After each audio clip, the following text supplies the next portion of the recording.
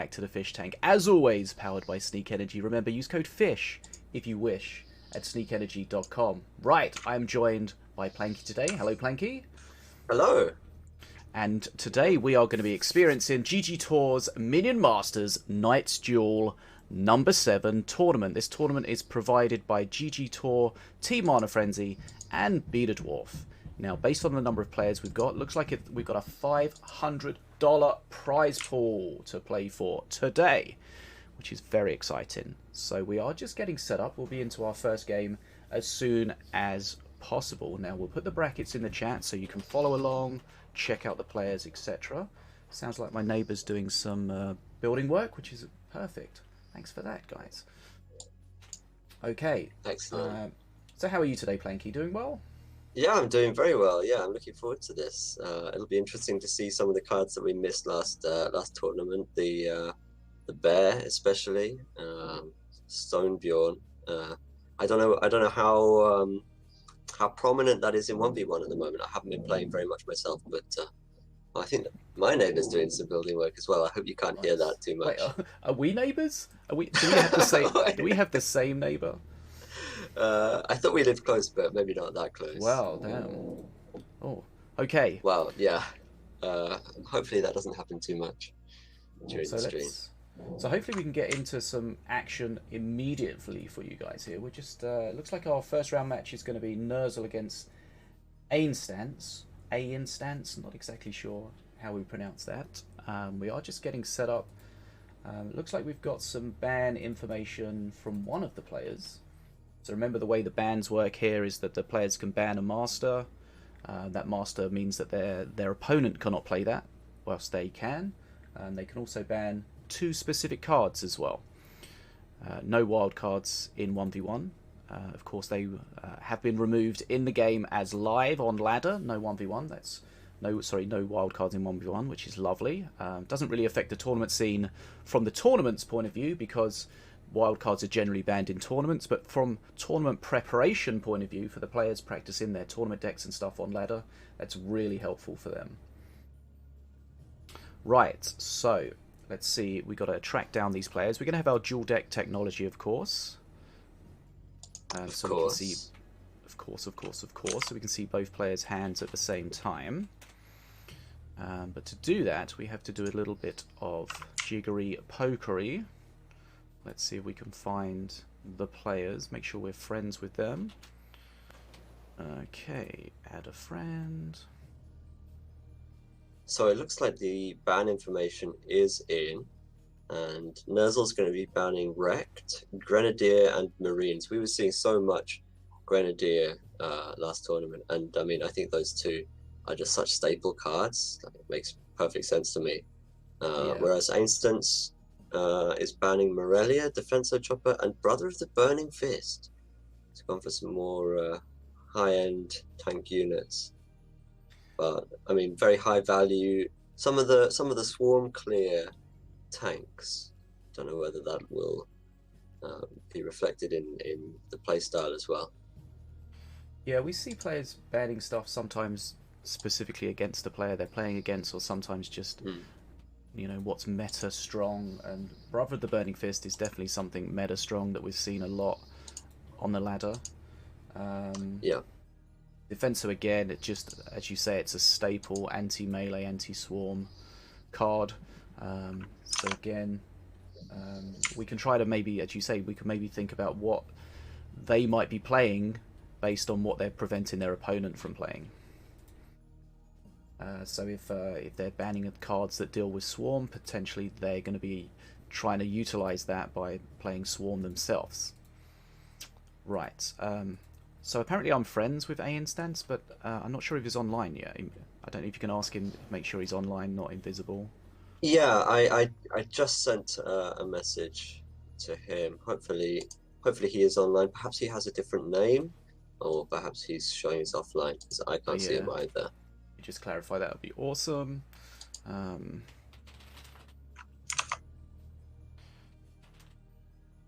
Welcome everybody in the chat. And yeah, it might be worth us talking about Hypnotize and Coax. Oh yes, those cards. Yeah. Yeah.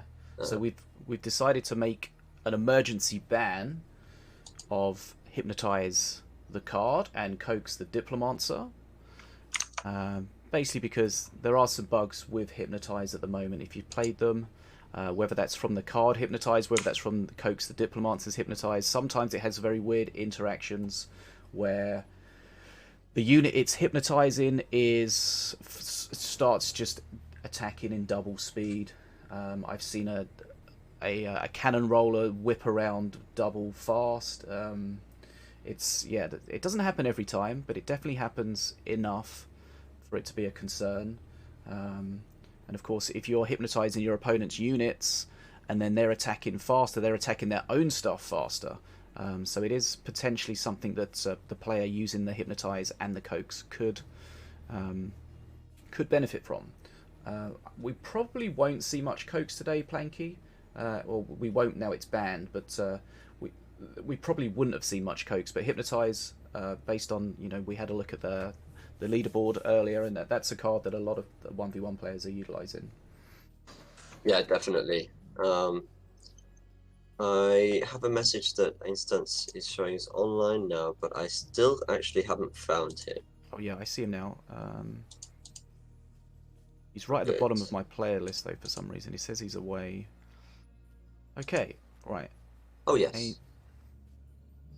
Nerzl will definitely have. Okay, so our first match is going to be Nerzl against Ainstance. Now, both are experienced players. Both have played in these tournaments before. Nerzl is definitely a top player, both on the ladder and in tournaments. Ainstance I haven't seen around quite so much, but I've definitely seen him in tournaments before.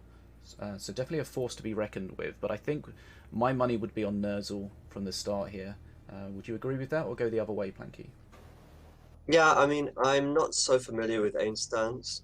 Definitely very familiar with Nerzl, and I mean, I know that he's an extremely strong player, so I'd be inclined to go in that direction. But yeah, it'd be interesting to see what Ainstance brings to the table. Yeah. Okay. So we'll let the players know. We'll let the admin know. Of course, Sinobii behind the scenes doing a great job as always, holding everything together, keeping the tournament running on schedule. So we'll try and get some action as soon as possible for you. We're just waiting for the players. I haven't actually looked at the invite list or the participant list in total. What are the standout names if you've had a chance to look at that, Planky? I'm sure DeathShoott is here. Do we have a cat? Yeah. Do we have a dragon? Do we have a set? We have set, we have dragon, we have Lazur, DuckWestlin is in there again. I don't see a cat, Nataraja is here. We also have Mephisto's back again. Didn't have the best showing last tournament, but that's a big name from the past. And yeah, like the sort of standard names. Oh, Niprax I didn't mention as well. And Satan, so there's definitely plenty of people who could potentially go all the way. Okay, looks like we've got our first game. Game number 1, Nerzl Setsu, Ainstance, Morelia. Game on.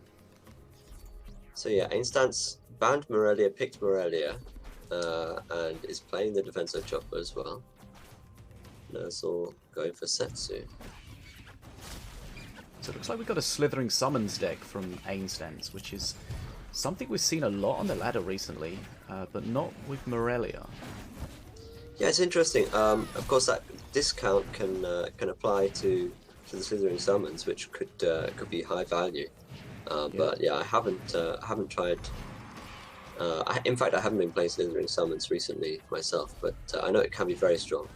Yeah, we've seen it a lot with Apep and a lot with Rekt. But it's interesting with Morelia, as you say, you do have the spell reduction for the summons. He's also got Daggerfall in there as well, which can be reduced just to give that extra mana efficiency. Yeah, I think Daggerfall is like it's a bit of a sleeper OP card. I don't know. If you can get 1 mana value out of the Call Slitherbound on it, then it's really like it's still a 3-cost card, which of course is what it was before the spell nerfs. And I mean, 3 mana Daggerfall never seemed giga OP, but at least not for a very long time. But given that all the other spells are 1 mana more than they used to be, I think that seems pretty strong to me. Yeah, it's interesting when they buff a card by adding the Cool Slitherbound, because it's kind of buffing the card in a very specific deck, in a very specific way. Like, if you play it in a non-Slither deck, then, you know, that you're unlikely to get that much value out of the Cool Slitherbound, but within the deck, and now it does have the Cool Slitherbound on it, it kind of makes it a no-brainer to include as your removal spell. Oh, absolutely, absolutely. And, I mean, it makes perfect sense in the Morelia, as you said, giving that second card for a discount. So yeah. Okay, so he's got the statue there from the summons. So remember the way that the slithering summons, the Cool Slitherbound, all that mechanic works is you're basically trying to attach additional Slitherbound units to your other Slither cards. Then when you spawn them, you get the extra units, and then you sacrifice them with the Cool Slitherbound to get a cheap statue, a cheap Soul Stealer, or a cheap Prowler. But look at the XP for Nerzl at the moment, isn't it? It's a strong position. Absolutely huge XP lead here, and this Daggerfall is going to do a huge amount of value. But other than this pressure, Ainstance doesn't really have much going for them at the moment. And we know that Perk 3 Setsu is going to become a monster, but of course, what it looks like is going to happen is Nerzl's going to get to Perk 3 first, and that means he's going to have the power of Setsu to help defend with the dragon. Yeah. And Ainstance's best power spike, best chance is when that Nearby the Fallen spawns at Perk 3. But Nerzl, if he has a lot of spells to cycle through his Setsu, he can just lock that down for a long period of time. It definitely looks like Ainstance is capable of making a pretty scary push. Like, that push was able to put out about 1,000 damage on Nerzl, and that was without the help of Nivir. So we'll have to see what Ainstance can do when they get to Perk 3. I expect that we will see a dragon in this game. Nerzl is ahead, but not by all that much anymore. But Nerzl knows what his game plan now is to try to finish the game before the dragon. You know, the best way to deal with the dragon is to not deal with the dragon. Yeah. And yeah, here comes Perk 3 Setsu. Wow, that fireball is huge. Didn't actually get that much face damage off in the end there. Shen was a good answer to Setsu. Yeah. So now what you've got to pay attention, if you're playing against Setsu when they get to Perk 3, you've got to know they're going to be jumping on your face. So you've got to be paying attention to what your best counters are to him, or her, sorry. And then save them for that. Okay, so Perk 3 comes in. Yeah, it feels like Ainstance is saving up for that dragon. Yeah. What can Ainstance produce? Oh, and Setsu's jumping right now, so the dragon is going to get to be used. Okay, but the dragon spawned very deep, which of course means that he's going to fall even further behind on XP. Yeah. Nerzl will be closing on Mana Frenzy, but this push is gonna pretty much play out before that happens. So we'll have to see what how Nerzl defends. Okay, he's got the Curse Bearer, which is going to be great against Nearby. Well, the Curse Bearer is one of those frustrating things because you know Shen's there dealing with it, but even a stunned Curse Bearer, you don't stun the curse, and the curse is even the most of its damage. You take it out, and that curse lingers and just keeps generating value. And that dragon didn't get near to face, so good defense from Nerzl. Can Ainstance ride this pressure at all? But sometimes the problem you have when dealing with the dragon is even if you kill it before it gets to face, you tend to drop a lot of XP, but Nerzl was in a strong position, so he was able to concentrate purely on dealing with the dragon. He didn't have to worry about trying to deal with the dragon and juggle the bridges and everything like that. And Nerzl jumping again. This could be the end. I'm on a frenzy now. The Ainstance power spike has come and gone. That's Setsu perk 3. That stays around. And that's the problem with a perk like Morelia's perk, where it comes and goes. If you don't win the game at that point, then it's probably going to be curtains. And here we see... Yeah, good defense of the jump, but yeah, straight back out again. Nerzl going for face.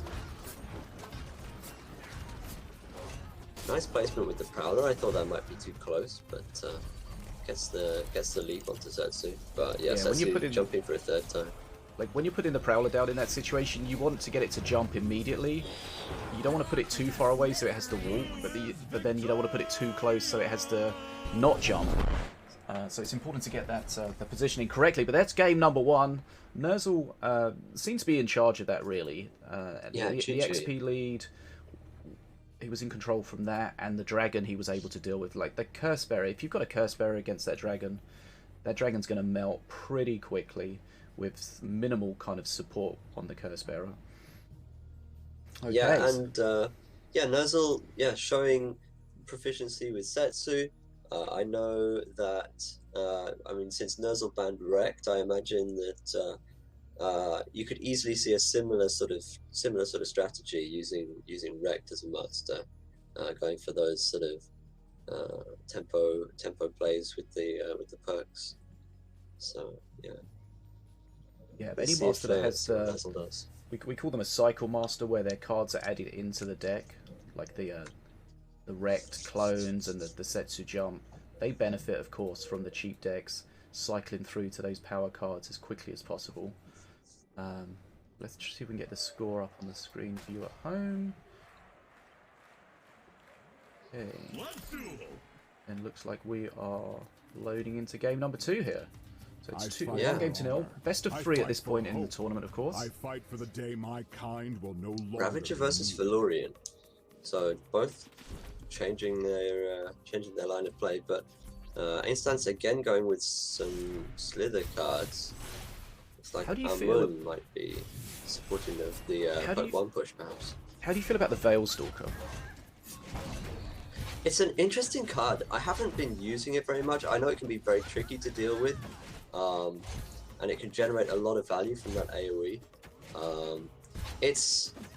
I think it's a really interesting card because it's got like a big upside in that it has so much versatility, but quite a big downside as well in that it costs mana. Yeah, I've definitely been in situations where every time the spell is used and she does her jump and consumes does another mana freeze, it can be a problem. But here, this is the push. We've got the Poke 1 push from Ainstance. We've got the Brutus being supported by the Herald. Let's find out what can happen here. Yeah, and that Herald will probably res. Yep, see, we see all the Slitherbound there. The Herald ready to consume them, sacrifice them, and res. Doesn't want to be losing them. It's a huge push. Okay, here we go. This is a massive push. We've got the Brutus in the front tanking everything. Then we've got the DPS behind. And you have to be super careful again with that.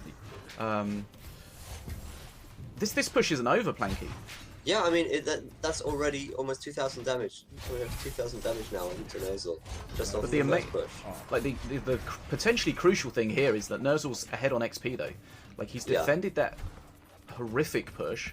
He's taken a lot of damage, but he's found himself substantially ahead on XP. If Ainstance wants to end this game, he'll have to do it with Poke 3 at this point, probably. Like, Nerzl has abated this pressure, and you've got to imagine that he's not going to really take much more damage before Poke 3. But there's a Shen coming towards his face. Slow Shen, okay, not going to do very much. Okay, at this point, when he's taken 2,000 damage, he has to start thinking of just minimizing any future damage to his face. He doesn't want to be tanking anything, really. Yeah. Because that Poke 3 push is going to be a problem.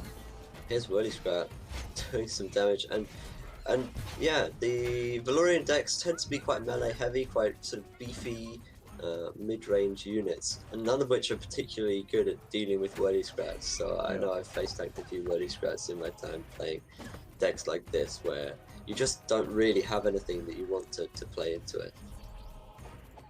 And yeah, another push coming out. The flyby gets stopped again, and these vultures do a huge amount of damage. This is going to be a lot of face damage here. Nerzl's struggling. I don't think he can hold this. I think this is, if this isn't lethal, it's very close. 50 health. 50 health. Okay, what spells does Ainstance have, if any? Let's find out. Don't see anything yet. No, I don't think he has any direct damage, but between the Armor, the Shen, the vultures, he has a lot of ways to threaten getting to face and doing a little bit more damage. Yeah. Oh, of course he has Holy Ground. that could possibly end the game if he manages to get that to support a few units getting close to face. But he needs to be careful. She could have jumped to face there if she'd gone in biz. Here we go. The unholy ground on face. On its own, it's not going to do anything. Nerzl's perk 3 now, so that he can one-shot those. Yeah, so he doesn't have to worry about that. Nerzl has no room for error. You know, this is winnable for Nerzl, but he has to defend perfectly against that perk 3 push. Perk 3 coming up, so yeah, like he's gonna have a very difficult time here. I don't know how he could defend this. It's hard to imagine a way that Nerzl holds this, I would say. It's the Herald Armoon that's the problem really here. Yeah. And I'm surprised that he used the Razor Squadron so early, because you know you want that supporting. But okay, here we go. Sacrifice. Yeah, Unholy Ground. Unholy Ground is. I think this is Brutus is attacking face. Something hit face. Yeah, GG. Okay. No right. way. Okay.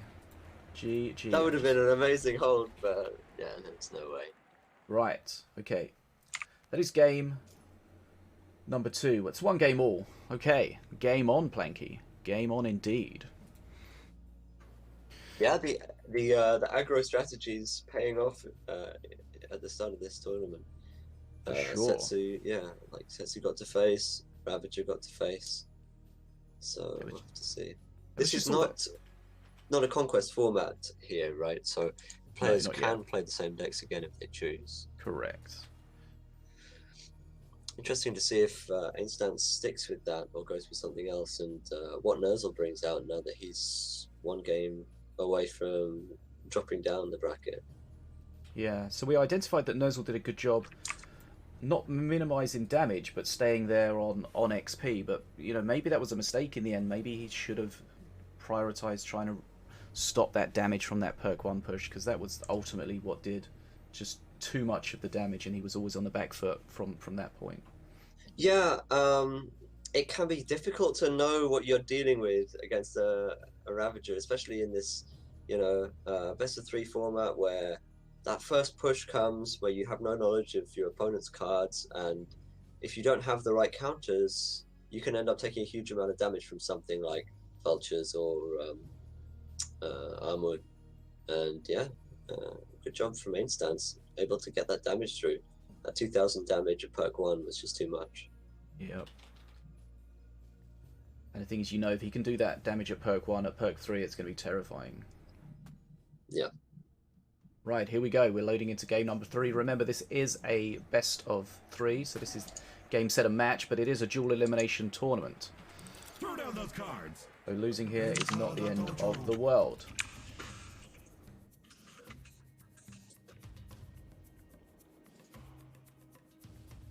And yeah, another Ravager from Ainstance. Looks like probably the same deck. You think he just thought, well, that went well, let me just do that again? I mean, I see no reason to not to go with something like that. It was obviously successful. Why would you try and, you know, second guess yourself at this point? I think that's what I would do as well. And yeah, it's the same deck. So Nerzl's going to join those dots together and figure out it's pretty much the same deck. So he's going to have a good idea of what he's dealing with, but can he deal with it? Let's find out. Right. Yeah, those shielded crossbow dudes did take a hit from the... Wow, that Veilstalker does so much damage when she's hasted. He did shred, but the good point for Nerzl there was the Veilstalker did jump ahead of everything else and get dealt with, rather than being stuck behind the tank and shredding everything. Okay, so there we see Nerzl doing a better job this time. Yeah, tries to use the Poison Strike on Yamun when the Course Slitherbound hadn't come out yet. But he locks down that Yamun really effectively. Great defense.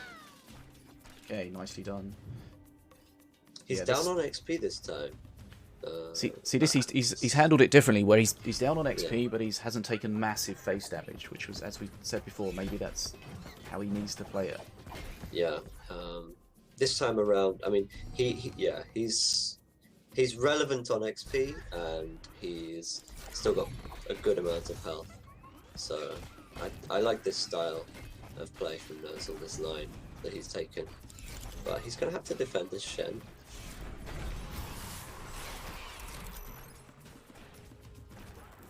Shielded crossbow dude's doing a great job of just infinitely tanking the Shen. Yeah. But again, they're the Veilstalker, and we spoke about the Veilstalker earlier, and you know how strong she is. I think she's one of those cards that, although she is very meta and she is very, very powerful, I think in the lower ranks she's probably even more powerful because it's a card that's tricky to deal with. And I think less experienced players will make mistakes against her and give her even more value. You know, it's very easy to panic or to The thing that makes her tricky to deal with is the fact that she is so slow, so it's very difficult to keep an idea of where she is. But not only is she so slow and you're not sure where she is, she has a very big jump radius. So she can.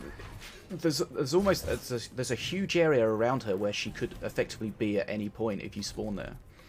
Yeah. And the AoE that she actually does is pretty wide as well. You know, able to clear out that defense very quickly. There was a cannon roller in there that just got annihilated. Like that, Veilstalker easily paid for herself. There's a nice skill where you can do with her as well, because the way she attacks is she jumps behind her prey, if you like. So if you time her appropriately, you can jump behind things and land on the bridge and take bridges. So there's a little bit of a skill ceiling with her as well. And there's counterplay there as well, where you can play a sort of a tanky unit, put her in place, cost your opponent 1 mana. You can punish them with that as well. Like it's not only a positive for the user. Stalker player. Nerzl in a strong position here. He's ahead on XP. Yeah. He's at his own perk 3. So he's got the same XP advantage as he had last game, but he's got 1,000 health more to work with. He's going to have his 1 punch blast, which is going to be really helpful against the Herald. And here we see that this is not where you want the Herald. You don't want the Herald tanking. You want the Herald behind. Because that res did come through, and there's a lot of extra. But all the anti-air from the Rex clones is so useful here, though. Yeah. He just needs to burn through the Terror Brutus. The Herald comes out again. The Razor Squadron only just came into hand, and that's really what you want supporting the Brutus at this point. Oh, it's not over. That tanks for the Brutus there. That one-shot blast, one-punch blast was supposed to go onto the Brutus, I think. This is getting very scary for Nerzl. That tanks for him. I think this might be it. Yep, that slap. That's it. The power of perk 3. Wow. Wow. Just like that. I mean, yeah. It looked like Nerzl was holding on there, but I don't know if it was just that that bat tanking the one punch blast, but Brutus got to face, and Nerzl had just run out of steam. So Ainstance goes through. Yeah, well played, Ainstance. That's exactly how those decks are set up to work. You know, you've got to take advantage of that power spike that you get at perk 1, and your perk 3 is your closing argument, really. You either win or lose at that point, and it seemed like the Herald Armoon being ahead was a problem, but it turned out that was basically an extra Herald Armoon. There was another one that he'd already cycled to that was ready for the support, and the Herald Armoon is just so difficult to deal with, especially if you have a lot of melee units, and the fact it does that res as well with the slithers. It's just so awkward to deal with, and I think the key to a deck like that being strong is positioning. You need to make sure you position your units around the Terror Brutus when it spawns, so that the Terror Brutus is just tanking as much as it can. And I think Nerzl did a pretty decent job at defending it, but it was just too much. And as you say, that one punch blast not landing on the target was probably the straw that broke the camel's back. Right. Okay. Definitely. Okay, so that's our first game of the day, and that was a great one. So we saw the power. We see a lot of control decks in the tournament, especially as we get later on into it. But it's always interesting to see when some of these players do some of these aggro decks, and they are difficult to deal with sometimes. And we see there Nerzl, a player that we would have expected to win, drop down to the redemption bracket immediately. Okay. Yeah, and there are definitely some players which have more of an aggro style. Set is somebody that comes to mind who tends to use some of these more sort of traditionally powerful cards in their aggro decks as well. But yeah, that Amun Ravager deck definitely. I've had issues dealing with pushes like that myself, and I'm sure you have. It's easy to just lose a ton of health in an instant if you just fall a little bit behind in that critical moment. Sometimes against the Herald Armoon, you feel like you almost have nothing to deal with it, or at least not deal with it quickly enough, and then you get rid of it, and it reses with the sacrifice, and it's just too much. Right. And Defensor Chopper would have been pretty useful against that. Yeah. So that's interesting. You know, we spoke about the way players bans, and yeah, so he knows if he removes the Defensor Chopper, then that's one of the key things that can shut down something like the Herald Armoon. Very smart banning. Right. We're going to get ready for our game number 2. Now, the great games keep on coming already. We're going to have Lazur against Nataraja. Now, these are both very experienced, very high-level players. I feel like Lazur maybe hasn't reached the heights that he did previously in the last few tournaments. Not quite been there or thereabouts at the end. Nataraja seems to always do well, but I feel like Lazur's been playing quite a lot on ladder this season. I see him very high up on the leaderboard, if not at the top of the leaderboard, on the solo ladder. So maybe he's got taken a bit of a break and he's got the bit between his teeth again. But I wouldn't like to guess which way this one was going to go, Planky. Yeah, as you say, Nataraja's really been showing his form in the last few tournaments, and I mean, just incredibly consistent player through and through. But we know that Lazur has the capability of beating pretty much anybody. So if he's on form, then it could definitely go either way.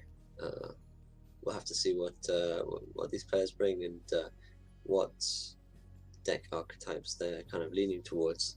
Looks like we have some ban information as well, so that's good to know. Lazur banning Wrecked, Stun Lancers, and Scrapyard, and Nataraja banning Wrecked, Marines, and Brother of the Burning Fist. So some of those same cards showing up again, but both players banning Wrecked.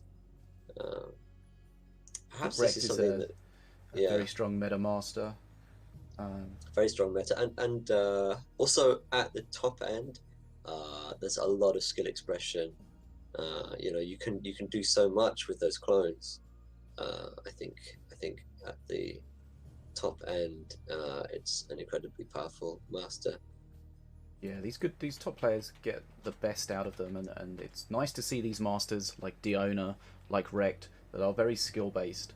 And a lot of people do struggle with them, but if you watch the top players, they get so much value out of the clones, out of the traps, and it's a great way that us mere mortals can learn from these top players how to take our games to the next level. Yeah, it's good to see Diona seeing more play now. I think that the changes that they made to traps, where they no longer grab bridges but are much more powerful cards in their own right, I think was a really good change for Diona. Kind of gave her a little bit more of her own identity back again, and made her feel a little bit less like an APEP clone or something along those lines, where you're just trying to grab bridges and play for XP. Yeah, you can still use the traps to help you deal with bridges, to save bridges, to manage bridges, but it's not just the simple just put something on the bridge and take it now, which I think it's a lot more interesting to play, and I think it's a better expression of her identity. Yeah. Okay, so who should I be taking in this game? So I've got Nataraja as my first. All right, then I'll spectate Lazur then. Okay, so we're ready to go into our next game. Remember, we're going to put the brackets in the chat. You can go follow along if you want. Lots of matches going on.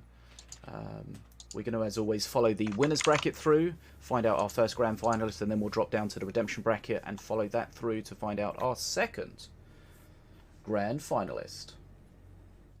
But we're going to have Nataraja against Lazur when they are ready. So interesting thing about Wrecked is that it gives you a bit of bit more leeway with your deck building, because you don't necessarily have to include quite so much anti-air, because you're going to get the Wrecked and you're going to get those clones as well. So you can maybe pack your deck with things that are, you know, not going to be able to deal with that air, but you've got that support. Similar sort of thing to Milloween, where you know you've got to take into account you've got the Golem as well as everything else in your deck. So it's interesting the way these players approach the deck building and consider all the different options that the masters give them. But here we go. Into game one. Game number one. We've got a Mordor. Now, I feel like Mordor is one of Nataraja's favourite masters. We see him play it a lot. This is a Fanriel Mordor. So his Fanriel is going to be probably the res of choice. Lazur playing Apep. Normally just a control master. Yeah, and Lazur's going to get a bit of an early XP lead, you imagine, in this matchup? Yeah, you would expect Mordor, you know, you expect to lose on XP at least early game. It's a late game master for sure, but he's got to try and hold in the game to be able to make those reses. I think it's the job of the other player to get the XP advantage in the early game, and if Mordor does sit and contest too much, then they're at risk of kind of failing on their main game plan, where they're just trying to put pressure on, get that first res to work out correctly. And there's no stun spell in Lazur's deck, so not going to be able to deny a res, or at least not easily. Yeah, so Lazur needs to... So there we see the power of Fanriel. Lazur needs to think about what he has to tank Fanriel. Like, he has the stun lances to stun it, but they can't tank Fanriel. So you've got to be very careful. But here we see a lot of pressure coming out. That Fanriel res is exactly what Nataraja wanted from the deck, and that's exactly what he got. So that's a lot of face damage. Yeah, first tombstone, and at the end of the push, it's 1,000 health left for Lazur, so really good. He's got an XP lead, but Nataraja is already working on his second tombstone, second push.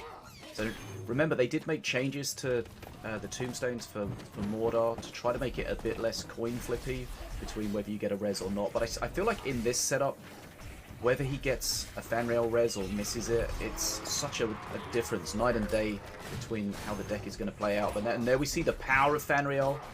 Yeah, of course. And Poke 2 coming in just in time to get that second tombstone down. I don't know if this is going to res though. Yeah, it denies the res just. That's actually huge. It's frustrating. And then we see, imagine how different this match would look at this point if there was a Fanriel pushing on the top lane.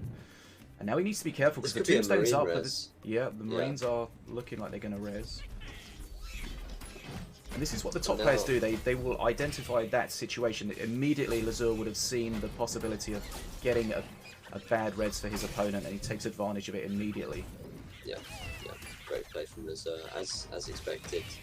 And making good use of the shield totem as well. Not possible to use against Fanriel because of Fanriel's true damage, but was able to mitigate a lot of that damage just through playing the Apep shield totem. Tombstone getting fully DPS down by the Wolf at the top there. Next tombstone's up, so there should be a good res here. Yeah, denying one Fanriel is great, but the second one is going to push down. Well, Lazur knew he needed to tank that. It would have killed the stun lancers. Used the elite swarmer perfectly, and this DPS is going to shred here. And this is a good position for Lazur. And although Lazur did take a lot of damage early, he is Apep. He does have that shield, although that doesn't protect against the true damage from Fanriel.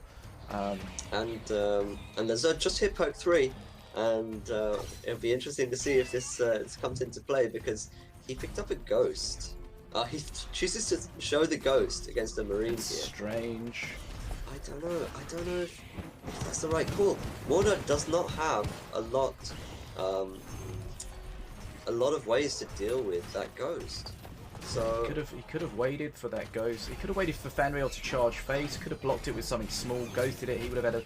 Not only would he had a almost full HP Fanrail himself, he would have prevented that from rezzing as well with the ghost. yeah, But we'll there's see. no way that Fanrail's going to. Here we go. He gets ghosted. Yeah, And yeah, he gets the ghost off anyway. There's just no way that. that Nataraja could is just able be a to deal case with of RNG breaking someone's heart here. Yeah, it's a great card in this matchup. Really fantastic. And, when used like that, it's just gonna deny the kind of core strategy for. Ooh, could have maybe forced a res on that puff, but The still Wizard he has Puff's that. Wizard Puff's always an interesting one to play in a deck like this because of the potential puffs it can generate. You can get bad reses, but here we see again, and Nataraja has no. Almost got the he's denial. so unlucky. He played the Stixie right at the bridge there to try to snipe the ghost, but that's what he could do. But getting multiple Stixies up would have been huge. One of them died, but still there's another one alive. There's a chance that he can put something together here. Can't afford to lose this Stixie. Spirit. Lazur. Yeah. XP's the problem, but we know if there's one master that can hold against Mana Frenzy for a decent period of time, it's definitely Mordar with the AoE And damage he especially does against and the APEP reses. as well. Generally tailored towards playing those. Ooh, Oh, he's gone for the arcane. Oh, he's so unlucky. This ghost is just. Oh, that's it. The ghost is just doing so much work. oh. The The nice plan, tombstones there. the plan was to res Fanrail from the tombstone. Fanrail actually turned out to destroy the tombstone itself. And this is just RNG in action here. Yeah, that's incredible. That ghost can so often be a dead card in your hand at perk 3. Okay, Lazur's going to take this. And how does Nataraja deal with that? Does he just accept that and just say, well, you know, it happens, you know? Yeah, I mean, you can't control that. He picked what I would say is arguably quite a favourable matchup, and the luck is a skill. What Luck can we is say? a skill. Okay. APEP gods smiled on Lazur today. They did indeed. Serpent god. You know, Wow. we've seen in the tournaments, people get incredible RNG or terrible RNG, but you know, that's just I guess that's just part and parcel of that kind of master. Yeah, of course, it's not just a done and dusted thing when you get that ghost. You do need to use it correctly. You need to make sure that you're holding off the fan reel, not taking too much face damage, protecting the ghost from getting sniped by the Stixie. But Yep. well played by Lazur. But yeah, Nataraja just unfortunate for Nataraja. like, how do you play that when you get to the situation where you know you're going to send your fan reel in and you know there's a huge chance it's going to get ghosted? Like, what do you do in that situation? You've got no counter to it. Do you? Yeah, I think you stop playing the you horse? just go Like- for it. I think you put the arcane ring on like he did. You hold the Stixie, try to snipe the ghost. I think Nataraja did everything right, and I don't think there's much getting around that. You just need to have generated enough value by that point to last you out until Frenzy, and Lazur had the XP, which arguably he should have, and Nataraja wasn't able to finish the game before Lazur finished it off himself. One thing I wanted to check is this winners bracket round of 1 or round of 2? Need to get let me get the bracket up and we'll be able to see exactly where we are and what's going on. Okay, so this is round 2. Okay, my mistake. Let's just update that. Okay, DeathShoott into the round of 3 already. DeathShoott in the chat mentioning that he seems to think that the Nataraja deck previous tournament, similar setup, had Sunburn in it, which of course would have dealt with that ghost, but unfortunately not so much this time. Remind me, because I can't quite think. Is Sunburn still 100 damage? I thought it's that it might 80 have been now, isn't it? 80. Does a ghost only have 80 health? Let's have a look. We could always check the wiki, of course. Okay, put the wiki link in the chat for people to check out as well. But yeah, let's have a look. We've got Sunburn. Yeah, Ghost has 100 health, so actually, okay. yeah, Sunburn doesn't deal with the Ghost. Ah, yes. Sunburn is 80 damage now. Ah. Yeah, It Sunburn would have helped. was 100 before, but Yeah, good point. no longer actually able to deal with the Ghost. I think he would have been able to deny it because he had the Arcane Ring as well. That we saw it get a few hits on the Ghost, didn't quite kill it. So, but of course that's just extra mana you're just kind of throwing away to deal with a card that your opponent has that costs them nothing. But then if your Mordor deck is running Arcane Ring and Sunburn, then you're looking at a very clunky Mordor deck, I think. That's definitely not the sort of Mordor that I expect to see from Nataraja. You always see him use a Cage Prowler and you know, more mid-range stuff like that. So it's not about do you get the #1 res all the time. It's just about getting these tempo reses and keeping the pressure on. But then it was working out. He was playing it. He was able to get that guaranteed Fanreal res. There was only one Fanreal res before perk 3 that was really able to be denied, and it was just at that perk 2 moment where Lazur was just able to kill the Fanreal before the Tombstone activated. So yeah, maybe that little sliver of extra XP, which gave a little bit more time before that Tombstone was able to be played, was actually what edged Lazur out in the game, because yeah, that extra Fanreal might have just ended the game before we even got to perk 3. Yeah, as we discussed, the difference between a no res and a Fanreal res is huge tempo, and that was a great spot in the game for Lazur, and he was able to close it out after that point. But here we see game number 2. Lazur is 1-0 up. We've got Diona for Nataraja, and we've got Apep again. Looking like a different Apep though for Lazur. Yeah, slightly different cards. Apep always able to, always nice to see Diona get an outing as well. Definitely a far stronger master than we've seen in the past. Definitely getting used a lot more. Ooh, Avia. That's such a bold play. Playing an Avia into a stun lancer like that, and knowing that she's not actually going to get stunned. Yeah. So that's double activation on activations. Yeah, that's great. So Avia, of course, she starts with the quest. She's got to shield minions 4 times. Once she's done that, she spawns with Legionnaires. So, you know, you're generally looking at 2 cycles to get her activated. And Nataraja is halfway there. And this is a sort of deck that I've played a lot as well. The bats are in here. Bats are very annoying. Although they can't take the bridge, they can get a lot of DPS out. But they are also there and thereabouts to pick up the shield from Avia. You don't want Avia activating with no unit to pick up the shield, and the bats can really help, especially if your units get cleared out and Avea's ahead with no support. You can just throw the bats in, and here we see Avia is activated. She's going to get she's going to get a 4th. Yep. There's no way that can be removed. Okay, so Nataraja started with a game plan that he needed to get the activation done immediately. He's done that. We'll see the next time she spawns. She's going to have a lot of friends. Yeah. And very early in the game, we're 2 minutes into the game, and Avia is already activated. It's great for Nataraja.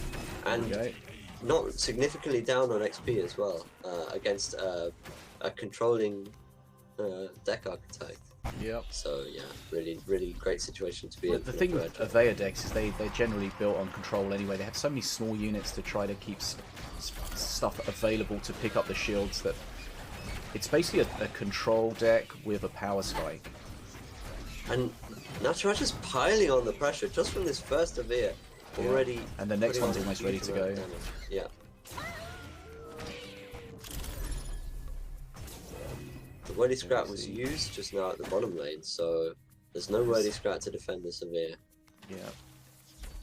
Wordy Scrap's a decent counter to it, but just the tankiness of the Legionnaires, the fact they get that shield, it means the Wordy Scrap doesn't trade well against it. Yeah, you definitely don't want your Wordy Scrap getting attacked by Avia herself, or it's going to melt very quickly. But yeah, Nataraja, even with those blood imps, is still sitting pretty on 2,600 health, so looking good. Seems quite a meaty bit of a meaty attack here. Counter push, yeah. The wall does a good job, of course, against a lot of this melee stuff. Blood imp's taking a big hit. Yeah, yeah. Taken out instantly by that Grenadier. Doesn't need to freak out too much about HP, because Ruffles, of course, is able to generate heals. He's got a heal pop himself. Yeah. Ruffles going from some extra mana there. Remember, Ruffles will cycle through a set order of vials this time, so you don't end up with like 3 heals in a row or something like that. But there we see the heal pop getting some value. I think Nataraja can afford to take some damage and to not sort of over-invest in sacrificing units into these pushes. If the game stays as it is with these big swings, it does lean into APAP a little bit with the shield totem, but with the lead that he already had, I think. Perk 3 for Lazur is a 0 cost drone walker, I think, which is helpful. I think he would have liked something like a whirly scrat, an extra whirly scrat to help deal with this meat.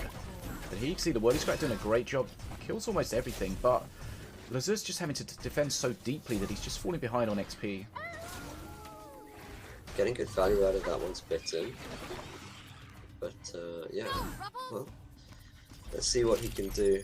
It's going to come down to he's got an arcane bolt in his hand, which is just being so frustrating because there's nothing that he wants to use it on. There's nothing that's an efficient target. Looks like he's choosing to try to fight this at the bridge, but he's just going to lose this battle, I think. I felt like Lazur did a better job holding it, but still the bridges are in Nataraja's favour. Yeah, yeah. And as the deck with Blood Imps and Avir, you have to expect that Nataraja is going to be able to push the XP a little bit more than Lazur will, all things being equal. Yeah. And even things like the Blood Imps can be so good at just taking a bridge when used with things like the traps. Like the Blood Imps are such good DPS, they can shred a lot of stuff. As long as they've got like a taunt trap supporting them or something, they can murder. The Grenadier's been doing really good work for Lazur, but yeah, well, it doesn't quite kill it. But Lazur's really on a timer now, because Nataraja is getting very close to Mana Frenzy. If he can get Mana Frenzy, he can probably, with his cycle, hold the bridges and then close the game out. Yeah, yeah. These bridges really need to stay blue for Lazur, or they are gonna... Well, he's doing a good job at the top, though. Yeah. Yeah. He's gonna fight this on the bridge. He's gonna try to keep that bridge denied, but Mana Frenzy is just gonna passively tick over for Nataraja without bridges now. And yeah, he's got the top bridge. So it's looking bleak for Lazur. Now you see he spawns straight into the stun lancers, but he doesn't care at that point. He knows he's going to have the support. So many units. The shields are not a huge issue because Lazur doesn't have a fireball or anything that can just instantly kill everything. So, you know, sometimes that's the problem with Avir. She spawns with this clump of units that can get spelled and removed if they don't have a shield. But this time, Avir is victorious, and I think that might be quite a pivotal moment, because I feel like we've seen Avir be used a number of times by some of the top players in tournaments, but I don't think they've had much success with her. Cat, and this is before some of the changes that made Avir more viable, but Cat used her previously, didn't work. I think DeathShoott tried to use her relatively recently, wasn't able to get the value out, but Nataraja now getting a victory over Lazur using it, and maybe she was a bit of a sleeper for a while. Yeah, I think that Avir deck is it works very well synergistically with the Diona traps and having the Blood Imps. I think it's like a well-constructed deck. It's a deck very similar to a deck that you've been using for a while, Fish, right? And I know you've had a lot of success with it. Maybe that was all that was needed, was the right master to support it and the right deck. But definitely feels like Avir is a very strong win condition now. The most recent change, well, between the the change to the quest requirement and the self damage. I think the quest requirement was perhaps the most recent one, wasn't it? Yeah, down from 5 to 4, I think. Like, I think that's a huge difference. Like, if you're able to get those double stack activations, which is not the easiest thing to do. No, but if you start with her in your opening hand and you get 2 times 2 activations, you can get her activated within like 90 seconds. You can have her on the field with her support within 90 seconds, and that's insane. Yeah, yeah. But sometimes you play against people that have, they just have the tools to deny those activations, whether they've got the stuns, whether they've got the removal for the backline, and that's sometimes where the top players can slow down the Avea, but I don't think Lazur had anything in this. Like, he had that Arcane Bolt in his hand the whole game that was just useless, really. So Nataraja was able to activate Avea at will, and then just benefit from it. Yeah, no denying it. And as you say, Arcane Bolt was just a dead card. So that's 2-1 to Nataraja, right? That's 1-1, isn't it? I'm not sure. I've lost count. So Nataraja lost with Mordar and then won with Diona. I think this is game 3 now. Yep. Okay, sorry. I had a brain fart. I thought I'd updated the score. Or I hadn't, but I already had. Okay. Red corner, are you ready? Blue corner, are you ready? Right. Yeah, I need to start taking notes for these games so we don't have that situation. Okay, here we say Stormbringer against Morelia. Interesting. And the Scrapyard Morelia. This almost looks like this should be the Stormbringer deck here, with an ATG and a living statue. But perhaps we're going to have some similar cards on both sides. Looking at these Marines.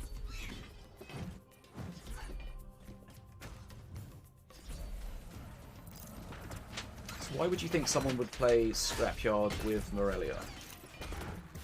Yeah, interesting choice. I don't see a lot of spells for the discount, so I suppose it can be quite a strong card to have to support a push, and of course Morelia Perk 3 is a very dangerous push. Also, the skeletons are pretty good at just dealing with stuff on the ground, and Outlander in general has got quite strong anti-air, so perhaps that has something to do with it. We'll have to see. There is a spell here in Infiltration, but not enough to use the spell discount, so yeah, we'll have to see. Cannon Roller comes straight out. The setup he wants is the statue pushing with the support behind of the Scrapyard, but the Cannon Roller makes mincemeat of that statue. Yeah, Marines Cannon Roller, a great card at the moment. Yeah. Oof. Screaming Scrap doing a great job there on the Marines. And we've definitely seen that the Scrapyard is one of those cards that if it's left uncontested, and it can get a lot of units out, it can make huge swings in the match, especially if you've got something like the statue ahead to tank you. Annihilator is a card which I really never gave much respect. It's never really been a meta card at all, and but because it gets so easily removed by things like Fireball, or like any value removal spell, assuming you're running one, and like it was pretty much just gonna deal with Annihilator. There were just so many ways of taking it out. But when placed into these Outlander decks, it seems to generate a huge amount of value.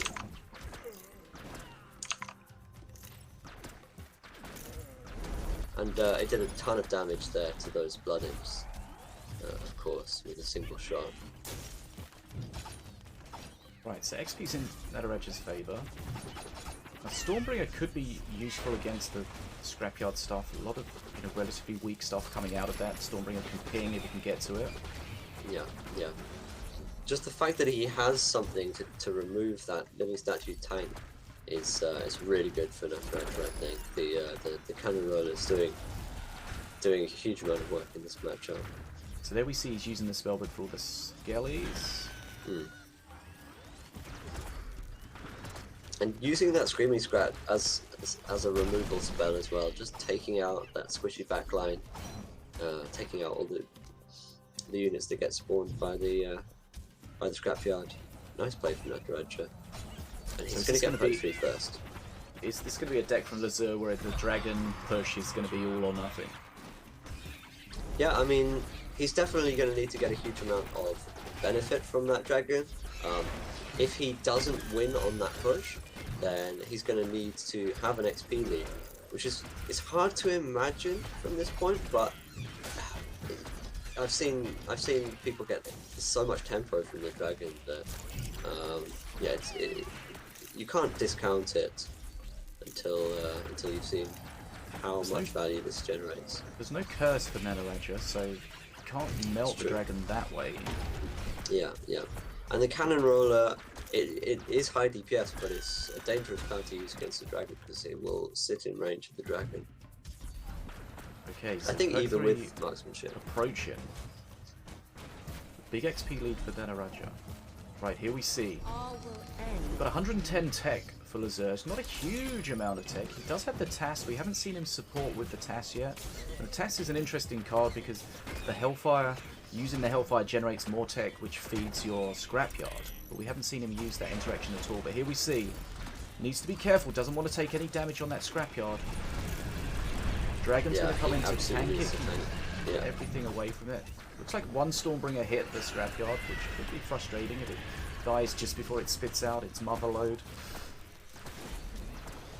Yeah, but this is the moment now. Uh-oh. Okay, Snake Druid's going to be annoying. Yeah. Didn't really get too much out of that. And Nataraja's just waiting for his Mana Frenzy here. Yeah, Lazur should be able to get out one more scrapyard around the time that Nataraja's hitting Mana Frenzy. But yeah, we'll see. This ATG is going to have to do a lot of work. But Nataraja's got to defend this and has only got 1400 health to work with, which could easily get whittled away if he's not careful. Stormbringer not very effective at defending. No, this is a decent push, but I don't think it's going to be enough. Although Nataraja's dropping HP pretty quickly here. The ATG drain starting to shred face. Yeah. But this could have... Yeah, he's down to 200 health. He's got Mana Frenzy though. Mana Frenzy. This is it. This is the last chance saloon for Lazur. Lazur does have infiltration to try to get stuff on face, do some damage. This could be the push. Mana Frenzy is going to be Nataraja's best friend at the moment here, but we've got some decent units pushing at the bottom. Low HP, but in control at the moment. Yeah. Nataraja 20 XP away. Extra mana. Yeah. Okay, infiltration on face. Infiltration, yeah. Screaming Scrat's perfect against that. One still alive though. This is super close. Oh my goodness. TAS! Yeah. Wow. I wasn't thinking about it. The Hellfire damage is enough to finish it off. Wow. Yeah, and just like that, Stormbringer's not able to defend. GG. That did not end necessarily in the way that I was expecting it to. But his dragon, the thing is, his dragon didn't really get to face and do much, but it did enough, and it kept the ATG drone alive long enough for the ATG drone to do a lot of face damage. And yeah, I completely discounted the TAS there because he barely used it for the game. But of course, it does do that face damage. And wow. Yeah, it was able to take out the Snake Druid when it was needed, and it was able to take out the face as well. Yep. Wow. Looked like Nataraja was in control there. He was in Mana Frenzy for quite some time, but it just didn't matter. And Lazur pulling that one out of the bag. He goes through to Winners Bracket 3. Nataraja drops down to the Redemption Bracket. Wow. Yeah. Okay. So, some more results to talk about. Okay. It looks like Darkrai was able to take out Nick Show in the first round, and then Mephisto was able to take him out to go up into round 3 against Deadshot. We've got Westlin, who's also made it through to round 3. Dragon has made it through, and so have Set and Niprax. And at the moment, it looks like Satan Worship is playing up against Ainstance, who we saw in the first match to potentially face up against Dragon in round 3. Nice. Okay. Bring up the bracket here. Let's go into night mode so it's not horrifically bright. Okay, so yeah, there's a link in the chat if you guys want to keep up with the brackets, see what's going on in this match and other matches and different brackets and what's going on. So, of course, we've got the winners bracket and the redemption bracket at the bottom. If you just joined us, we are getting underway here today with GGtoor's Knights Duel number 7, provided by GGtoor, Team Monofrenzy, and Betadwarf, the developers. Big shout out to those guys for supporting this. Thanks for everyone taking part. Thanks to you guys at home hanging out. Now, we are working our way through the winners bracket. So next we're going to have Set versus Niprax, which is here on the bracket. This is winners bracket 3. Write this down. Winners bracket round 3, not round of 3. I'll get shouted that. Let's not do that. Okay, Set versus Niprax. Again, both players that we're very familiar with, Planky, both tournament-wise and ladder-wise. Both very good players. And I think, as we were talking about earlier when we were mentioning aggro decks, you mentioned Set as definitely as a name that came to mind with regards to that kind of playstyle. Yeah, absolutely. Yeah, it looks like Setsu has been banned for him, but that still means that he's got Wrecked as an option, and we know that he can play that very well. He could play Aggro Ravager possibly, but not as much in his wheelhouse as far as I know. But definitely a player who can play a variety of things and generally is able to put on the pressure when he feels it's appropriate. Yeah, I always remember him. He used to play a lot of Diona with a Rammer using the taunt trap to keep the Rammer alive, and I always remember that kind of play style that he used to play. So we'll see what he brings here. So let's get set up here. I'm going to main on Set, Niprax on second screen. Okay. Do we have Niprax here? Let's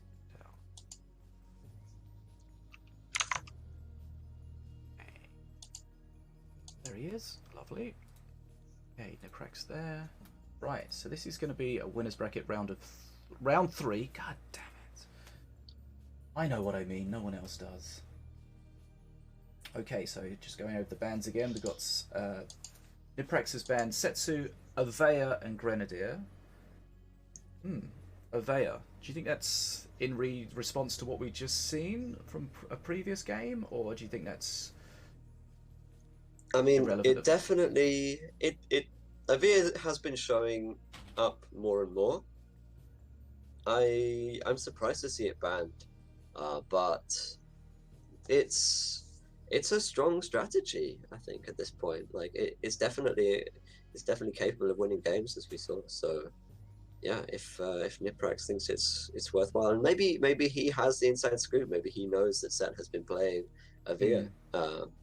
That's the other thing. We spoke about the fact there's no wild cards in 1v1 on the ladder, so people are able to practice their tournament decks more easily in the ladder, but then that means that there's more visibility for people seeing what people are playing on the ladder and getting an idea of, if you see them on the leaderboard, or you can spectate people, or even just play against them, and you get a better idea of what they're potentially trying out and what they may be dabbling with.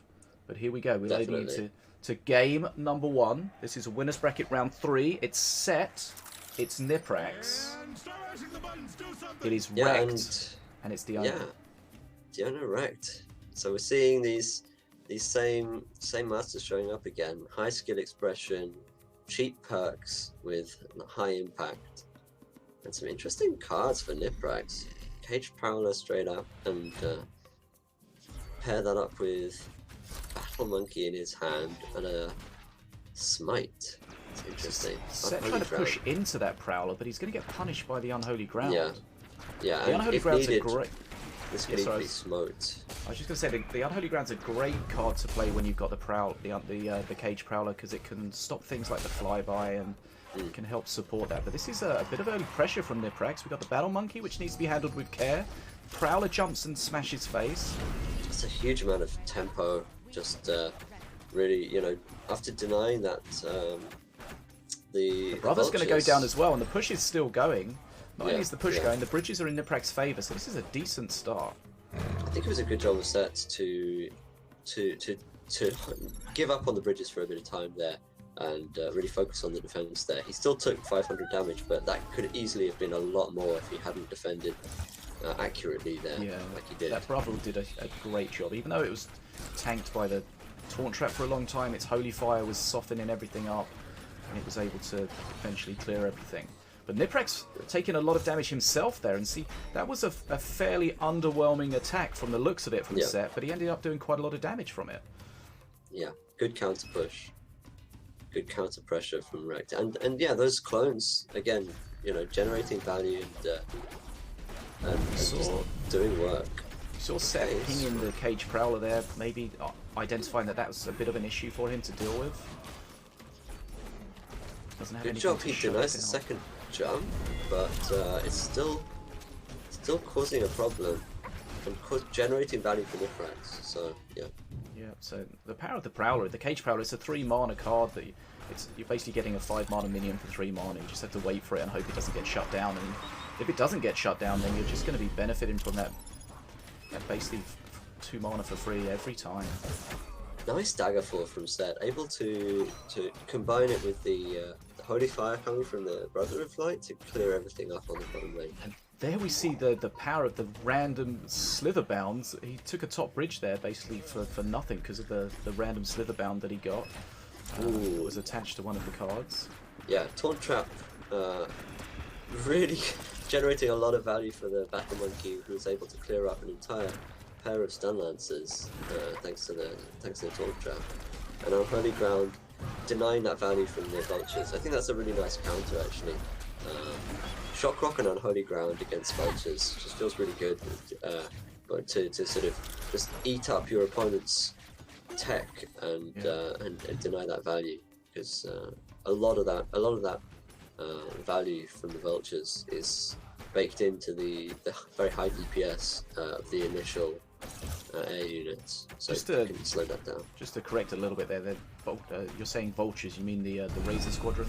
Razor Squadron, yeah. I knew what you meant, but I just wanted to make sure that we were on the same. Not Vulture Prime. But yeah, you're right. It's just holding them up, and you don't even have to DPS them really, because the way that they just die to their own mechanic. Right, perk 3 now for Niprax. That means he gets an extra trap to help manage the interactions. Yeah, he's up on XP. He's been taking damage. Definitely traded some health for the XP advantage we see this game. The Razor Squadron just gets unholy grounded. It's just held in place. Tech's ticking away. Tech has run out. They will start dying. There they go, but still able to do some damage, and they still produce Marines. Yeah.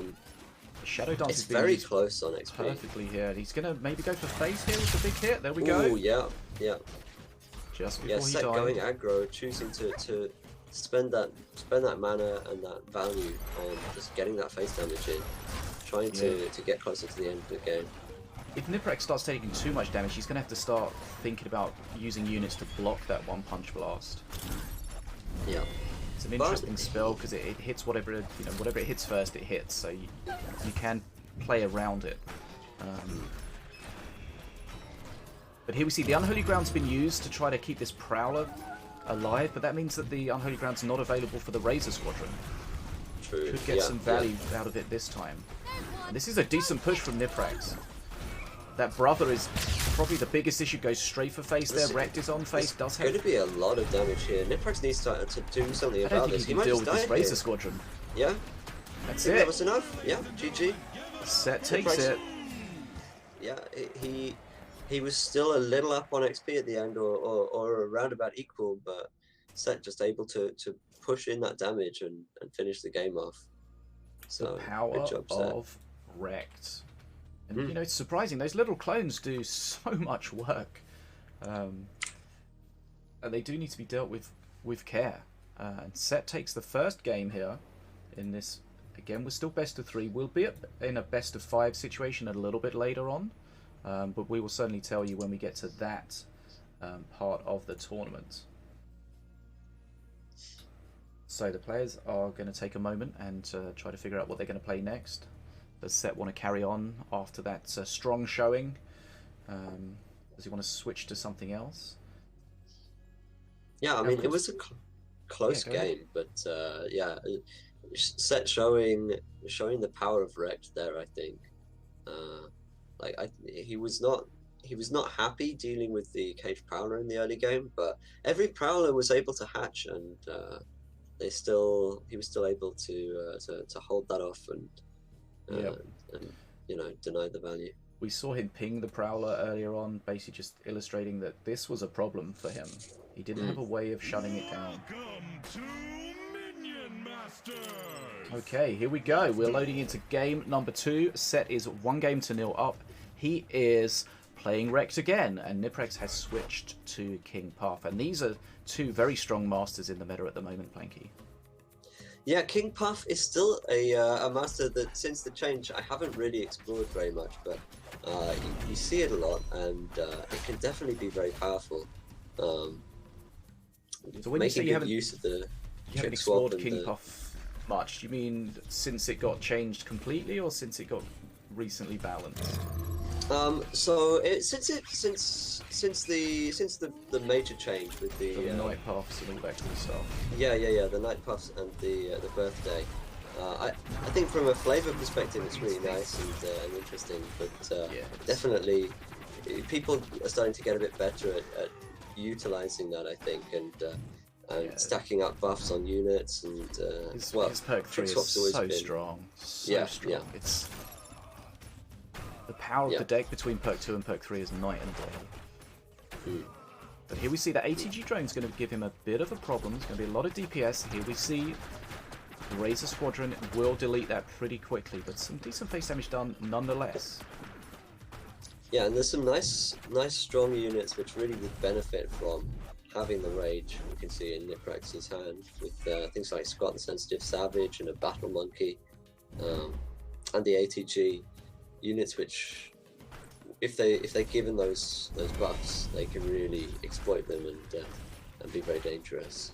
Okay, so Set indicating there he made a little mistake. He should have spawned the Stun Lancers a little bit further up, so the top Stun Lancer would have been out of aggro range and would have taken that bridge, but just small little things meant he had to commit and use the stint.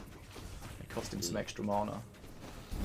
But there's a push coming with all of this, and that brother hits hard, and with its holy fire that it drops, it does have some good survivability.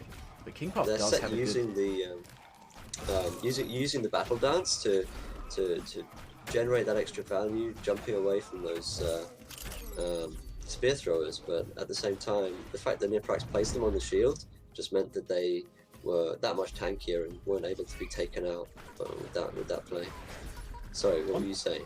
I'm not sure, but one thing I was going to say King Puff has good single target DPS, so he will kind of crush that brother relatively well compared to other masters.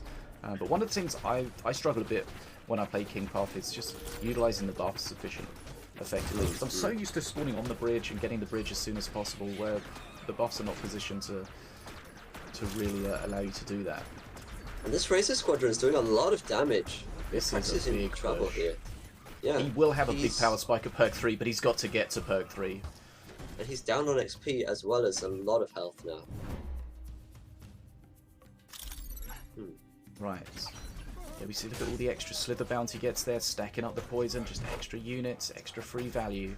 Because doesn't have any way of sacrificing them or anything, but just that extra, they can stack up so much poison, take some bridges, just be some extra meat, extra tank, especially against things like the Soul Stealer, try and keep your DPS alive. Okay, Niprax needs perk 3 immediately, but he's still a long way off. Yeah, he's on the back foot, and this one punch blast could go on face. Oh, used to remove the minion instead, which is, I mean, just fantastic for keeping this push alive. This could be it. Niprax we say King Puff hits hard, but only one thing at a time. That's going to be bridges, but yeah. Set takes it again.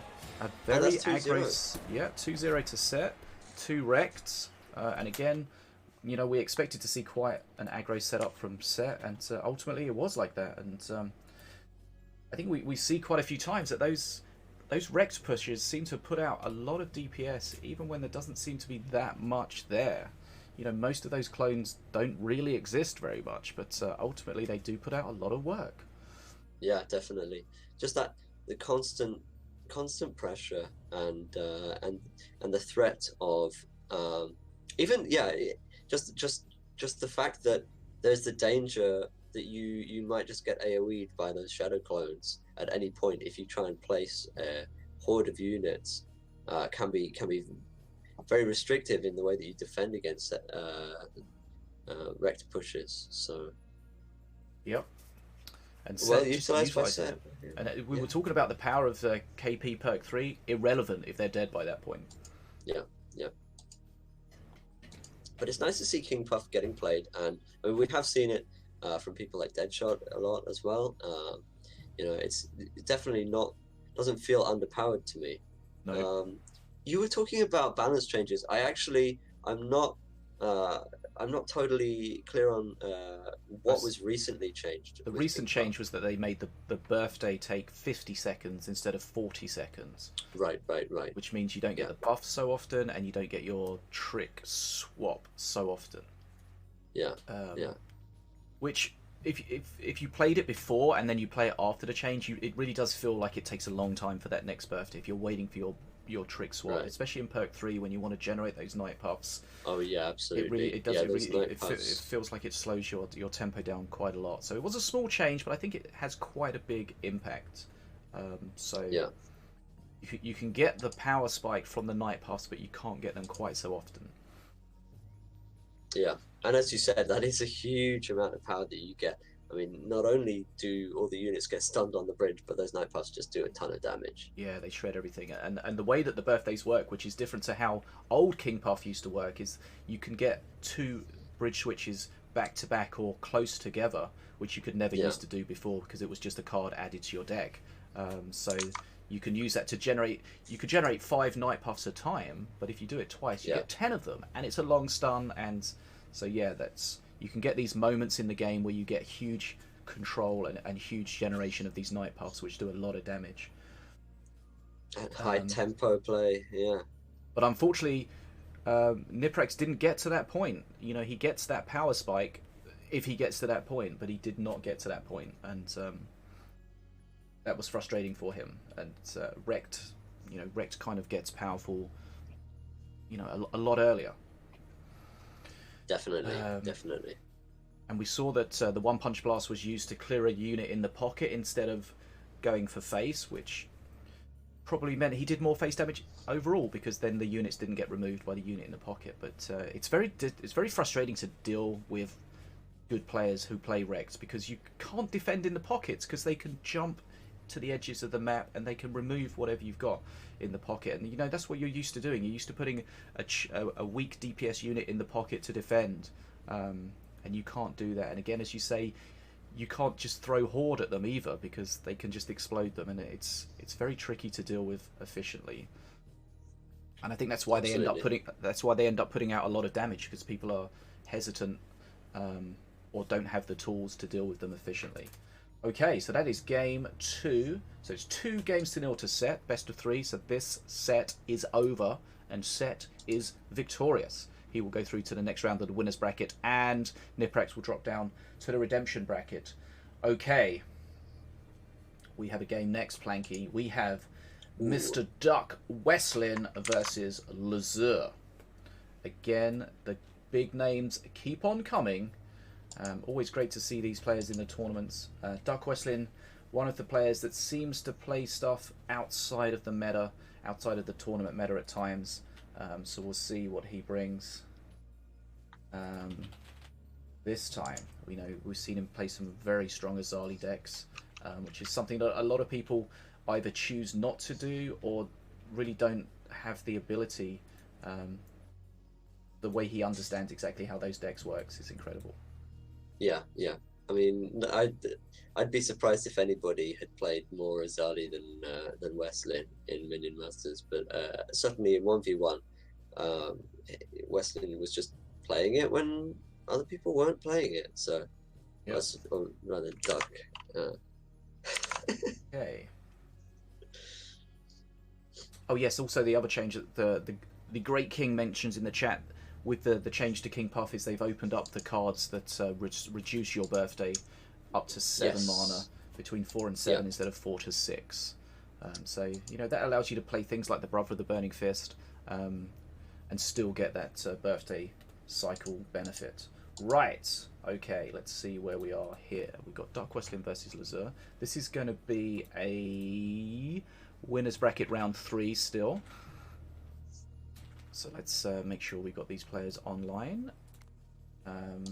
We've got some ban information. Would you care to go through that just briefly? Of course, yeah. So we've got from Lazur, we've got a ban of Rect, Stun Lancers, and Avir, and Westlin is banning Apep, Stun Lancers, and Plasma Marines.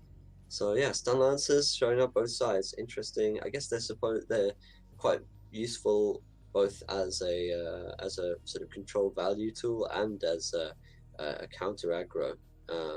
And then Lazur just choosing to remove Avir from the options, trying to limit the scope of the threats that Westlin can produce. Whereas Westlin is going for the ban of just a staple card, Marines. I think is just a card that you would want to have in pretty much every Outlander deck. It's hard to imagine playing without them. So yeah, trying to limit that threat. But I definitely It's very interesting to see Avea getting banned again. You know, previous tournaments we wouldn't have dreamt to see her getting banned. Or you know, almost even played. But now we've seen a game played and won with Avea, and we've also seen Avea banned a couple of times. So players definitely respecting the power of that card and that kind of deck setup.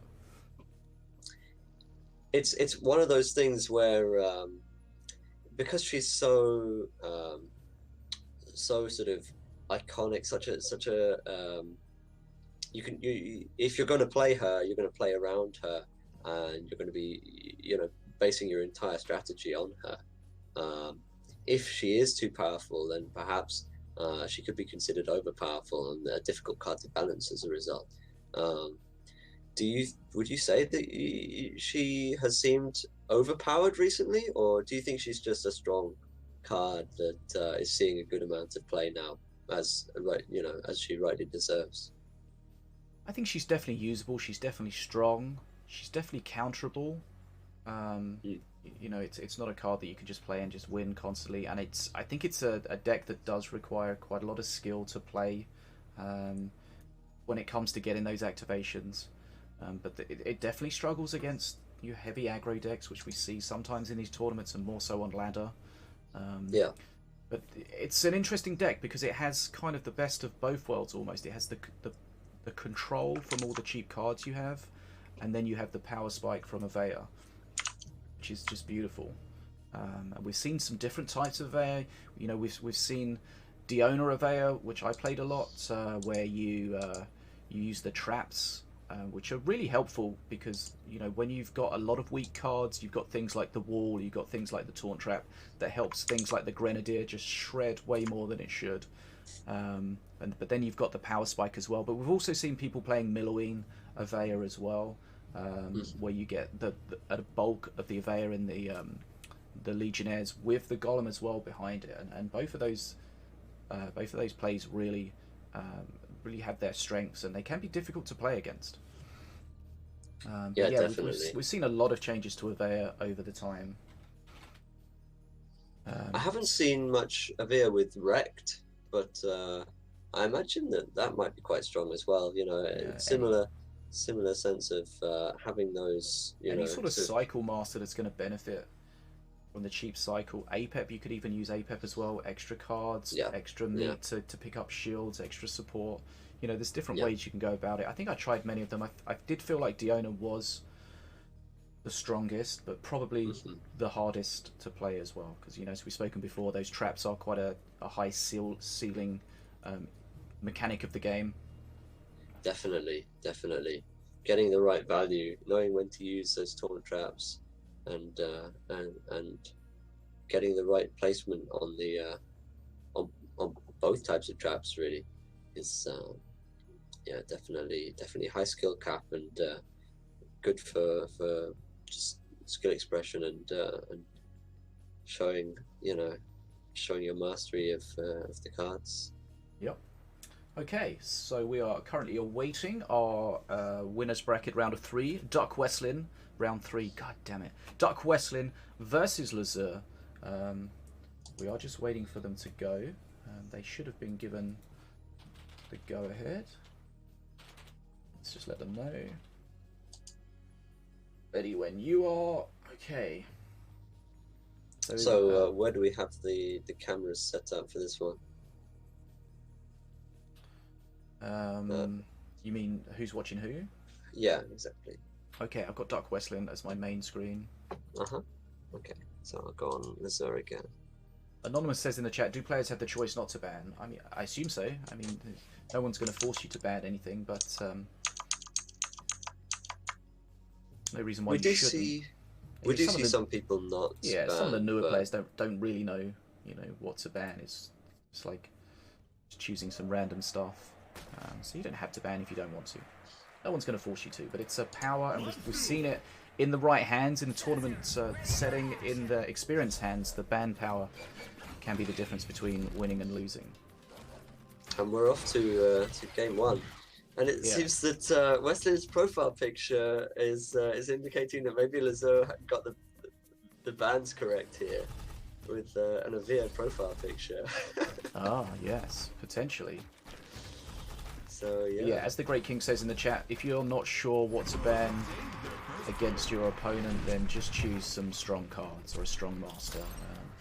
We've spoken before about ban what's good against you, ban what your opponent's good with, ban what's meta.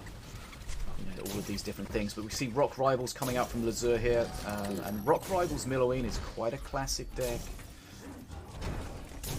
This is a deck which would probably have been running Hypnotize if it wasn't for the adjustment. Yeah, so if you just joined us and you weren't here earlier, we have decided to ban Hypnotize as well as Coax the Diplomancer for this tournament. Now, we did make this decision late in the day, so apologies about that. We could have definitely done that sooner, and that's mostly on me, so apologies about that. But there are some issues with Hypnotize in the game at the moment that we felt that were, we didn't want the potential of them raising their heads in the tournament. Yeah. Potentially problematic interactions. Yeah. Unintended effects on the game. So I think it's the right decision. Basically, there's some rare occurrences where the Hypnotized unit can just go Super Saiyan. Yeah. But and then we see Jolo having such a bad time at the moment with the true damage added to the masters. That Jolo just has the worst time. But here we see lots of pressure here. Lots of pressure. A good Grenadier gonna clean a lot of this up, but Setsu's still there, and XP lead for DuckWestlin as well. Yeah, in great shape on XP. The both perk 3s are pretty scary in their own right. Milloween just puts out a ton of pressure after perk 3 with those golems, and of course Setsu able to stun everything infinitely with the correct spell usage after that happens. So the perk 3 Setsu is going to be terrifying. Lazur will have the golem to pill Setsu off face if necessary. So that can be utilised. Anonymous in the chat says he thinks in the finals nothing should be banned. But I think the whole banning thing, it's quite a skill. I think that's part of the tournament skill set, is knowing how to ban, what to ban, why to ban, where to ban, but also playing around your opponent's bans as well. The adaptation of that. So I think removing the bans would be detrimental overall to the experience. Yeah, I think it shows your versatility in forcing people to play potentially things which they're a little bit less,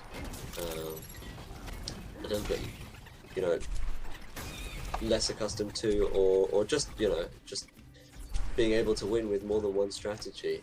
Yeah, because I in like the players' conquest more. preparation, they have to have in their mind about stuff being potentially banned. You know, so they have to have, you know, contingency plans if this gets banned, if that gets banned. Can I adjust my deck? Do I have other decks to play? But yeah, this is a decent push. Quite a push, yeah. And Not even perk 3 yet for Lazur, so those golems have become a lot more scary. Yeah. The one golem had already got to perk, had already got 5 stacks by the time he got to face, and the second one was just around in time to grow. But now Westlin has its own perk 3, and able to put on some counter pressure. Needs to shut this Setsu down as quickly as possible. Doesn't have the DPS on it at the moment, so that golem's having a bad time. The rock golem, the blue golem. Yeah, the blue golem pretty much died for free there. Well, didn't die for free, but Setsu able to pretty much take it out with the flyby. But it does neutralise the spells. It does neutralise the Setsu presence on doing face damage a little bit. Yeah. I mean, it's great to shut down the Setsu jump in any way. Here we go. Setsu going in face. Oh, going face. Right. Yeah. Rock Rival's not available yet. Will be. There we see. Doesn't get stunned as well, but there's the cycle. Remember, Setsu reloads every time that DuckWestlin uses a spell. It didn't take too much damage, so he's basically saying there, I'm going to trade a little bit of face damage for a decent amount of face damage, and this is what we see from Setsu, the cycle, the cheap cycle jumping on face, but this time he's jumping defensively. Mixing it up. I like this, just making it a little bit harder to predict, and as long as his scrap dies, yeah, his Setsu's going to stay alive and be able to produce. He might have decided, like, hold on, Setsu's just getting pilled by the rock rivals. Let's try a different approach and see if we can get some more value out of it. Yeah. Ends up using the he was using the skeleton forward to take out the arcane golem last time. But that time it was on the blue golem. Getting more value at the from moment. the jumping face. Yeah, and this is almost enough just on its own. Both players are very low at the moment. Clock. Yeah. I mean, Westlin definitely has that threat of being able to just finish the game off. Yeah. Next jump probably kills Lazur. Lazur is hitting Mana Frenzy though, so yeah, I didn't even notice that. He's able to put out enough pressure. That's the thing with Westlin going face a lot. Then okay, hold on. He knows this is coming. Westlin's going for face. Lazur knows this is coming. He needs to pill Setsu. He's going to win this. Oh, Westlin's dying. Lazur's going to win this. Yep, he could see exactly. He knew Setsu was coming for face. He had his rock rivals ready to peel it off face, so he knew that he wasn't going to die to that push. Yeah. And of course, and the Ravenous Swarmers just finished the game off. Well, and everything else. While Setsu's not at home, she cannot defend. Yeah. Okay, that was a close one. Both players putting a lot of pressure on the opponent's face, but the Rock Rivals is such a good card there with the taunt to pull the Setsu off of face. So if you're not familiar with the circles you see around some of the units, that means they're taunting. That means they're forcing units within their range to attack them,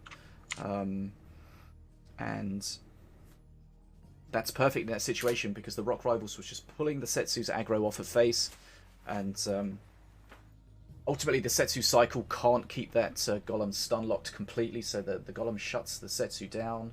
And normally that's the plan. The Setsu plan is to keep cycling, keep doing face damage over and over again, and ultimately whittle their opponent down. But Lazur had the counters to it, and then we see the power of Rock Rivals. Yeah, Rock Rivals, 6 mana, but you know, if it's trading for the 2 mana of the Setsu jump, actually that's kind of okay. If perk 3 Setsu is just so much value. If you can deny that, just deny your opponent their final perk. The Milloween Arcane Golems were just able to produce enough pressure on their own and finish the game off. Yeah, and again, we spoke about that earlier. When you know you're going to have your opponent cycling that Setsu jump, that blast entry onto face, you've got to identify what your best counter is to that and hold on to it. And Lazur knew it was that Rock Rivals, that blue golem with taunt, and it seemed like their cycle was almost lined up that was always available for him to yeah, there was that one push where Setsu was able to stay on face for a while, but other than that, Lazur was really able to shut down those aggro moments. Right, Westlin going with Stormbringer. yeah. Is it is an Outlander Stormbringer perhaps? It looks like it would be in Marines in the stint. Oh, okay. Not yet, anyway. But again, there we see Jolo. He doesn't do too badly against Stormbringer because of the slow attack speed, but the true damage that the Masters now have, not you, Mordor, just shreds a lot of things, and the Jolo as well. So true damage, if you're not aware, it's basically it just ignores all protection. So it goes through shields, goes through Jolo's dodge, etc. This is a scary Soul Stealer. 6 stacks was able to be farmed up on that scrapboard, which Lazur played, and yeah, the Soul Stealer is gonna just take out Brother of the Bony Fist. No Lovely. problem. Right. Wow. Bounty Sniper. Now we've seen many times the Bounty Sniper can carry a deck on its own, but let's see what value it can get. I suppose when all's said and done, both players ending up on about the same XP and about the same health, so that trade, it looked like Westlin was getting the upper hand there, but the scrats which were tanked in order to allow that Soul Stealer to farm up actually ended up doing about the same amount of damage to Westlin as Lazur took on the other side of it. Because the owner is the only master here who can heal. Yep, there we see the sad Jolo. We might see some buffs to specific cards after these true damage changes, because you know things like the Suglite Shield gets so affected by true the Master. It's not even the true damage. Well, it's the true damage as well as the fact that Master range damage is no longer ranged. It's special damage, so it doesn't trigger certain things, like it doesn't get protected against the Suglite Shield, the Incubus doesn't jump, stuff like that. Yeah, you also have things like shielded crossbow dudes and armored scrats, which are now one-shot by Stormbringer, which is actually a pretty huge deal. And I think that's why we saw, as well as the true damage change coming in, that they did nerf Stormbringer a little bit. Yeah, yeah. To try to just keep it all balanced. Yeah, got to imagine that was being tested a little bit on the test run, and probably came up as being quite strong in its own right. Right, here we see that earlier Soul Stealer got a little bit out of control. What about this one? It's getting fed by the Unholy Ground, that's perfect. Yeah, Unholy Ground into Soul Stealer feels really bad. Because it just generates units at that constant rate that Soul Stealer can just eat them up one by one. So 7 stacks, that's really scary, and Westlin doing a good job of keeping units in front, but that Sniper has targeted it, so we'll take it out. Okay, there we go, Sniper doing what it needs to do. Lazur would love to keep that Bounty Sniper alive for a few more hits. Every time it gets a kill, that's 2 XP. And combining that with the extra XP that Ruffles is going to be picking up every now and then, that can give him the advantage, and that maybe just explains why he's got to his perk 3 just ahead of DuckWestlin. But here we see, putting the pressure on that trap, doing a lot of damage, has to be dealt with. Absolutely, yeah. That's a constant threat now.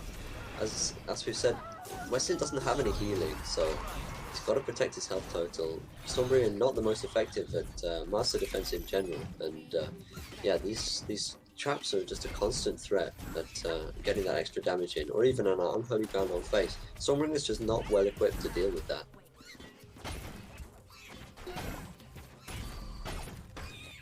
Denying a heal from Lazur. Westlin has put out a good amount of damage himself, but he's gonna have to. He's giving up more bridge control here to farm up his Soul Stealer and put on the pressure. I think this is a good decision though in general. Like, he wants to be pushing and he wants to be forcing Lazur to defend rather than just trying to do cheap bridge contesting. Yeah, he needs to not only contest bridges at this point, he needs to hold them for a while to try to catch up on the XP. And yeah, the problem, if he pushes into it, then he keeps the Bounty Sniper in the pocket, and the Bounty Sniper just keeps getting kills. So this is a tricky situation for DuckWestlin to deal with, and we've seen that Soul Stealer is a massive benefit that DuckWestlin can get, but again, the Bounty Sniper is going to shut that down relatively quickly. That huge range on the Soul Stealer is able to pick up stacks on both sides of the field, but it's going to get shut down here. Okay, Arcanist doing a great job there, even though she's got basically 1 HP. XP has equalized a lot. Yeah. These constant Stormbringer pings are just really helping. Yep. Lazur has a lot of weak units, so they do get just pummeled by Stormbringer. And this Soul Stealer is just causing a constant threat now. Lazur is dropping in health, having to the use trap his to traps deal with it. defensively. He's down to 200 HP, does have potential from Ruffles' heals, not exactly sure whether heal is in the cycle of... he's going face, they trap on face. Yeah. But it's just not enough. 1,000 health left for Westlin, and Didn't do much damage, but it forced Westlin to spawn defensively. It's true, that's true. Which may Both help a players little coming bit. up close to Mana Frenzy. Yep, 215 HP. Lazur at Mana Frenzy.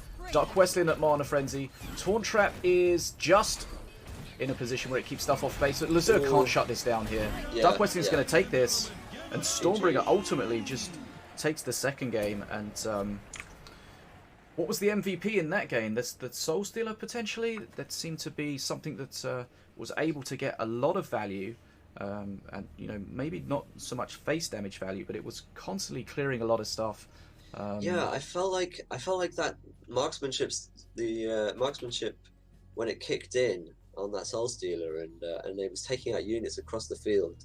I was really maybe took Lazur by surprise a little bit, but yeah, just the constant pressure between the Soul Stealer and just the constant pings from Stormbringer, just removing all these little scraps and the unholy ground skeletons and things, and essentially putting the pressure onto the backline units, forcing Lazur to keep throwing things out so that he had to, so that he could keep his Arcanist and his Bounty Sniper alive.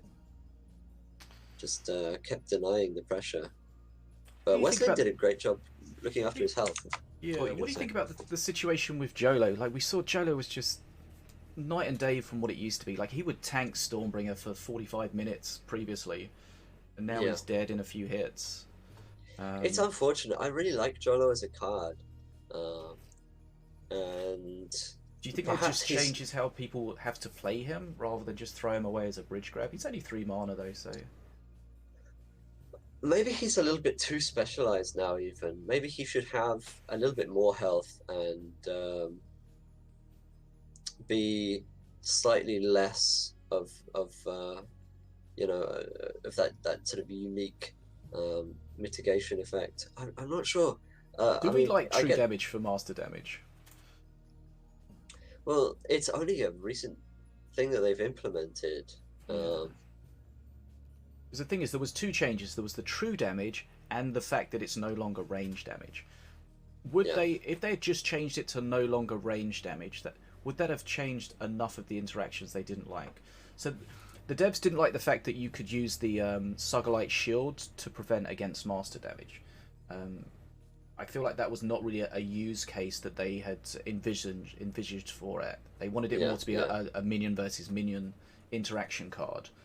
So the fact they changed the damage from range damage to special damage meant that doesn't happen anymore. So true damage didn't need to be implemented for that change. Again, stopping the Incubus jumping on face.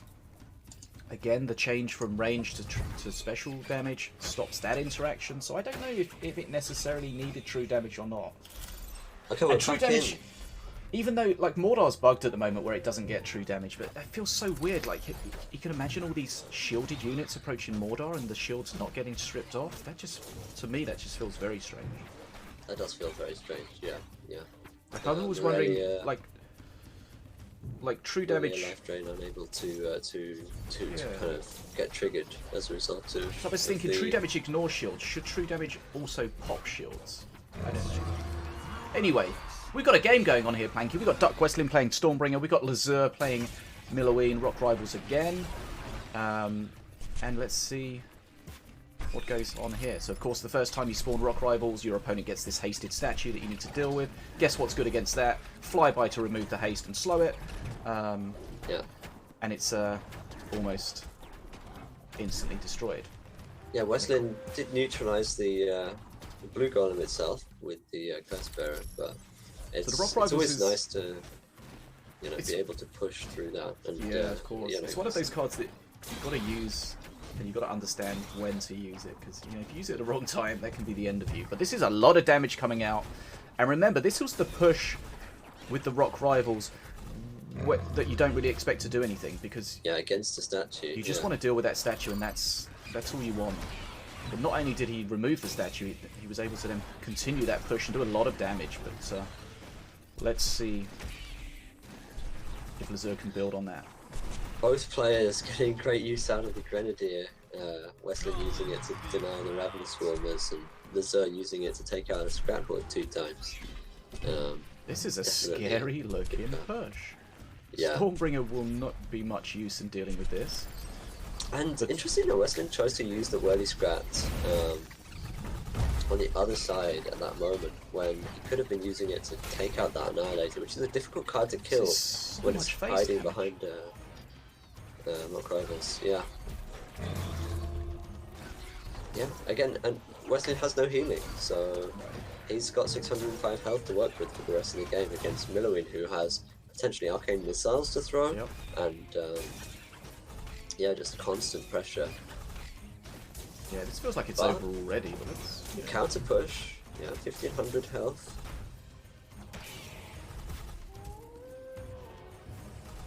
Let's see. It's just that taunt on the Golem makes it so difficult to deal with, especially with the Annihilator with the AoE next to it, if he gets that set up.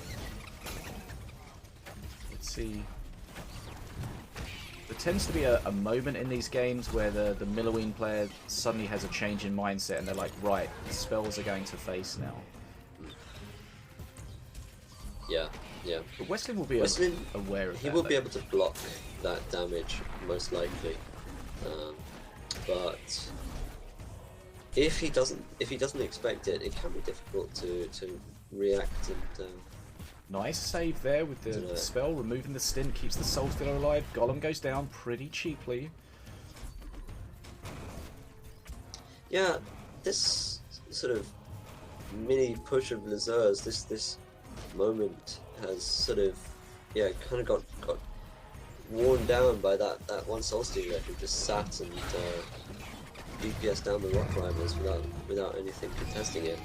And there you saw the knowledge of DuckWestlin. He knew he was going to put the Soul Stealer down. We could all see it coming. He was going to put the Soul Stealer down. Westlin was going to Arcane Missile it. He was going to block it. But you've got to have that mindset. You've got to be aware of what your opponent's going to do, and he blocked it perfectly. Having the Soul Stealer slowed is I mean, it's nice to reduce its damage, but it also keeps it from getting to face. A bit of face damage from those Arcane Missiles there. I mean, this is closer than maybe we expected after the early exchanges. Yeah, Westlin was absolutely on the back foot, but he's just constantly putting out pressure with that Soul Stealer, and I'm really liking it. But now we're looking at perk 3 Arcane Golems, as well as the threat from the things like the Rock Rivals and the Arcane Missiles. So I mean, he can block the Arcane Missiles, but he can't block things like the flyby. But probably not low enough to start that. I'm not sure, but let's find out. This is a decent push. That Curse doing a great job though to remove the Golem. The Annihilator is a great support for the Arcane Golem as well. Oh, okay. This is... Westlin taking some damage now. It's going to be too much, I think. I don't think DuckWestlin can close this down, health? can he? 10 HP! Health. It's just a flyby away. Yeah, he can't stop the flyby. He could stop the missiles. He tried to. Ooh, yeah. And you see what Lazur did with the missiles. He didn't just go, hey, I'm just going to send this straight down the middle. I'm going to put it somewhere so you can't just guess. You can't just expect where it's going to go. And Lazur taking the set by 2-1 there. GG. Minion, Rock Rivals. Again, we've seen this quite an old sort of deck archetype, but a very strong one.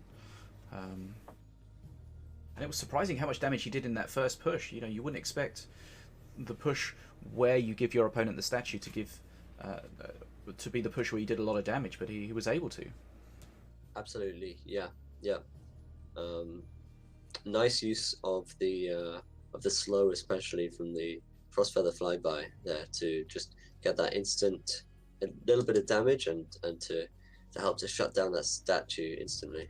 Yeah, if that hasted statue does do a job on that blue golem, so you know you need to have your deck built to have ways of dealing with that, and the flyby is the perfect way. That the difference between a hasted statue and a slow statue is night and day. Right. Okay, so there we see Lazur best in DuckWestlin by 2-1. We will be setting up for our next game very shortly. We're going to have Set versus Dragon. Now, we saw Set beating Niprax. Dragon is not somebody we've seen today, but is somebody that we would certainly expect to see today, and maybe see them multiple times, because he is recently one of the best performing players out there, I would say, especially in the tournaments. Absolutely, yeah. Dragon has already had a strong showing in this tournament. Has taken out Satan Warship, who was able to beat Ainstance, the winner of the first match that we watched. So yeah, he's already taken on a strong opponent there, and with a 2-0 against Satan, he's probably got some strong decks to show us as well. Yeah, Dragon feels like one of those players. He's not really interested in grinding the ladder, being at the top of the solo ladder, but feels like he just plays for practice to get his tournament situation in check, and then he really just dominates on a lot of occasions in these tournaments. Yeah, absolutely, and just somebody who I always expect to have the right mindset coming into a tournament. You know, to have some good strong decks and good ideas about what matchups he's looking for, what counters to bring, what to ban, and you know, how to approach the games. Both, you know, when facing a new opponent and also within the sets themselves.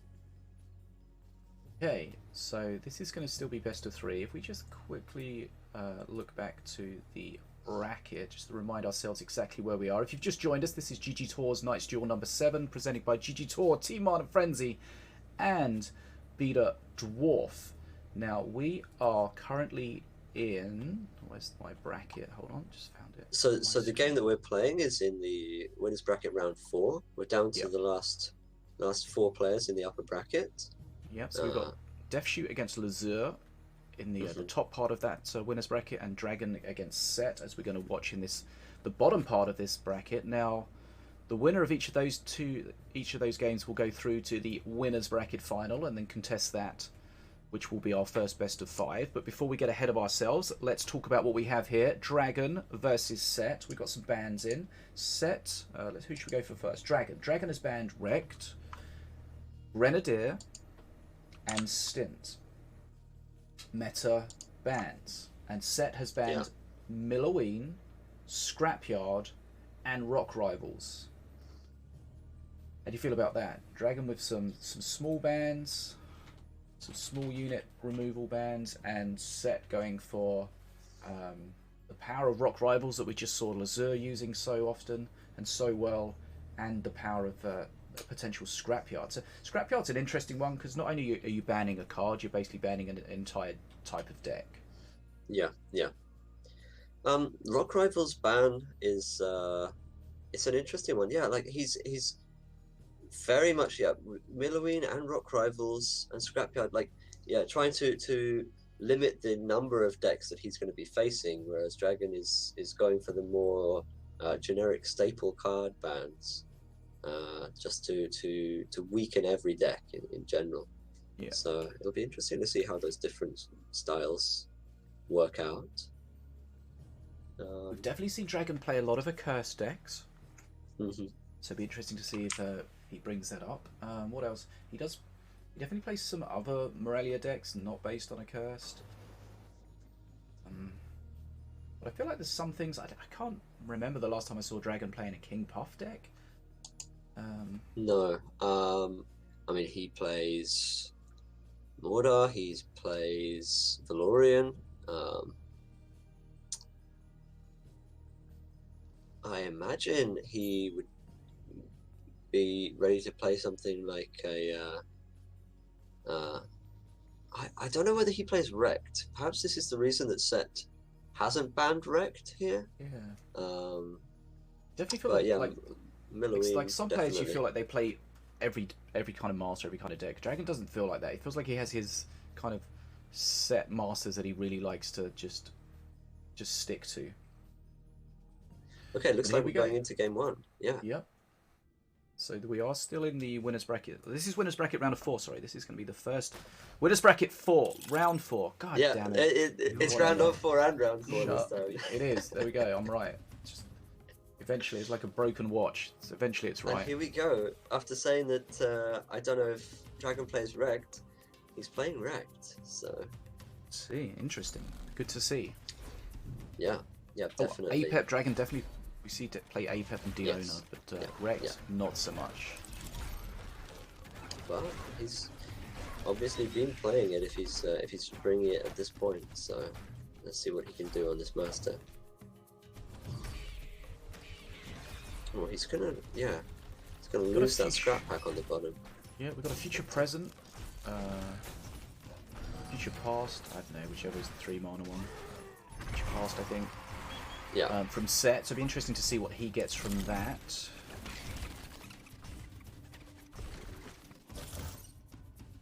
Maybe Set has decided that luck is in his favour for this tournament. It was Nataraja that we saw getting the wrong side of the dice roll at the start of this tournament. Yeah. We saw earlier was terrible luck. But you know, these things happen. And here's Set taking a lot of damage. You see again, this is quite an innocuous attack, and it's still destroying. And not only did Set take a lot of damage there, but all that time Dragon held the bridges.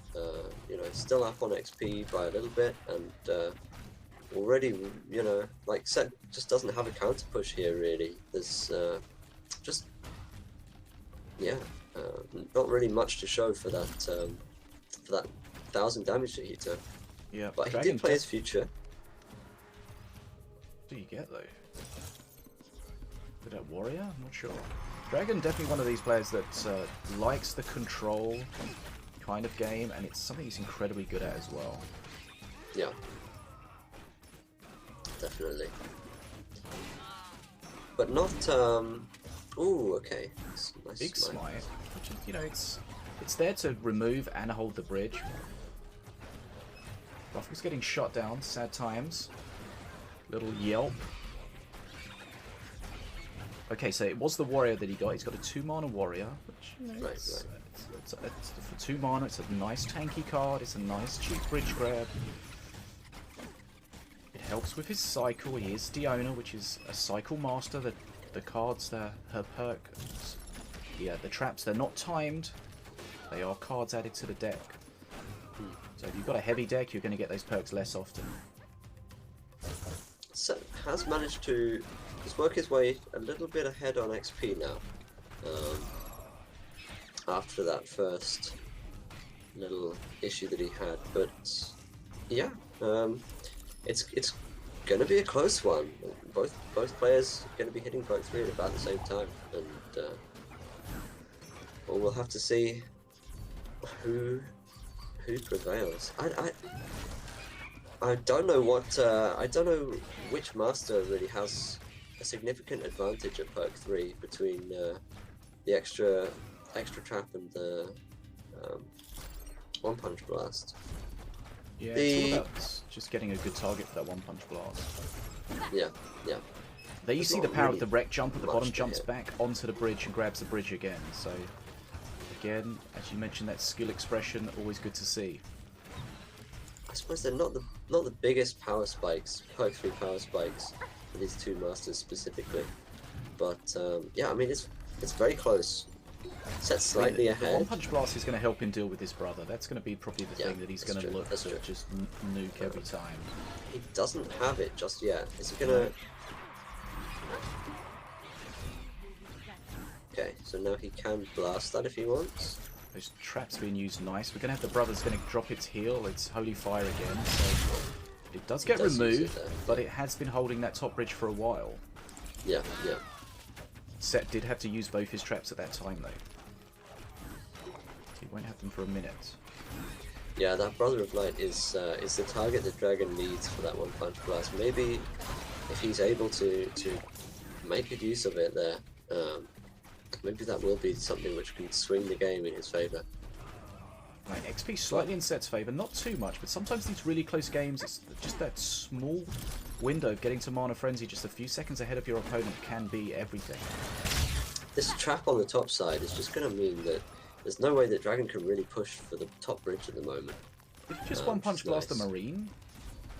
He did use it, I didn't see what it hit, so... I heard it and I saw a Marine dying. That's, yeah, potentially a problem for him, because not having that to kill off his brother is... Snodlots doing a great job, but the support of this, the smite there is problematic. Brother needs to die, and you know, we've seen so many times where the brother gets so close to death, but then it drops its Holy Fire, and if you haven't got enough DPS on it, again, it just survives. Ooh, that One Punch Blast didn't hit anything that time. I think he wanted to use a trick swap there, a Shadow Clone, but instead he, yeah. Sometimes we see players trying to do the One Punch Blast and then jump and then shoot as they jump, and there's some definite timing involved to get that right, and if you get it wrong, then you shoot before you jump. I think you can blast and then jump. If you do the jump quickly enough, then the One Punch Blast comes out of where you've jumped to. Right, yeah. Yeah, no, that wasn't the case this time though. It was just a. Okay, this is going to be Mana Frenzy very soon for Set, and you know, you would assume that he'll be able to close the game out at that point, but let's see. So he's hit Mana Frenzy with both bridges in his favour. He also got Ruffles picking up some extra mana as well, so Set should be in a good position at the moment to be able to get some good spawns out and solidify these bridges. Yeah. It's going to be very difficult for Dragon to hold. He still needs to get another 10 XP, and yeah, both the bridges are red, so got to think that Set's going to take this one. There's a Brother of Light on the top lane and that one on the bottom. Brother of the Running Fist, rather.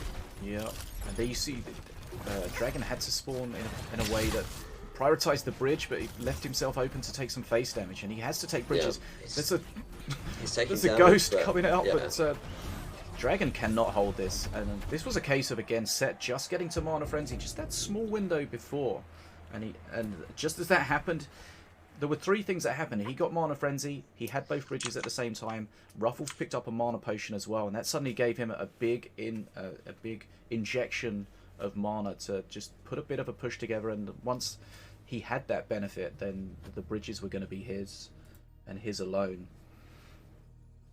Okay, Set taking the first game against the mighty Dragon, but we've seen Set do very well in these tournaments before, reaching as far as the grand final. I know there was one final he got to where unfortunately he was unable to participate due to prior engagements or something, which was very, very sad to see for him, and but to see if he can go one step further this time. And it was Dragon, I think, that he was due to play in that final. But yeah, the game on here. It looks like it worked out, the ban strategy for Set, banning Milloween, leaving Rect open, and yeah, I mean, Dragon playing the Rect, and didn't quite work out for him. He did get that damage in the very early game with the first push, but it was never really any particularly scary push, and after that point, yeah. I feel like there was a lot of weird one-punch blasts from Dragon. You know, sometimes with these perks, it's a cycled perk, so if you hold on to it, you know, you're not getting through to it again, so sometimes you just use it, just get something from it, and then, but... Yeah, sometimes the threat of the card can be almost as valuable as the card itself, though. I know that when I'm playing Ratbo, I end up holding on to Daka a lot of the time, because you know the opponent is always having to worry about the possibility, or at least they should be worrying about the possibility of just instantly doing that huge amount of burst damage on the frontline unit, and really affects the way that they can play. I think the dagger is a perfect example of that, because it can have such a huge impact on the game. Yeah. Okay, I mean, so kill a warrior or something, it's fine, but at the same time, if you're holding on to that and you can do, take out a statue in one hit or something, then it does make me sad that we don't see much Ratbo in the tournaments. Yeah. I think his basic attack at the moment is part of the problem. It really does very little damage. They nuked it and then they buffed it a little bit, but it's still, pathetic. Yeah. It doesn't even ramp up to the amount of DPS as most of the masters have, even after that very long ramp up time which he has. Okay, so we spoke earlier about how Dragon is somebody that will play APEP. Or a lot of people will play APEP, but Dragon is definitely an APEP player. But here we see APEP against Diona. Looks like it's the same Diona again. She's definitely a Diona I've seen quite a lot on the ladder. He gets a Gambler's Ball. Interesting. Not sure that's exactly what he wants. Generally you don't want to spell from it. But, that's the way RNG works. It gives you something and you've got to try to utilize it. It is 3 mana. Yeah. I mean, 3 mana is good value for a Fire Aura healing ball. Good value off the first attack, the first one there. The key and that to would have been it, good as a heal either. Yeah, see, the key to it is you've got to play it in a position where a heal or the damage is beneficial to you. Yeah. If you go all in desperately for a heal and it's a fireball and it does nothing, then it's just a waste of mana. It's only 3 mana though. And of course the way the Gambler's Ball work is you can give it a better chance of proccing both things, but only if you have slivers to sacrifice, which I don't think he does. So Dragon also playing a future there, I think, and his pull was a Gorak Gate. So that was 3 mana for the future, and then another 3 mana for the Cleaver. So he's already sort of got his value back. I don't know. He's taken some damage, but I thought that smite was a little bit of misplay because he didn't quite hit the Curse Bearer. Didn't really change much, but that curse killing the Marine at the bottom there's nice. Keeps that bridge for Dragon. Dragon dropped quite far behind on XP at the moment though. Yeah, interesting. But I feel like his future card is potentially going to generate him more value in the short term. Of course, the Fireball, if it is a Fireball, would be great at removing those dragons. Do a lot of damage to Dragon if. That Defenso Chopper with the Spirit on is going to take some doing as well. That's a tanky little beast. And there's the heal, so that's useful. But it wasn't great DPS from the dragons though. Yeah, if that had been a Fireball, that trade would have worked out much better for Set. Remember, also Gorak's Gate is probably better than it was before, where you don't get the Swarmers anymore, you get the Elite Swarmers instead, so you're not in a position where you can get absolutely destroyed by a Fireball. Absolutely. There you see those 3 Elite Swarmers. That's a lot of tanking potential, but that's punished. If you could imagine if they were 7 Swarmers on that smite, Dragon would be almost dead now. Yeah, absolutely. And that means the Dragon is just going to have the option to play a few more of those Gorak Gates. At some point, he's going to have to stop. But every time he plays it, he's generating that extra XP, and I think he's got the best option here with another Cleaver. Yep. Just throwing it straight down. The Blood Pack damage, of course, goes through APEP Shield. Now, the other thing they changed relatively recently with the Gorak's Gate is that it's going to cycle through in a set order now. So you're not going to get 3 cleavers in a row. You're not going to get whatever you don't necessarily want 3 times in a row. So he's had the cleaver. It's going to be the whelps next, and then after that. Yeah. I mean, that's helpful for both players, I think. Yeah. So I'm expecting he will be able to play these whelps, but I don't know whether he's going to have the health left when it comes to the. Yeah, he does need to be careful against the Elite Swarmers. Okay, that 5 was nice. Holds the bridge for set. Poke 3 for Dragon though. What's did we see? No, not poke 3 yet. Poke 3 now. Stun Lancers. Okay, Stun Lancers. That's a great pull against the brother. Yeah. And just to support anything really, like split Stun Lancers are just so annoying. Another to deal split with. unit. A stun. That's good news. Dragon ahead on XP. Needs to be careful though. At some point he's going to say, look, I've taken enough damage from these from this Gorex Gate. I need to stop using it. Because he knows that Set's got that smite, and that smite's going to do massive damage to the elite swarmers. And I think that's what's next. That's what's next. Yeah, like the constant threat. But there's the smite's been played, so he could play around it. Nice. Say, I know my opponent can't punish that. And everything. Yeah, yeah. At the moment, he's not doing fireball. So. The fireball came out as well. If there was ever a time to use those elite swarmers, it's now. Yep. But it looks like Dragon is just going to hold on to them now. So remember, the stuff that comes from the Gorex Gate has Blood Pact, which is, I think, 75% of the damage is passed on to the Master. Can't be shielded. Got to be very careful. But here we see the power of the Stun Lancers.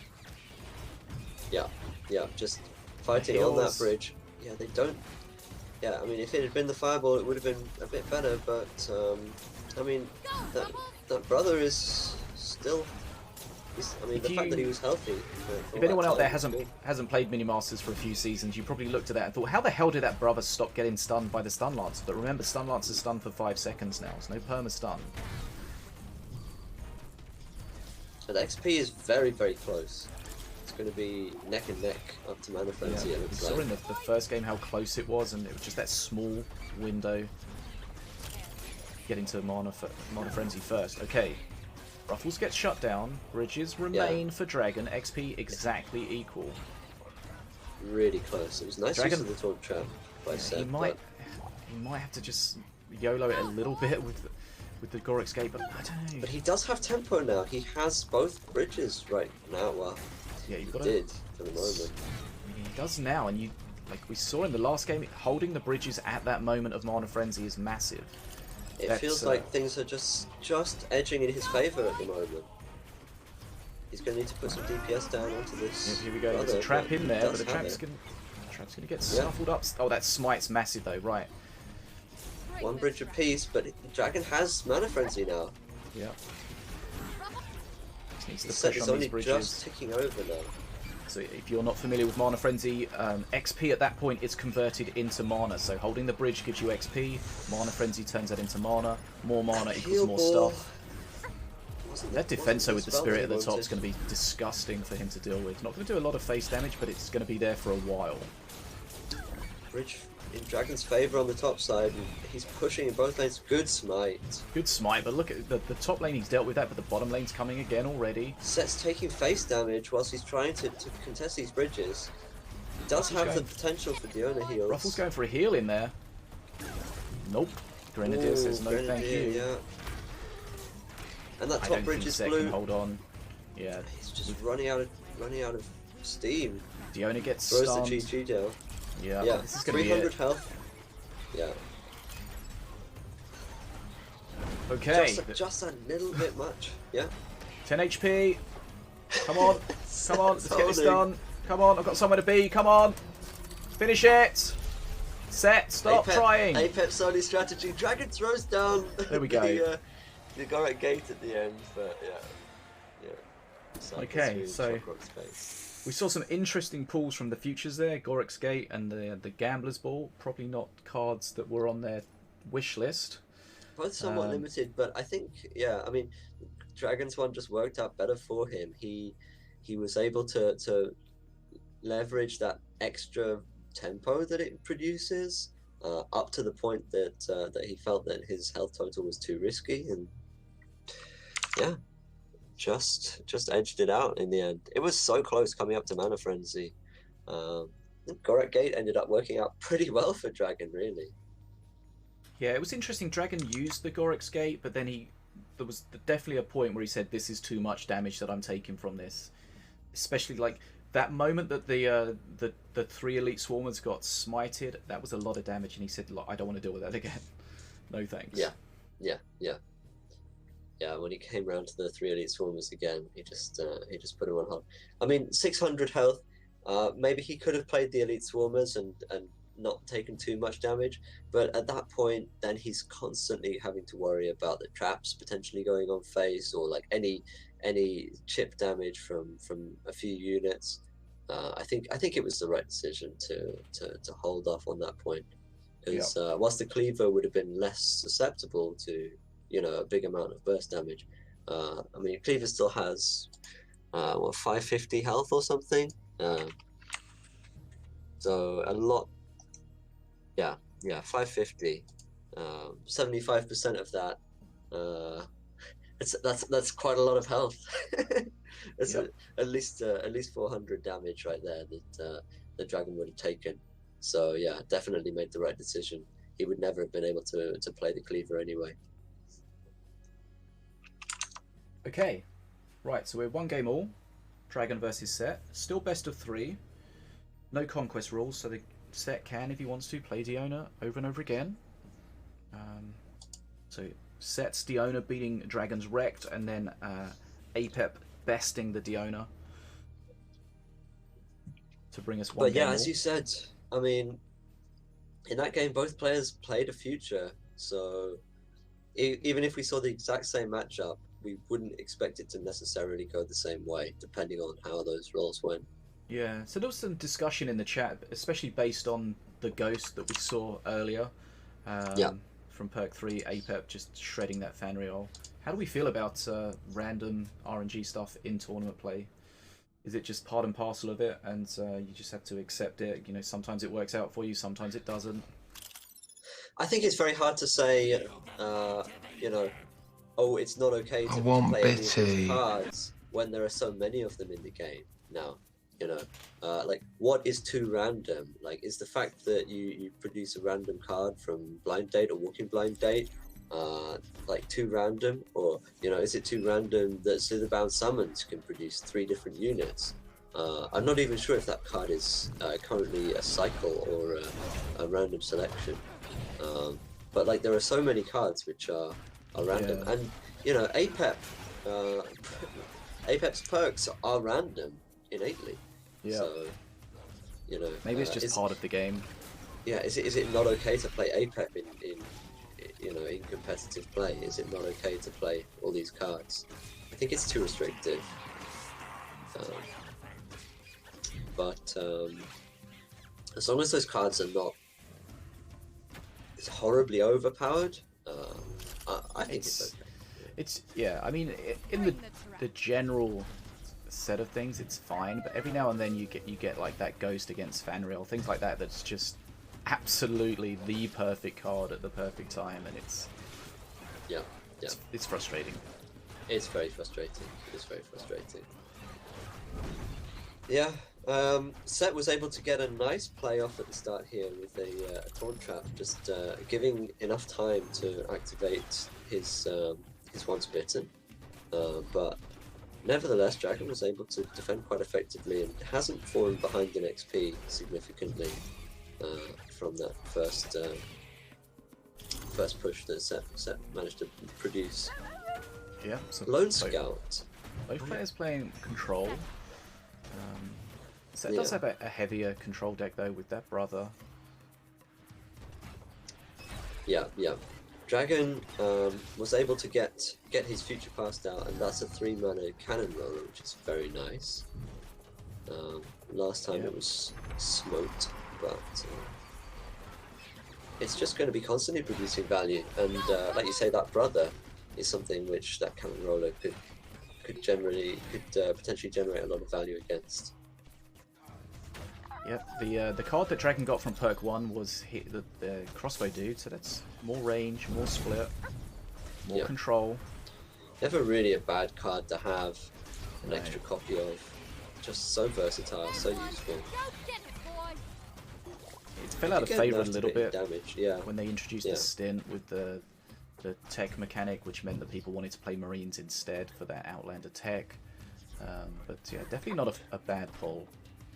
Crossbow dudes, yeah, they got nerfed quite a few times. Yeah, but and they like, just didn't go away from the meta. yeah, I mean, they just, for 2 mana, you get something which can hit all types of units, something which can split, which can tank. Yeah. Like they just kind of suck against Horde at the moment. Yeah, yeah. That was where their nerf was felt the most. Yeah. They don't attack very fast. Yeah. That's part of the reason why Marines, along with the fact that that Stint got the buff, Marines definitely seeing a bit more play as a result of the fact that the dudes are a bit shit. The dudes are a bit shit. You heard it here first. I think that's probably fair to say. Right, let's see what we have here. The brother is really the card that comes around in set cycle that's difficult for Dragon to deal with.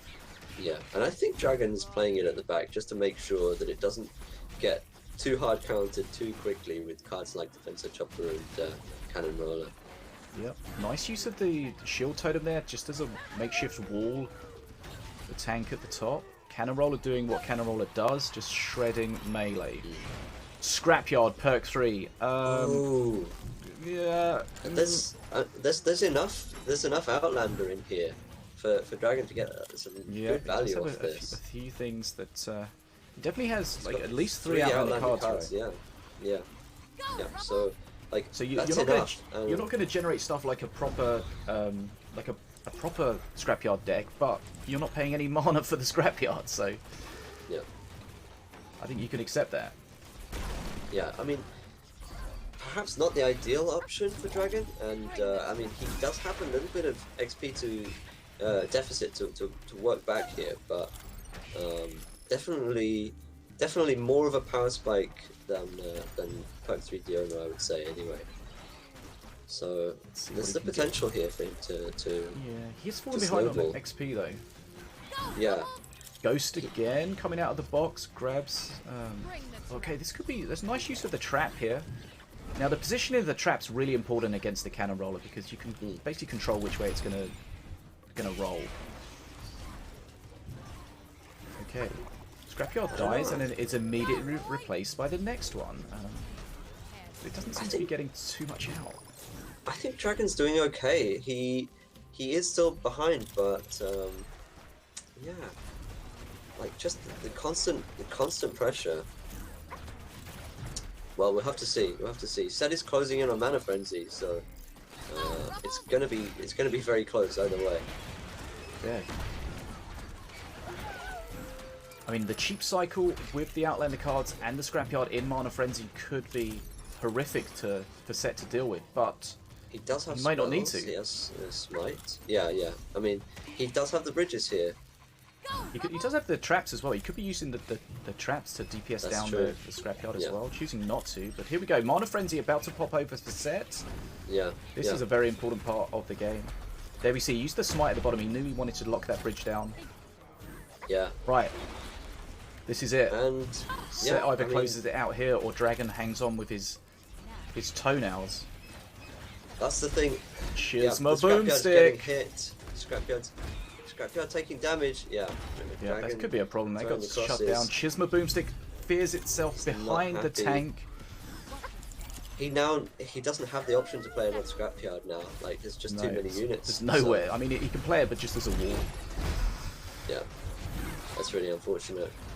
Okay, Set's going to take this from the looks of it. That Scrapyard, not ideal. It looked like it could work out, but it didn't. And is that another case of RNG just not smiling on someone?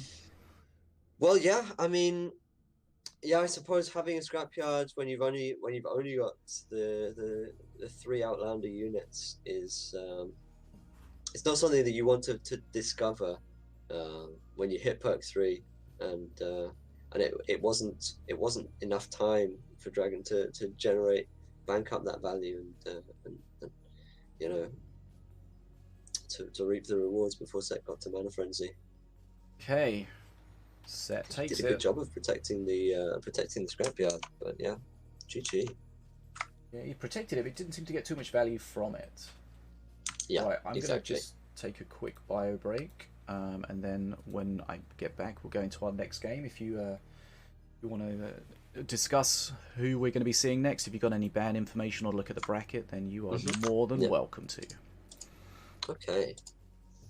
Yeah, and whilst this has all been going on, of course, we've had the lower bracket, which has been going on, and we've had some people who we haven't actually watched so far, who've been working their way through the lower bracket. Nick Show, who was knocked down, I think, in the first round. Nick Show got knocked down by Dark Crow.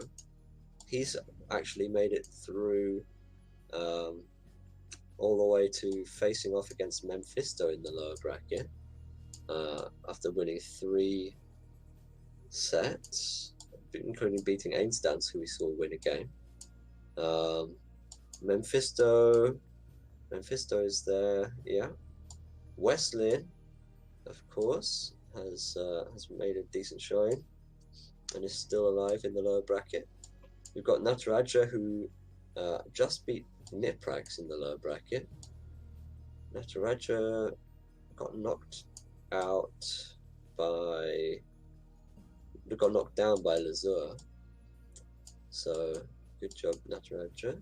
And Dark Crow, who I think he lost out relatively early on, and was just able to beat Satan, so that he's now facing up against Nataraja actually. Yeah.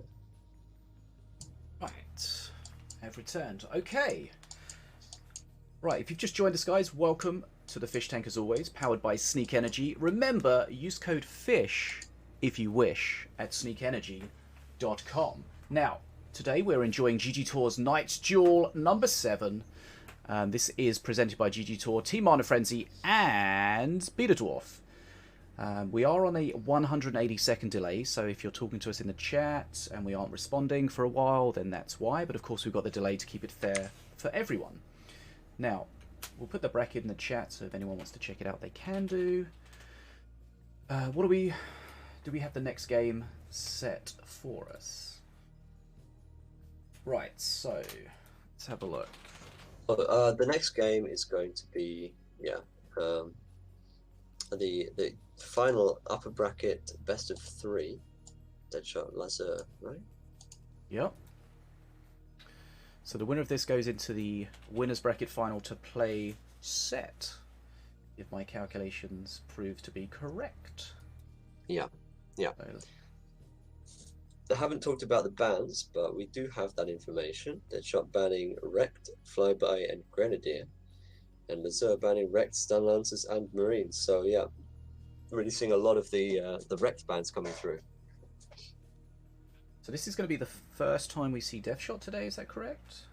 Yeah, and he was just able to beat Mephisto in the last game. So that's the first big name that he's faced up against. Was Mephisto, but now he's going to have to face off against Lazur, who's obviously been doing very well. Right, let's get these guys set up and then we can give them the thumbs up. So I'm going to be watching DeathShoott mainly. Get Lazur set up here, and then we will say we are ready. Okay. So this is winners bracket round 4, also round of 4. It's going to be DeathShoott against Lazur. We are still best of 3, and the winner of this goes into the winners bracket final, which will be the first best of 5 of the day, the first Conquest rules match of the day, where a master that is won with cannot be played again.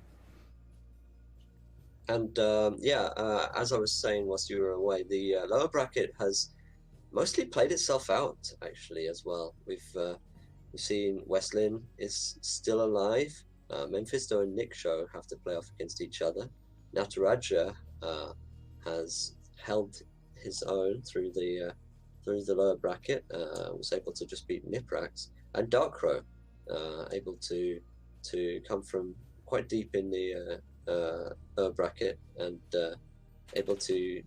His last game was against Satan, who he beat. So he's facing off against Nataraja, and DuckWestlin will face the winner of Nick Show and Mephisto. Very nice. Okay, so we're just waiting on the players here for this winners bracket round of 4. DeathShoott against Lazur. Now again, both of these players are players we'd expect to be there or thereabouts at the end of the tournament.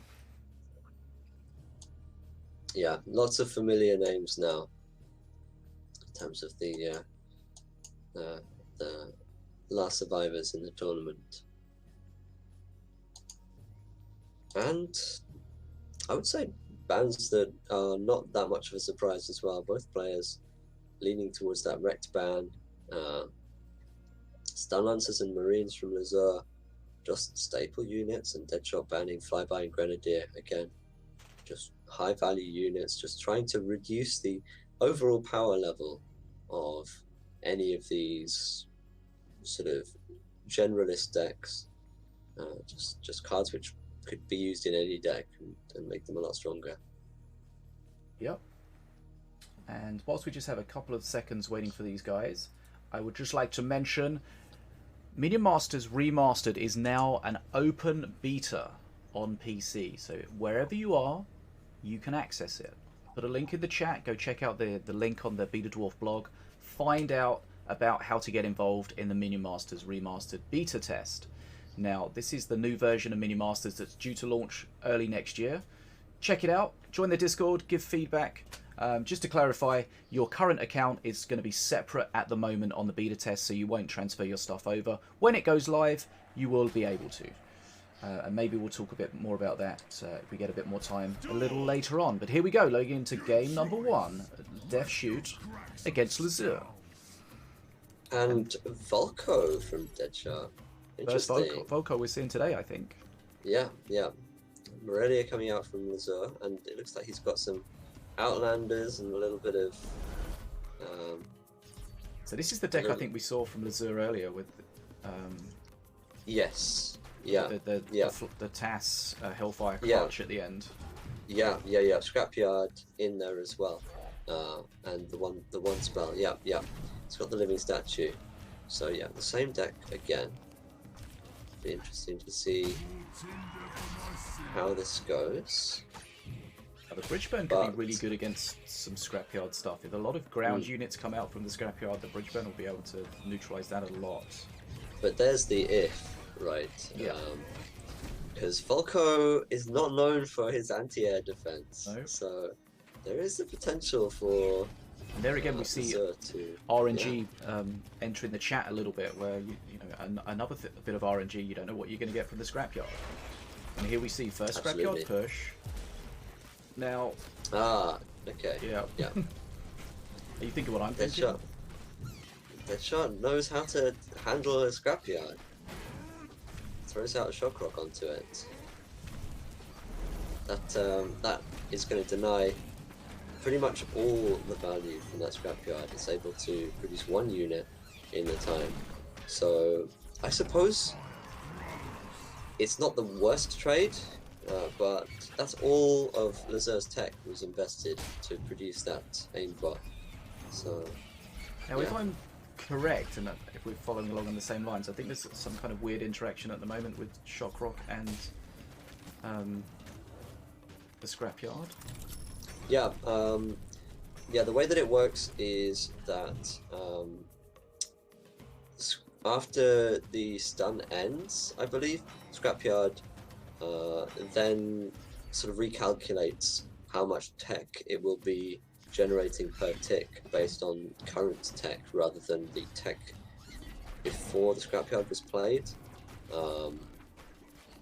Maybe that's not intended. I would expect that's not intended. It doesn't really make any sense, does it? Yeah. I haven't really seen it in action, but I've heard whispers about it. Yeah. It pretty much means that if you have a Shock Rock and your opponent has a Scrapyard, shock Rock the Scrapyard and it's not going to do much.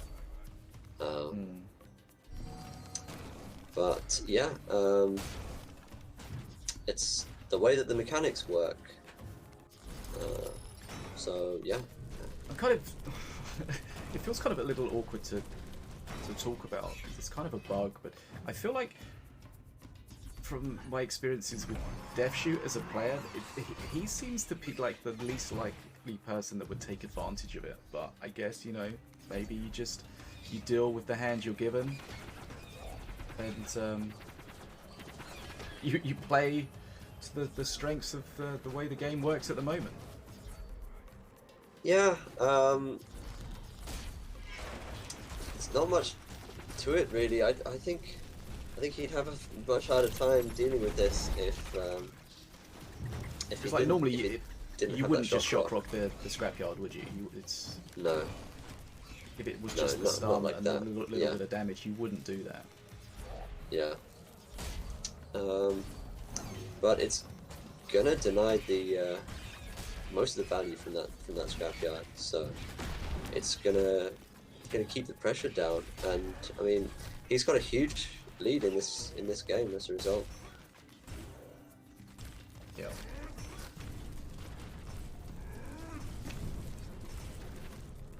Right, so massive XP lead for DeathShoott.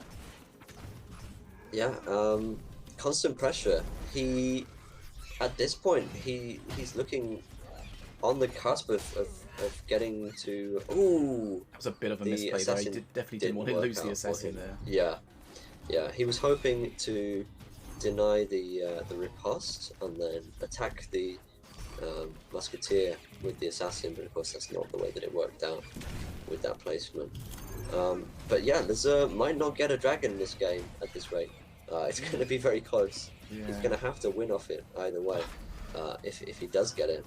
Is that likely to happen though? I mean, we did see him take a win earlier when we didn't expect it, but the situation wasn't quite as it is here. He's a long way behind. Mana Frenzy very close. Even that statue just walks over the bridge, and now the skeletons keep it in DeathShoott's favor. Mana Frenzy, here we go. Yeah, out comes the dragon. As soon as it fell into Lazur's hand, but yeah, already Mana Frenzy. It's going to be very difficult to deal with that. Yeah, there we go again. Shock Rock, boom, Scrapyard, no thanks. Yeah.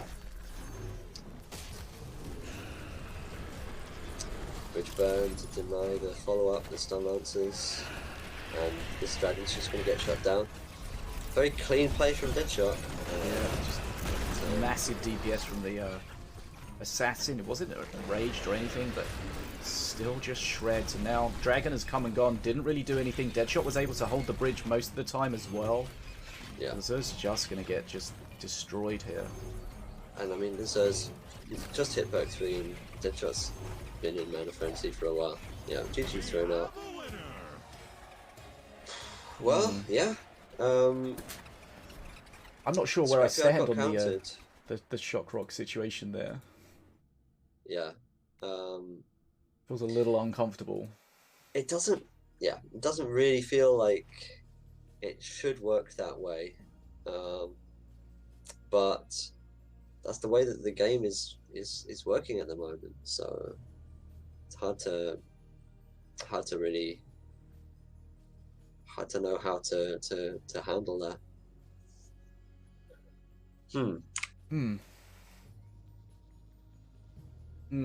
Okay, DeathShoott takes that one game to 0.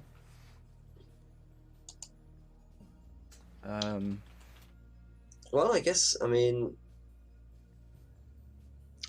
it kind of just means the scrapyard isn't much of an option against people who are doing that.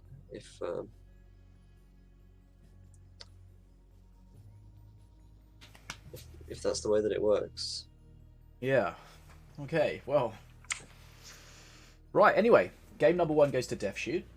That's definitely something people need to consider with whether they're going to be playing Scrapyard or not.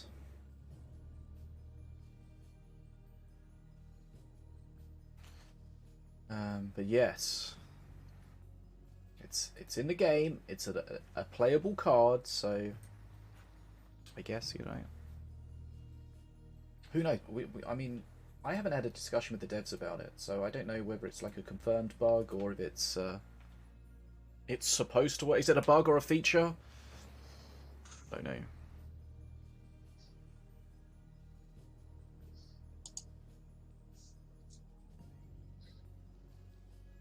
Yes. It's difficult. Yeah. But is it? Oh, I don't know. Not really sure. Not really sure which. Honestly, I hadn't thought about it, to be honest. I feel like someone only brought it to my attention the other day. But it is what it is. We didn't ban it, so it's playable. And I guess, you know, the players, if they're using it, then they need to be aware that it is counterable in that way. And, maybe decide not to use it or not. Yeah. At the end of the day, there's a lot of stuns in the game, and any one of them will have that same interaction with Scrapyard. But it was a bit unfortunate for Lazur that the DeathShoott had the Shock Rock and was able to instantly deny it. Definitely wasn't the way I saw that game going you know, in the first instance before that Shock Rock appeared, where Volko is generally not favoured at dealing with the air units that can come out of a Scrapyard. Yep. He was never able to get much out of it.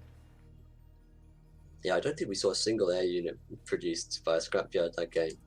So it's just the ATG, which, you know, on its own, and when everything else has been answered, isn't so much of a threat.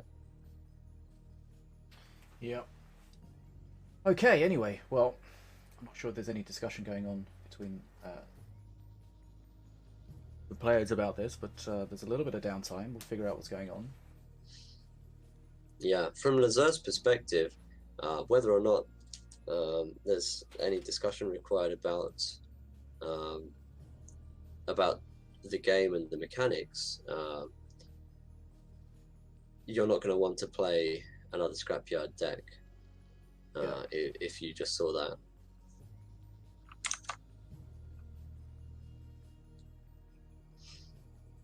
Okay. Well, we'll see what happens. I mean, it's in the game. It's not a banned card. But does that mean? Do you think like people tech against that now? Like, do they tech in a Shock Rock for that interaction? I mean, Shock Rock has been a very strong, versatile card for as long as I've played this game. There are some things which Shock Rock just, you know, does more cheaply and efficiently than any other card. Dealing with Mordar, there was a long time that I'd always have a Shock Rock in my 2v2 decks just so that I didn't have to worry about the possibility of coming up against a Mordar and having to deal with ridiculous Tombstone reses. And that's still the case, you know. Shock Rock just shutting down the Tombstone reses is incredibly powerful. Yeah. Yeah, shutting down that Scrapyard, it kind of feels pretty similar in that you know, it just denies that value, which would otherwise potentially be quite overwhelming as a tech choice. I mean, you know, if DeathShoott didn't have a stun, then that game, you know, we would never have seen that interaction and would never have had to worry about it. But yeah. Welcome back to another exciting round of Minion Masters. Okay. So Scrappy says in the chat, if you're playing Scrapyard, do you insta-ban the Shock Rock from your opponent? I mean, Chain Lightning is very expensive. You know, there's no stun which is as cheap as Shock Rock on its own. Okay, Diona, Apep. Right, DeathShoott 1-0 up. Let's see what we have here.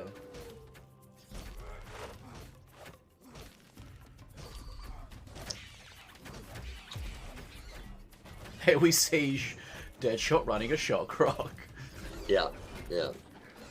Something tells me that all DeathShott's decks today are going to contain a Shock Rock.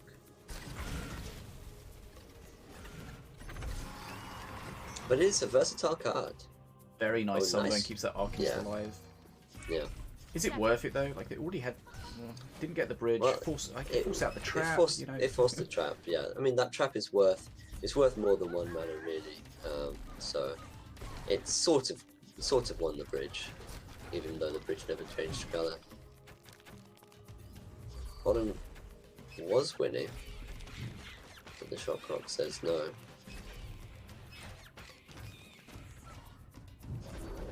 And I think this game is kind of working out the way DeathShoott wants, with cheap bridge contesting from both sides. Sort of stylistically, the way that he likes to play, more so than Lazur, I would say. Yep, but an XP lead for DeathShoott. We've seen him using some blood in, so there's a potential to take face damage from that, but again, health is a resource, so you just got to pay attention to your HP, pay attention to if your opponent has any ways of absolutely punishing the blood imps or not. But of course, Ruffles can drop some heals as well. Yeah, definitely. Definitely.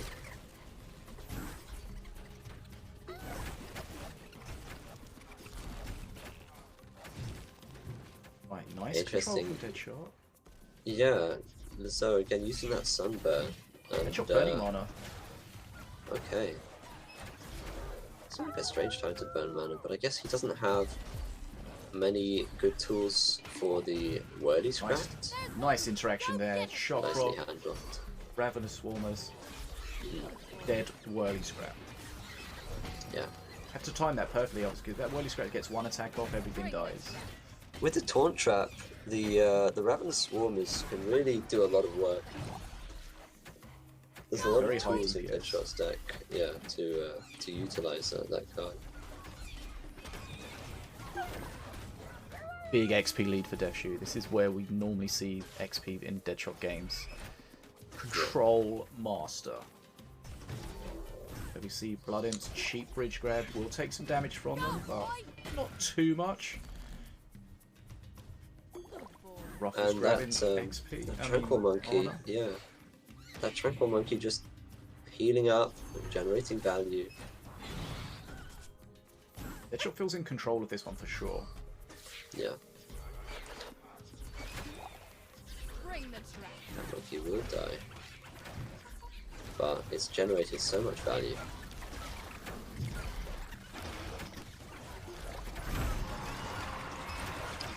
And DeathShoott at perk 3, just like that. You know, it's he hasn't had to take too much damage. The Blood Imps have been working out for him.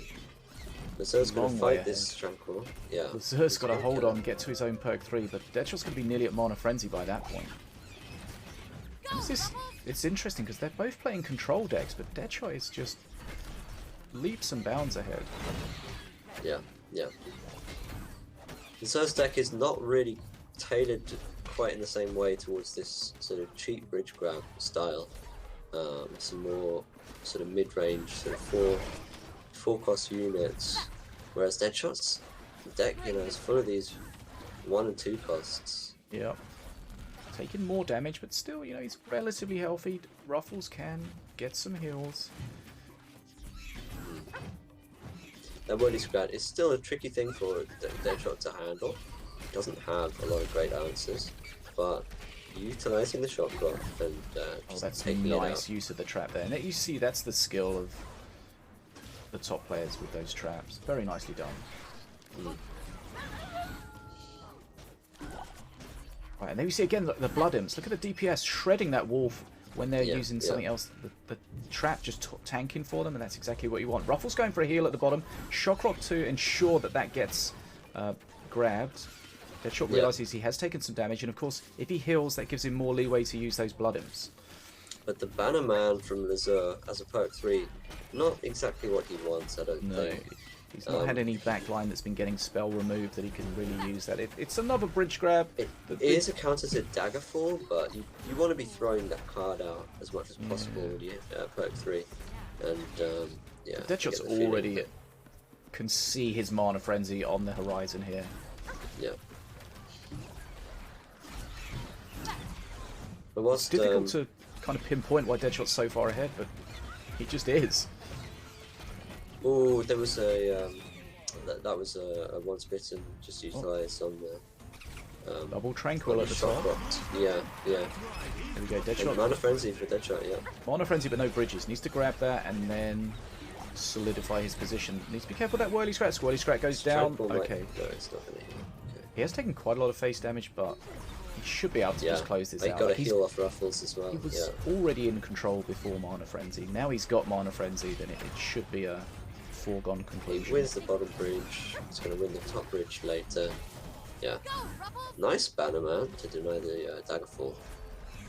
Ruffles gets shut down, so Lazur's still fighting, but he's still 40 XP away from his own Mana Frenzy. Trap on the bridge is going to help with the bridge control. And yeah, DeathShoott just needs to keep control of the bridges and strangle Lazur out of this game. Bring the trap. Nice counter to the flyby again, but that's a Yeah, negative mana trade. And It's a lot of mana, and here we go. DeathShoott's stunning the totem. This should be the beginning of the end here. Yeah, It's gonna be too constant much. pressure. Yeah, it's got to be GG. DeathShott's going to take this series by 2 games to 0. Diona, GG. control Diona just far too strong for APEP from Lazur's APEP in that particular setup, and DeathShoott again in that one always in control. Yeah, That means DeathShoott books his place into our first final of the day. That's going to be our winners bracket final. It's going to be DeathShoott against Set, maybe.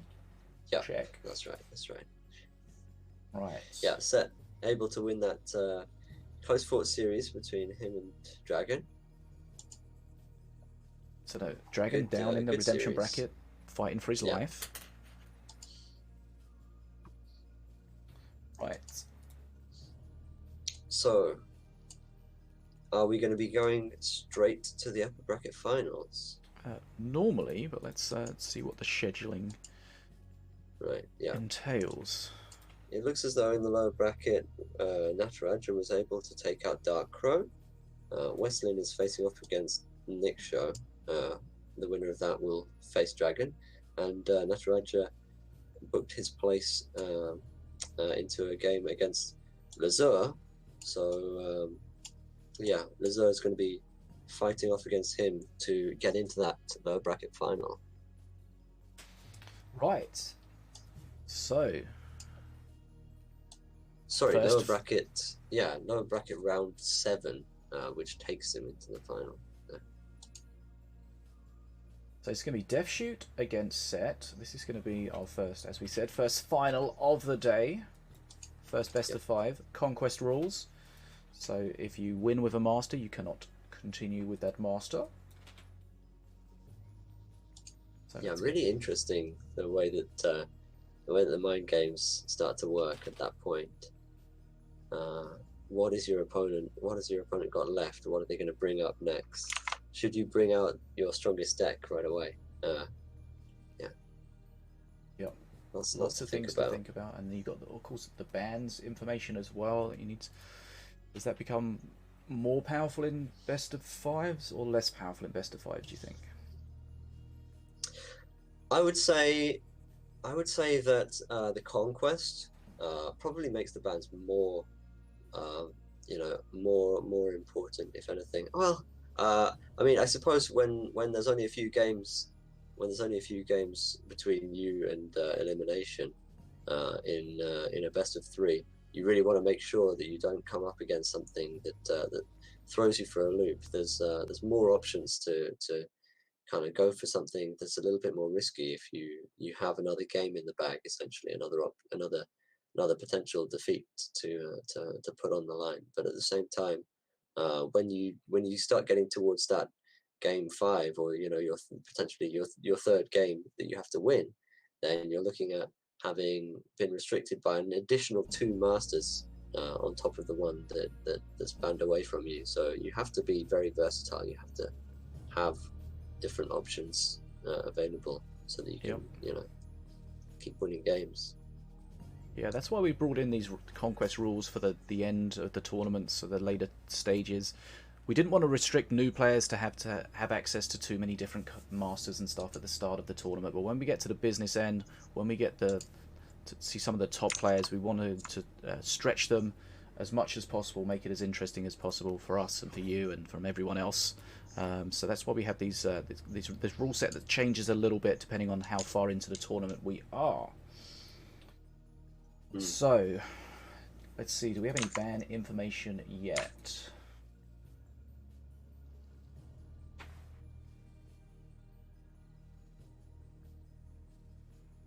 waiting for that to come in. Right, so it's going to be DeathShoott against Set. Best of 5. Check, see if we've got the band selections. What do we have here? Okay. I think we don't have anything just yet, but that would probably be because, you know, the last match just finished. Yep. Okay, so whilst we're waiting on that, as I mentioned a little while ago, Minion Masters Remastered is now available as an open beta, so everybody can check it out on Steam. You do have to do a little bit of interaction with your Steam settings for the game to get access to the beta, but it's easy to do, and all you need to do is check out the blog post on the Minion Masters blog to find out exactly how to do that. The link is in the chat. Also, of course, you can try Remastered on your phone if you're running an Android phone and you are in one of the supported countries. The supported countries is growing patch by patch, quite a lot of countries in there. And the cool thing at the moment is, of course, one of the things that they're bringing in with Remastered is crossplay. So at the moment, within the beta universe, you can have one account that you can use on your PC and also on your phone. So you can play the same game wherever you are with the same content. And of course, whilst we're in beta, your beta account is separate to your live account. So if you sign into the beta now, you won't have access to all the cards you have on your live account because we're just testing right now.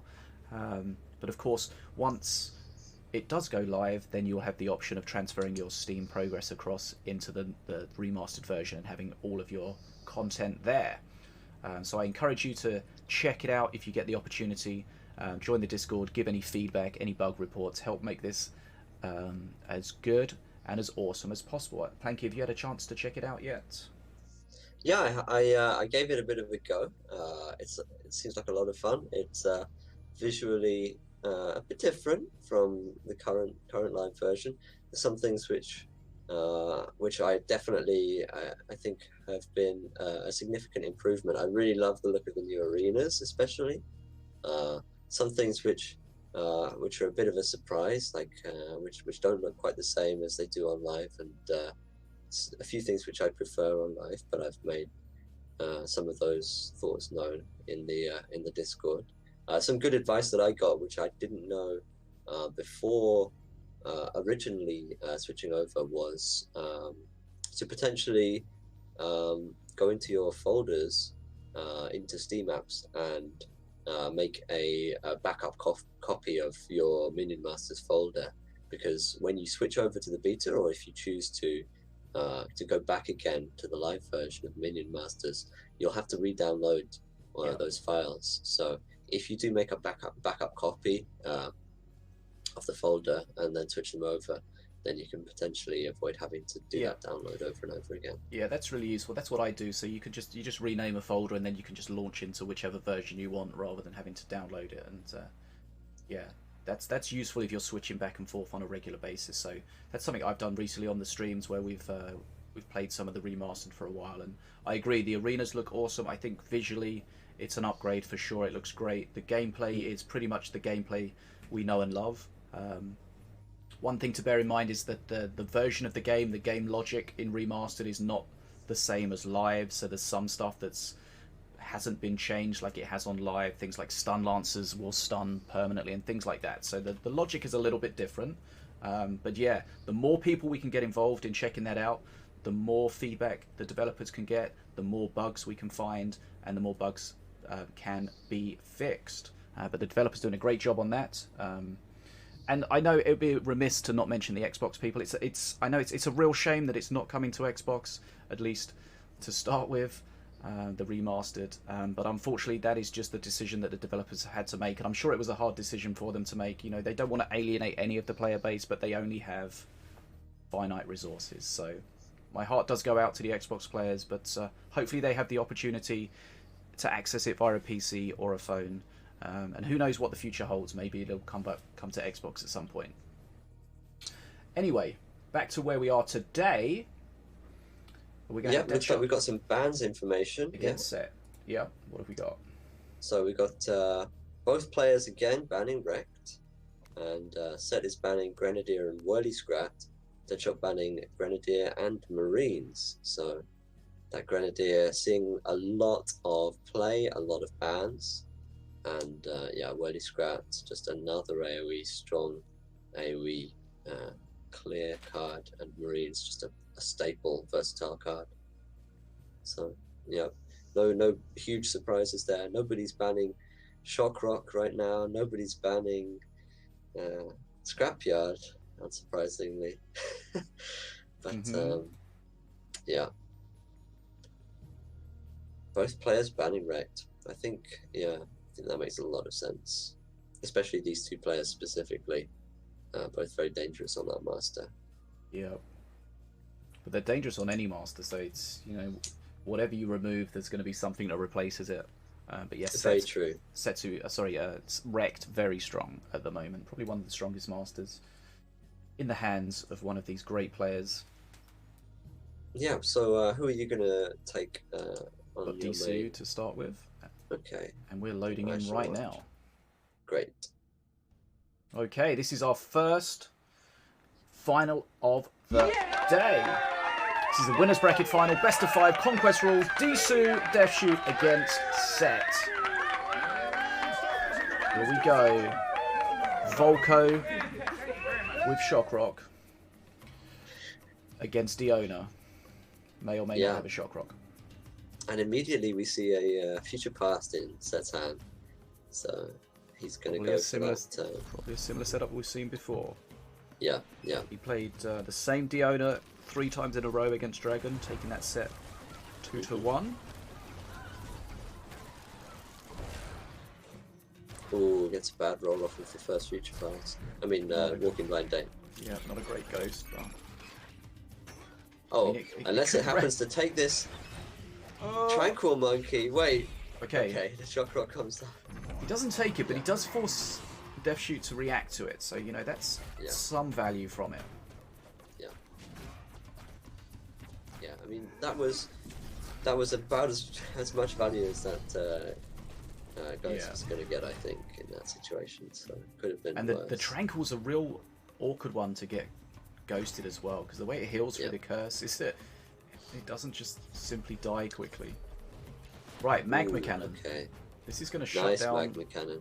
Denies both bridges. Yeah, any pressure that Set puts on the bridge is going to be difficult right now. What does he do? He either sits back and gives DeathShoott the bridge, or he pushes into the Magma Cannon and has a bad time. And I mean, DeathShoott always has that that other counter pressure of the bridge burn that he can leverage whenever he wants.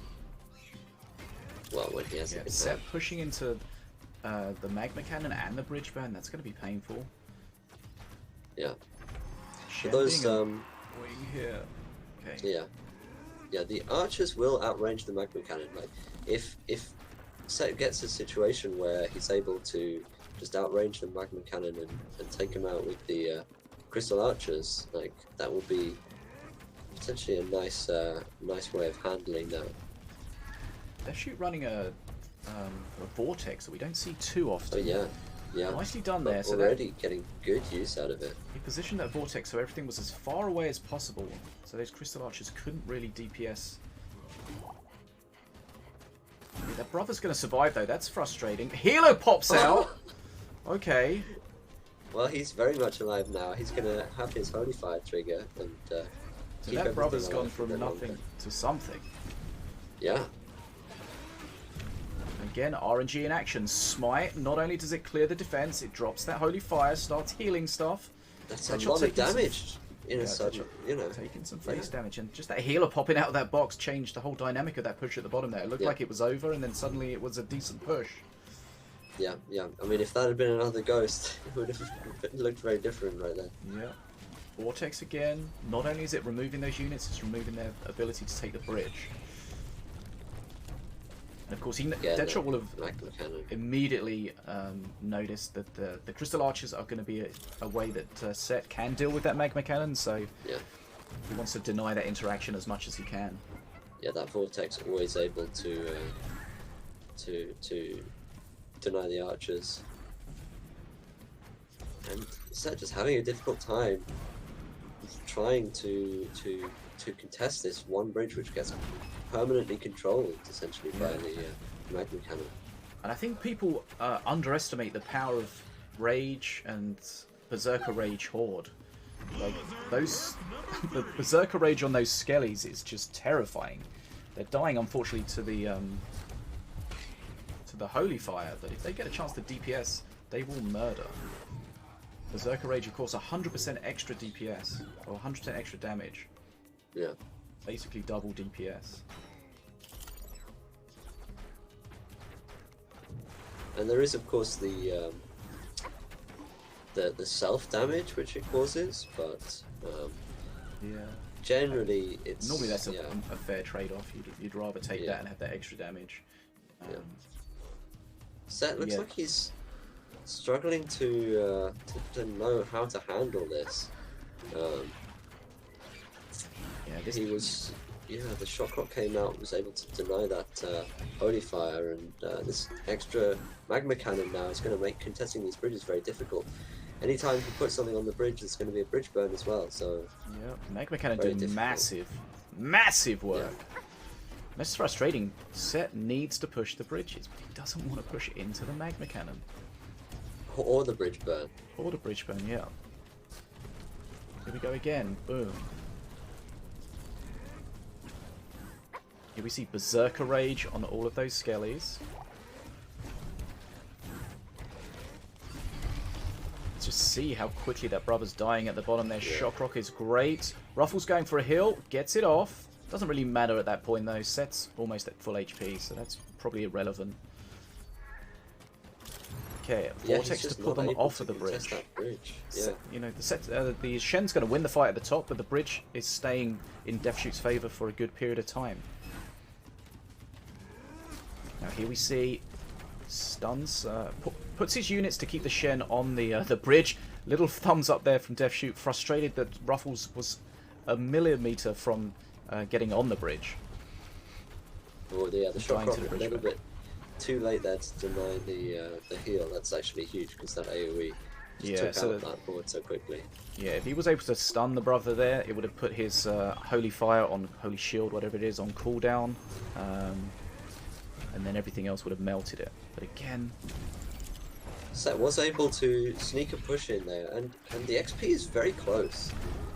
on a frenzy. It's been very difficult for him to contest the bridges, but DeathShoott. Mana Frenzy for DeathShoott, but Set is right there as well. 199, coming up to 200. Mana Frenzy for Set as well. It just feels like, oh, that Shock Rock. I'm not sure about that. It does feel like Set has been on the back foot, but nevertheless, it's just so difficult to push. It's so difficult to push into this magma cannon. It is really difficult to push into. I think it was quite big that Set was able to sneak a push in between the bridge burns, just a few ticks of XP back, about a minute ago. But let's see, the Vortex is able to deny bridges, but grabbing that top bridge, that was useful. Okay, with 7 minutes in, both players are at Mana Frenzy. There go the archers, able to take out this magma cannon. Bridge burn's just been used, so now Set can contest these bridges. Yep. Using the Taunt Trap at the bottom, trying to keep everything off the bridge so he can hold that bridge for longer. And, again, as we said before, at this period of time, bridges mean XP. Mana Frenzy turns XP into mana. You do the maths. There we go. Nice Vortex. But the top bridge was grabbed anyway with the stint. Nice feels like Set's getting feels like Set's getting a bit of a better part of the game at the moment. Yeah, it's really close, but he's edged out this bridge control, and it looks like he's going to hold these for the time being. That magma cannon is going to help, but the magma cannon's at the bottom, but the brother's at the top. Brother needs to be dealt with. Stint grabs the bridge, but Deadshot can't take many face hits. Okay, Shock Rock was nice, shuts the shield down. Oh, here we go, the trap! Yeah. This is going to be face. Now. Oh, this is so close. Set's going to take this. Yeah, GG. Just wow. Like that. Very nice. I mean, it really felt like Deadshot was in control for the whole game, but when you look down at the XP, Set had been keeping up the whole time. So great job. Yeah, and it just felt like he had so much trouble pushing into the bridges, but the longer we were in Mana Frenzy, the better it seemed to get for Set. And yeah, we saw at the end there he was able to push at the top with the Brother of the Burning Fist when the Magma Cannon, which was normally countering it, was already utilized at the bottom. And yeah, once he got to face, even though that Brother of the Burning Fist was basically dead, the Taunt Trap kept it alive, and that was just all he needed. Yeah, yeah. There were a few high rolls in there with the walking bind dates, but there were a fair share of low rolls as well. That first one with the ghost was definitely not what Set wanted, but getting the priestess, he got a nice undying skeleton, which went and re-grabbed a bridge. But I think Set really showed a lot of restraint in that game in not playing into bridge burn and not playing into the magma cannon in situations where it would have really cost him a lot of mana and tempo to do so, and he just left the bridge red, and conceded some pressure in order to make efficient use of his mana. And yeah, I think Set really just played that game very well.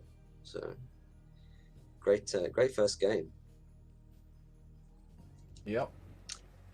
Good job, Set. Okay. Well, yeah. Good job, both players.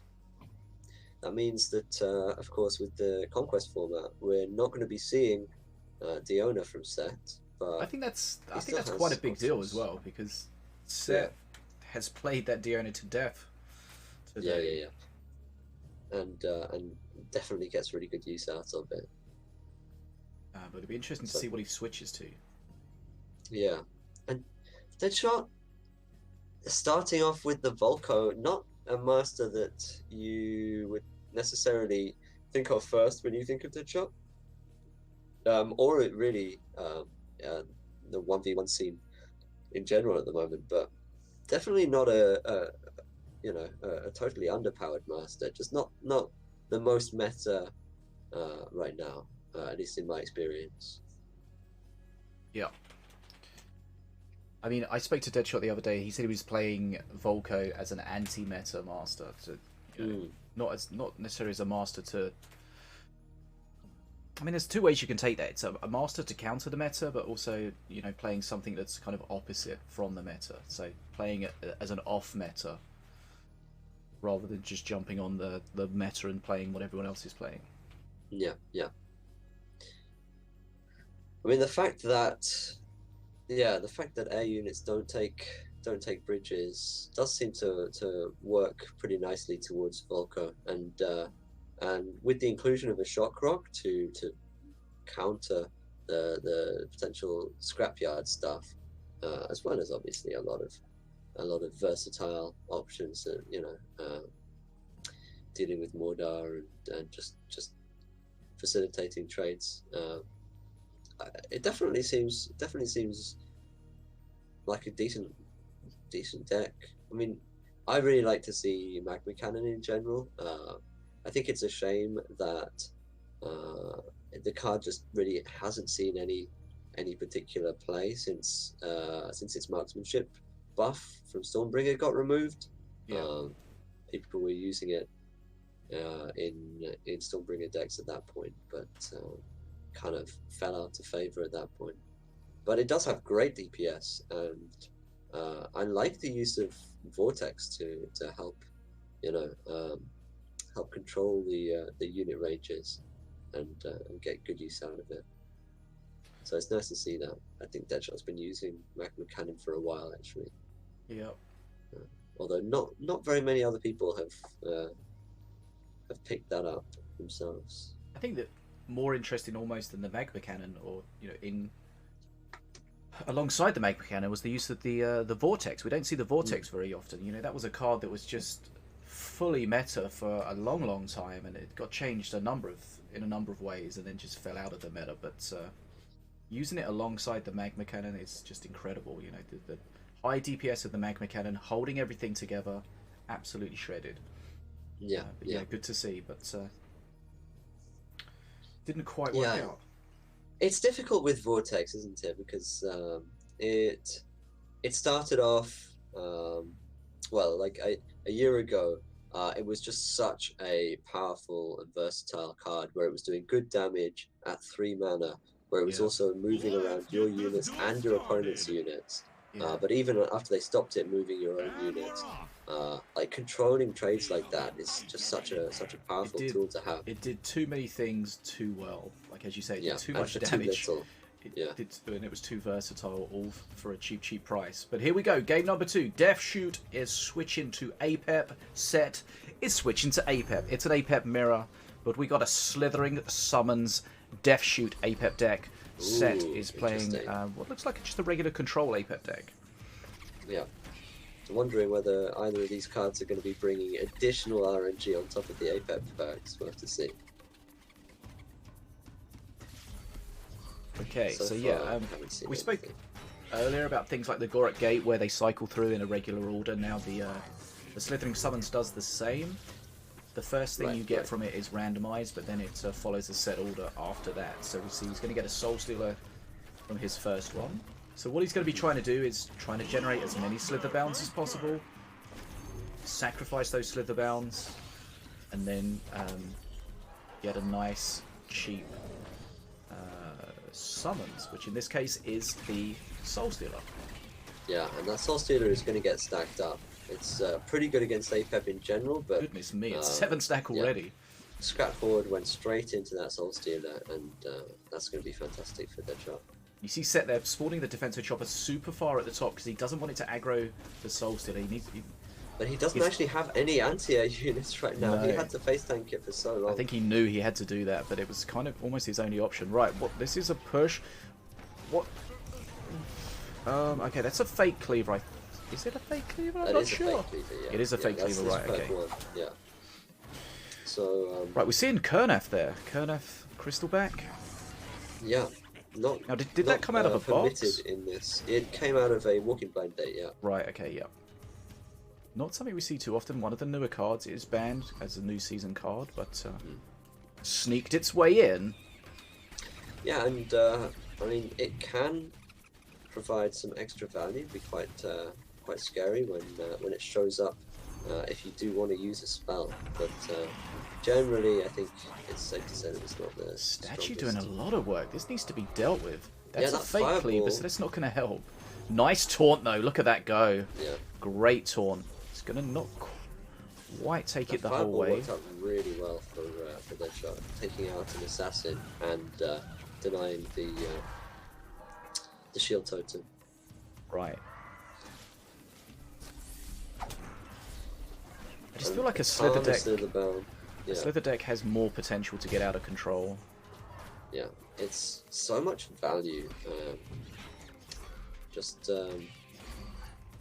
getting those slithers and sacrificing them for a free card, like getting that cheap cycle gives so much extra tempo.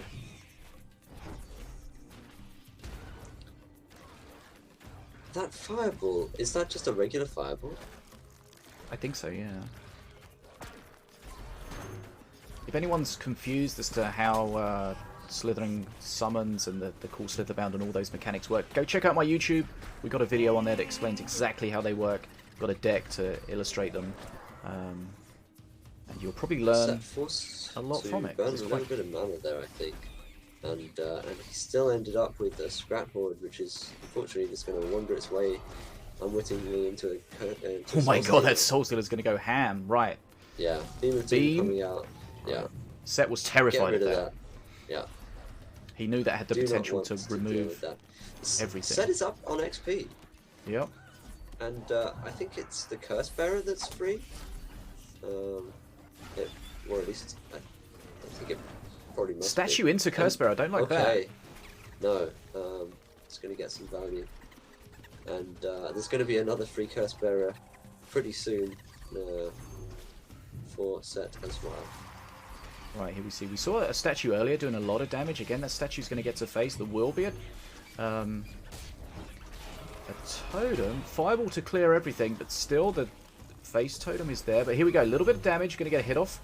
Set dropping down under 1,000 HP now. DeathShoott getting some momentum. Yeah, and maybe Sen this is is... forced to scramble to defend here a bit. You see all those slithers at the top. He's going to get a very cheap Prowler, but I don't like the Prowler necessarily there. Yeah, Not going to be Scrapboard great. just takes it out. I feel like the next time... Oh, but it's still going to go, though. Ooh. Prowler's still getting value, okay. Very close now. XP almost leveled up. Yeah, yeah, but this is Set's opportunity to push a bit now. Not really got a good use for that Curse Bearer until the Living Statue comes out again. And as you say, with that cycle, it's... This is a zero-cost Soul Stealer coming up. And this is where the Slither decks just get out of control. So much cool Slither bounds, so many Slithers attached to other Slither cards, that the Soul Stealer's just... Not only is it going to get... Oh, okay. That Soul Stealer did go into range. I thought for a moment that it was going to sit out of range. Yeah, the problem is though, using the beam like that, you're just saying I'm not going to have any Fireball units for a while. face. Set down to Set is in 295. No healing. No healing, shield available, but DeathShoott does have face damage potential. Again, that's a cheap statue. And the shield is no longer a cycle card, so it's possible to envisage a situation where DeathShoott could just outcycle the shield. Nice use of the assassin. There's no Curse Bearer in hand right now. Set needs to cycle. Okay, doesn't go for face, but clears the bridge, just playing calm and collected. Gonna make sure he gets Mana Frenzy with the bridges on his own. Here we go. He's going to force the shield on face. DPS is going to be good, though, on this statue. Statue's going to go down before it does face damage. Mana Frenzy for DeathShoott, though. And he's going to just start pushing. Yeah, Fireball comes out. 35 HP. Prowler. GG. Yeah. And yeah, you know, we kind of identified at the start that similar decks, but the way that the cool Slither works, the way that the cheap cycle... APEP benefits that, then there's the value, like we saw at the end there, he was just getting free units, a free statue, a free Soul Stealer, and you know, that just really adds up.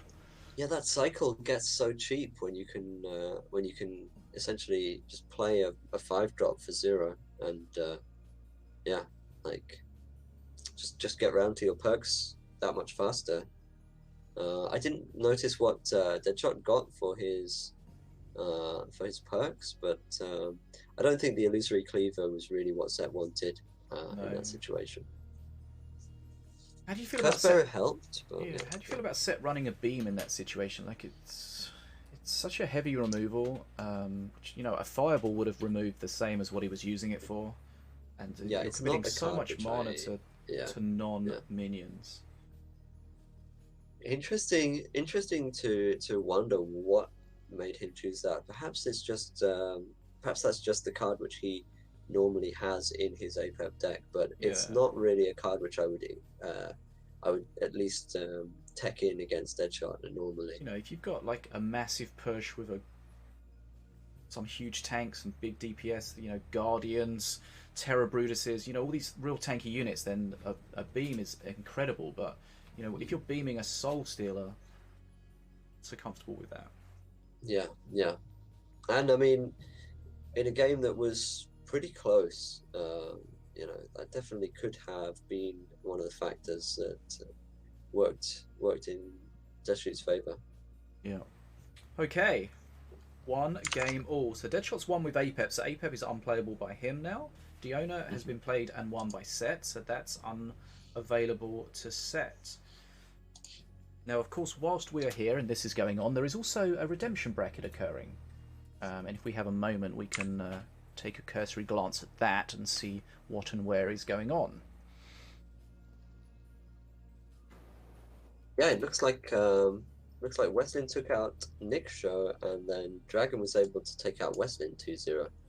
And Lazur versus Nataraja is going on to determine who will face off against Dragon in that low bracket round of 7.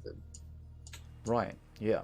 So that's getting pretty deep into the redemption bracket. So, as you say, Lazur and Nataraja will play off to find out who plays Dragon, and then the winner of that will then play the loser of this game in the redemption bracket final.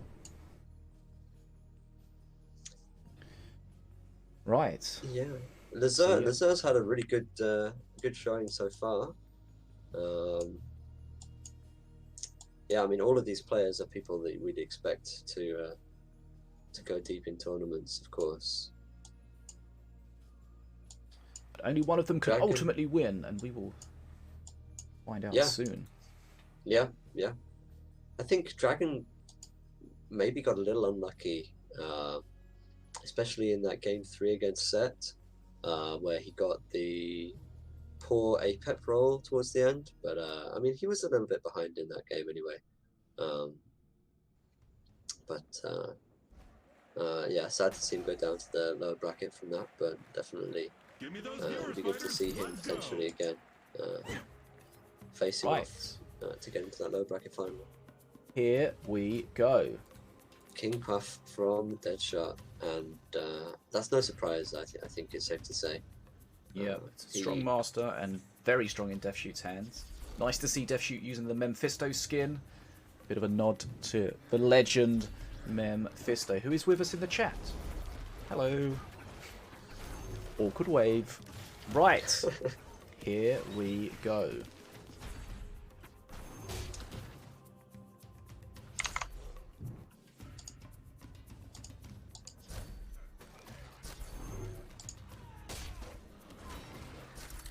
Okay, so the early interactions slightly in Set's favour. Gets the perk one there. Shock Rock, of course. DeathShoott playing Shock Rock and Scrapyard. Some Slither Bounce as Set's perk 1. Not a card which he actually has any direct synergy with, but it's just a versatile. It's okay, but if you're playing like a Slither deck like DeathShoott had in the last game, then that's an incredible pull. Yeah, yeah, absolutely. But it's a free card. You just got to try and use it. It's another bridge grab. That poison can be really powerful at times. I wonder if Set maybe burned a bit of mana there. Definitely was just waiting on using that stint to re-grab on the top side. Yeah. What we'll probably see placement-wise from the Scrapyard, not this time, but going forward, there's the the beam! Oh no! No! I've done that before. I've seen that. Like the hitbox of the Scrapyard is so confusing, and the beam missed everything. He tried to get everything and got nothing, and that's just terrifying. Yeah, because if he just edged that Scott, then Scott would have sat down, and the beam would have finished him off. But got a little bit greedy and didn't manage to hit anything. That's really Yikes. problematic. But Yeah, APEP Shield Totem came in at just the right time and was able to mitigate a lot of that damage. Yeah, I've definitely fallen foul of that hitbox. But yeah, what I was going to say is the Scrapyard placement, you'll probably see DeathShoott play it differently because he has access to the perks, the buffs, sorry. Yeah. So you want stuff to come out of the Scrapyard and pick up the buffs. The Assassin is a really nice card to have into the Scott, but DeathShoott does also have that Shock Rock, which could potentially cause Set trouble. Was that a misplay? Okay. I don't know. I don't even know what happened there. Felt like a misplay. Yeah, I mean, from DeathShott's emote reaction as well, I think that was not the card that he intended to play there. Anyway, but honestly, the beam is so expensive that it's still not the end of the world for DeathShoott. Yeah, yeah. The real danger when you play a spawner unit like that forward. DeathShoott just going for the Shock Rock, no matter what. He wanted to have those Marines, DPS, whatever came out of the Walking Bind Day. Yeah, like if you have a spawner building right up on the bridge like that, then it's very vulnerable to just getting taken out by units. Very rarely want to place it like that. Let's see. I mean, would you just accept the Scrapyard being beamed as an okay trade from DeathShott's point of view every time? I think on its own, I think that's fine. Like if the beam is just hitting a Scrapyard, then that's great for you. But like if it's also clearing out like a skeleton board or something, then like that's a much more acceptable trade for Set. And right, perk 3. There's tech going into that. Yeah. Was that a Chisma Boomstick perk 3? I think that is a Chisma Broomstick perk 3. I There don't we think that see came out of the the Wiki beam. Blind Day. Perk 3 for King Puff. This is where King Puff gets incredibly powerful. Needs to be careful of the Chisma though. He doesn't want to switch in and get absolutely Chisma nuked. Right, here we go. Yeah. Night Puff's at the bottom, suddenly putting on a lot of face pressure. This is the power of King Puff. Yeah, Forces yeah, out the it's shield. Scotty doing a great job. Doesn't really get too much damage from those skellies. Damage. Wow. Night Puff's still going. Assassin's going to shut down the Scotty at the bottom. Yeah. XP slightly in Set's favour. Really nice tech card to have against this Scott. DeathShoott forced to invest an extra 2 mana just to stop the assassin after it's already cleared out the 5-drop. Yep. Right, what are we? We've got 2 seconds left to go for the bridge switch. In a cycle. Yeah, I mean, so there we go. Beam again. Set just shutting it down with the beam. Well, yeah, like. DeathShoott knows he's going to do that, so he makes sure he places it away from everything else. But then we've got 2 Chismas at the top. They are frustrating to deal with, especially if you've got lots of little small units. And the Shock Rock just came out, so nothing to deny that Chisma bridge shield. Okay, nice Shock Rock there. There is a Shock Rock. Okay, the Chisma of course did get buffed a little bit recently, as well as changed, so... But still alive at the top, and we'll take that bridge eventually, and that's... Yeah, these Chismas... Yeah, like, I mean... Like, the cycle is fast enough, and there's another Chisma coming out before the previous one's even dead. Bridge switch there. Didn't maximize the available knights, though, and he got 3 of them from DeathShoott. This is, again, super, super close. Defensor Chopper, a nice matchup into Scott as well. Like, it's, yeah, like having a couple of cards to help deny that. Ooh, Assassin getting taunted by Scott there. That's a better trade. Yeah, it's kind of weird because DeathShoott has the scrapyard, which is basically damage. DeathShoott with the scrapyard basically just has a button that says I want to trade 4 mana for 7. But yeah, like Chisma are able to deal with some of these Night Puffs immediately. Yeah, DeathShoott doesn't like that Chisma at all. Again, RNG. But both players very close to Mana Frenzy now. Assassin comes out not dealing with the Scott. DeathShoott needs the bridges here. Mana Frenzy for Set now. Okay, Mana Frenzy for DeathShoott now. Yeah. Right. DeathShoott again. There we go. See, he said, look, that assassin can hit my face. That's irrelevant. We've got to clear some units here. Bridge switch coming. Needs to cycle to it. Here we go. Needs to be careful. Chisma. Okay, he's going to load up the bridges again. Right. Set holding onto this beam. He really does not like that Chisma. He has no good way of countering it. That healer though is going to be a problem at the bottom. And there's another Chisma. That's what happens. In turns. Yeah. With the way these Chismas fear themselves back and then just come again, you end up just multiple Chismas that are just a nightmare to deal with. And Apep is just going to be overwhelming here. This is now too much, I think. To put down a is Set taking a 2 games to 1 lead here? Bridge switch available, doesn't generate too many Night Puffs, slows down some units, but it's just the inevitable. Yeah. He knows. DeathShoott pinging the Chisma. That was probably the pull that Set got that won him that game.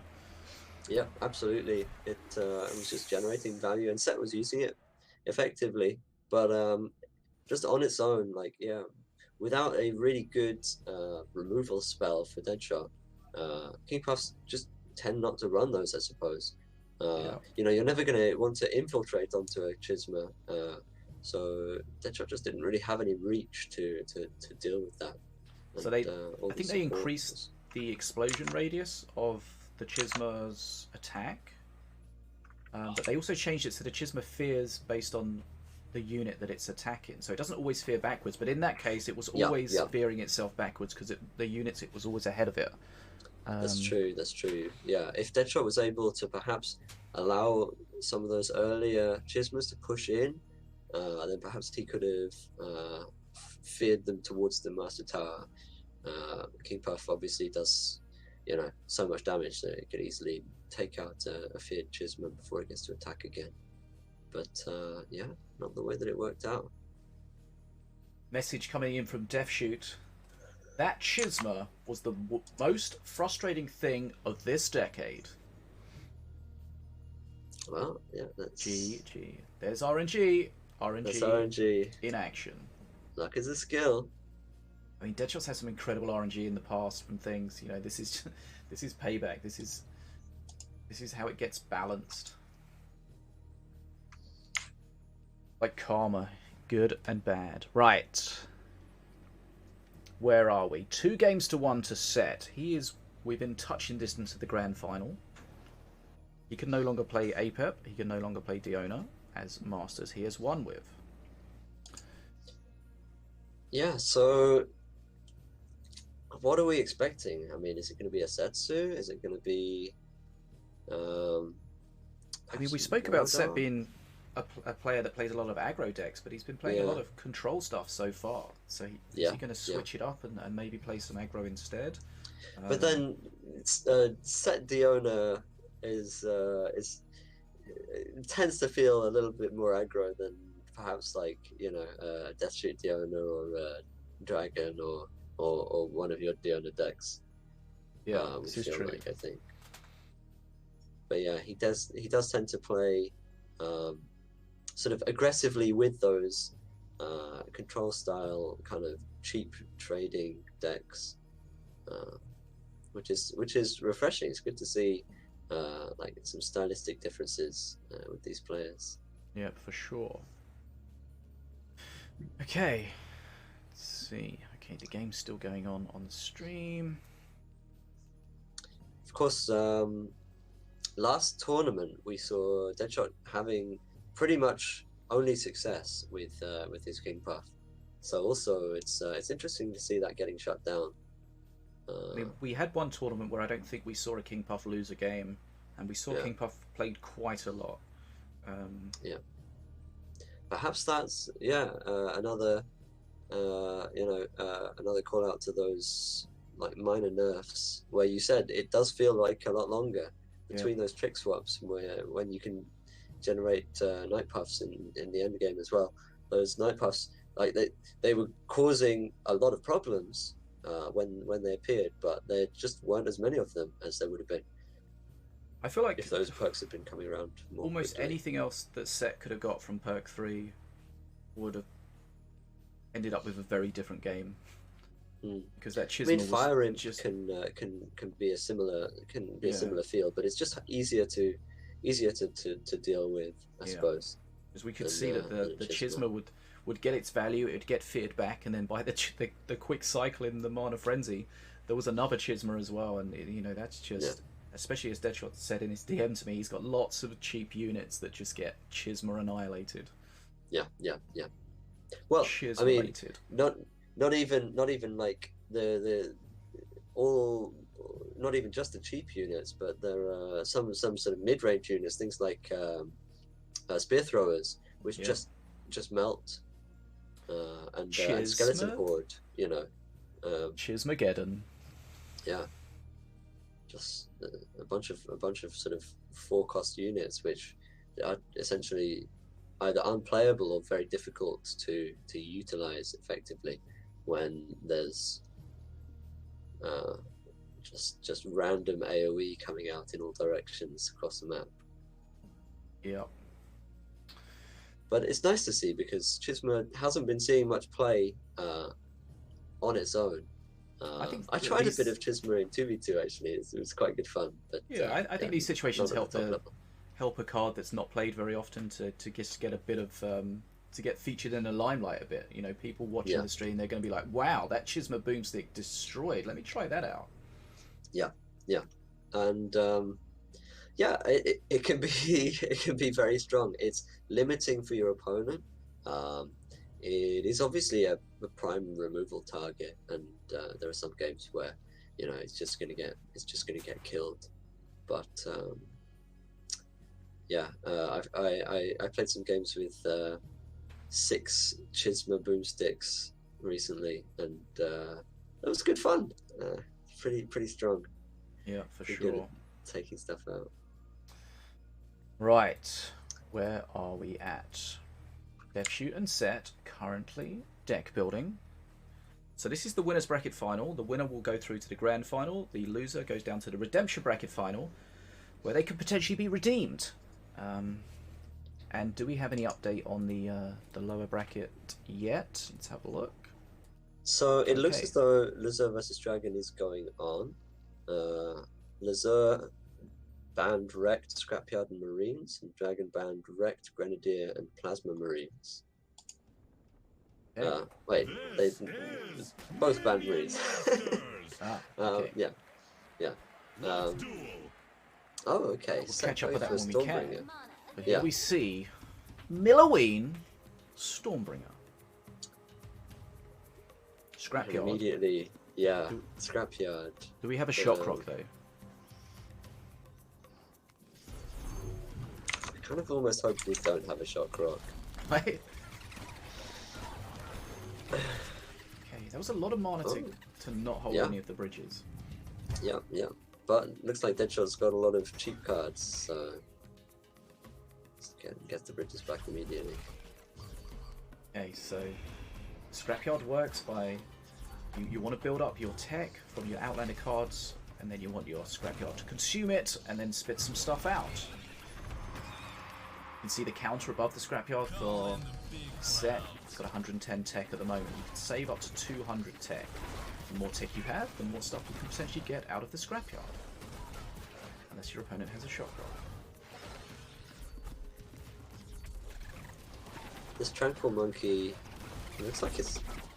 Yeah. Okay, I'm going to survive this unless it gets support, I think. Yeah. Okay, decided to wolf it. Tranquil's such a good card, I love it. Yeah. And when you have the ability to influence small trades with units, or with spells like Shock Rock, or even things like Flyby, I suppose. Yeah, like it's really nice to be able to leverage that. Well, that Annihilator's going to get in trouble in the corner there. This is going to be some decent damage, and Stormbringer's going to struggle to deal with this at all.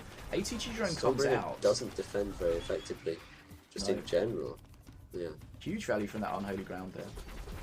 Oof! Wow. Set choosing to throw the Scrapyard down like quite boldly without. Oh, we missed it! Oh wow! Arcane Missile's missing. It's not just me. I thought that was going to be a skeleton horde there, but he chose to go for the archers, but it didn't matter either way. That Scrapyard got shredded, and yeah. You know, as you know, playing a Scrapyard against Perk 2 Miller, you've got to know that those missiles are going to be there. You've got to be prepared for it, right? Set chose to throw the Scrapyard down at a very high tech value, but at 4 mana, so he really didn't have any way of supporting it. Yeah. I think maybe that was a little bit hasty. Either way, this ATG looks like it could cause some trouble if this Annihilator doesn't ruin it. The real problem is that the Scrapyard just consumes all that tech and then gets absolutely nuked. Gives you no value for it. Okay, DeathShoott in the ascendancy at the moment. ATG Drone, I mean that's okay to block that, I think, because the other ATG Drone from DeathShoott would have been a problem. But there we see the spell clears everything. Unholy Ground not available this time to be played in the pocket, but yeah, really strong position in terms of XP for DeathShoott. Yeah, when he gets to perk 3, that big golem's just going to be such a problem for Set to deal with. I mean, it's already been a problem for Set to deal with. It's just going to get worse. Okay, this time it feels like Set is playing the Scrapyard when he has a bit more tempo, a bit more value in play, so that it's less easy for this to get pushed down. But even so, this Daggerfall's going to murder everything. And face. Wow. Yeah. Right. But the Scrapyard this time was able to produce a bunch of units, which is nice. Yeah. So even though they got killed off that extra Annihilator, yeah. DeathShoott seems to be in a strong position. It's going to take some face damage, and these ranged units can start shredding. Yeah. But again, health is a resource. Yeah. Utilize it, just don't utilize all of it. Such a big XP advantage. It's really, it's going to be difficult for Set to hold on for Mana Frenzy. So He's gonna have to do something. He's not Probably going to in the have next. situations where he in can the put next that scrapyard. scrapyard down, is he? I mean, yeah, like I think he might get one more, maybe. 10 but, stack yeah. golem. This is going to be the end of Yeah, the game. I mean, There's no yeah, way that golem yeah, dies yeah. before Set dies. He has to. Yeah. No. GG. 2-2. Okay. 2-2. Okay, game on. DeathShoott brings us back 2 games all. We'll be going into a final game shortly to see who makes their way into the grand final. Wow. Okay. DeathShoott again seemed to be in control. He, ever since, you know, from the early game, he shut down that that scrapyard immediately, and then that just kind of set the tone for the rest of the game. Yeah. Yeah. So yeah, able to shut down the scrapyard in multiple ways in this tournament so far. Taking it out with the shock rock, and then this time just pushing it down and just outvaluing. How do you feel about really the arcane missiles missing the scrapyard? Do you think there's something a That was bit very screwy weird. with? Because I'm sure there was a bug before with the targeting that they fixed, and you know, I've been known to miss some, and you know, I'm sure there's something kind of strange there. You know, you can kind of understand if you miss a flying unit or a moving unit, but this is a building sitting on the ground, a big building, and it missed it completely. Yeah, I thought there was something to do with like black hole or Laliel or something, which was causing weird interactions with the missiles in the past. But I mean, we didn't see any of that. We haven't done for some time in 1v1 at the highest level. So don't know what was going on there, but it's hard to imagine that the missiles were just misplaced against the scrapyard. Yeah, I mean, it's a big you know, target. yeah, It's you a can stationary you target. can miss it it's with a ground beam, target. but maybe not with, Maybe not with arcane the missiles. scrapyard has some built-in anti-spell technology. Perhaps We saw it dodge a beam. It dodged arcane missiles, but it can't Yeah. dodge its kryptonite, which is the shock rock. Yeah, yeah. A Daggerfall was also quite effective. We saw. Yeah, that Daggerfall that just shredded everything that came out of it was just Form. so much value. Kills everything, does damage to the scrapyard, and face damage. That's value town. And generates a Cold Slitherbound now. Which may or Pretty may not good. be useful. May or may not get utilized, but I do think those Cold Slitherbounds are I'm pretty strong. They're obviously seeing more play now. Yeah. Right. What are we going to see in game number 5? DeathShoott cannot play his Apep or his Milo. Set cannot play his Diona or his Apep. Plus the did they both ban Wrecked? Was it?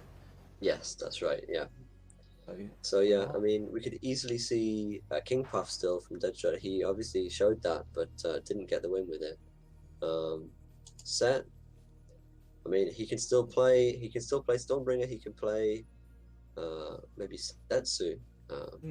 But Setsu also, does feel like yeah. a set master. Yeah. But maybe he hasn't been playing it so much recently. I'm not sure. We have seen people playing it today and getting success on it. But like, you know, mixed success. I wouldn't say Setsu feels particularly overpowered right now. Yep.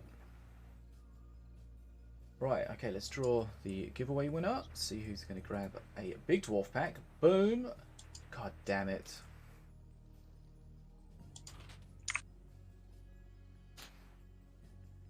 Let's draw it again. Boom. Okay, congratulations, Motion John.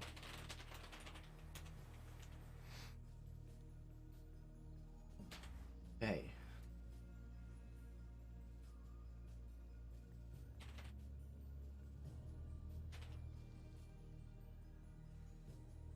Big Dwarf Pack, 300 rubies, 15 power tokens, whizzing its way to you.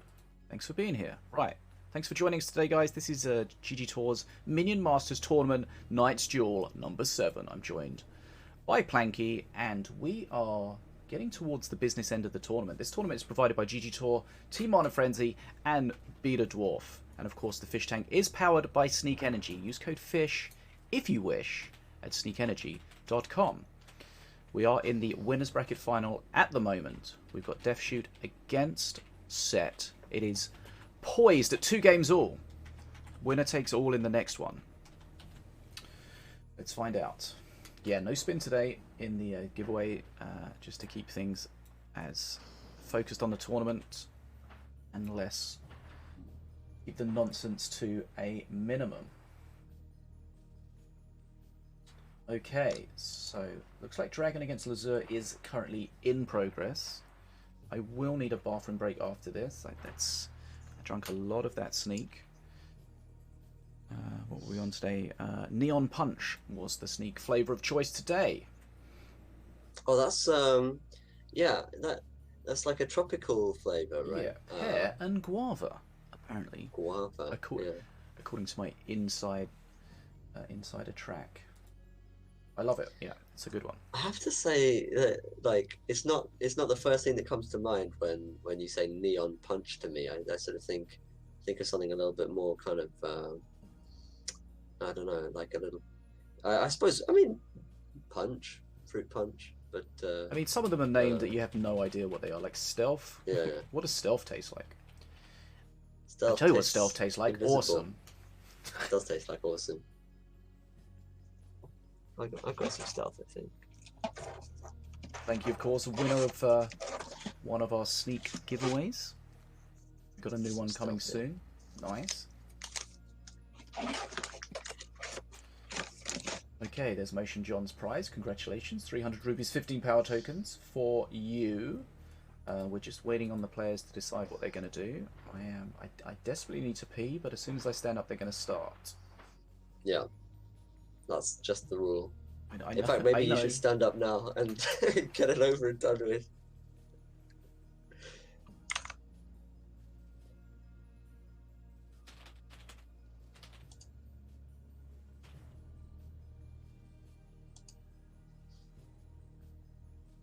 But yeah, Right. I mean, it's all coming down to this. 1 game left. Winner goes on to the upper bracket, into the grand finals. Yeah.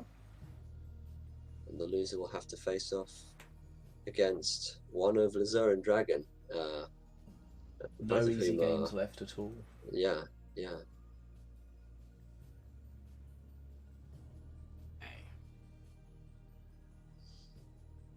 So I'll just remind you again, at home, go check out Mini Masters Remastered. It's important we get as many people checking it out as possible. Join the beta on PC. Check it out on your phone if you're in an appropriate country and running an Android device. See what you think of it. Join the beta Discord. Give some feedback. Any bugs you find, make sure you share that information as concisely and in-depth as possible. Let's make this as awesome as it can be. I'm looking forward to it. We've definitely seen, I think that the game's improved leaps and bounds over the patches. Every patch brings a lot of improvements, and hopefully they're addressing, from what I can see, they're addressing a lot of the people's concerns with the current version of the game, the way sometimes it runs very sluggishly. We've got that memory leak that it's, after a while, it lags. And yeah, all these things are being addressed. It's going to run a lot smoother, or it does run a lot smoother already in the remastered version. And with it being optimized to also accommodate phones, that is a nice kind of guarantee that if you're running a decent PC spec, that it's going to run pretty well there as well. For sure. And it's not even fully optimized yet. You know, optimization is likely to be one of the last things that they kind of address. Once everything else, so that it can get even better, which is nice. So yeah, we've got the optimization. There's going to be, or there is already, there's a claim all button. So if you have a ton of rewards, a ton of power tokens, you don't have to spin through them all. You hit the claim all button, and it gets them immediately. Small things like that, just quality of life things. But yeah, the arenas are looking great. Again, I'll plug my YouTube. Go check it out if you want to see Mini Masters Remastered. Check it out for yourself. Very exciting times. Right, a little bit of downtime here. Set and DeathShoott. So let's poke them. See what's going on. Okay. Decisions to be made for the players here. What am I going to play? What do I think my opponent's going to play? What are my options? Okay, DeathShoott's 99% ready. What is the 1%?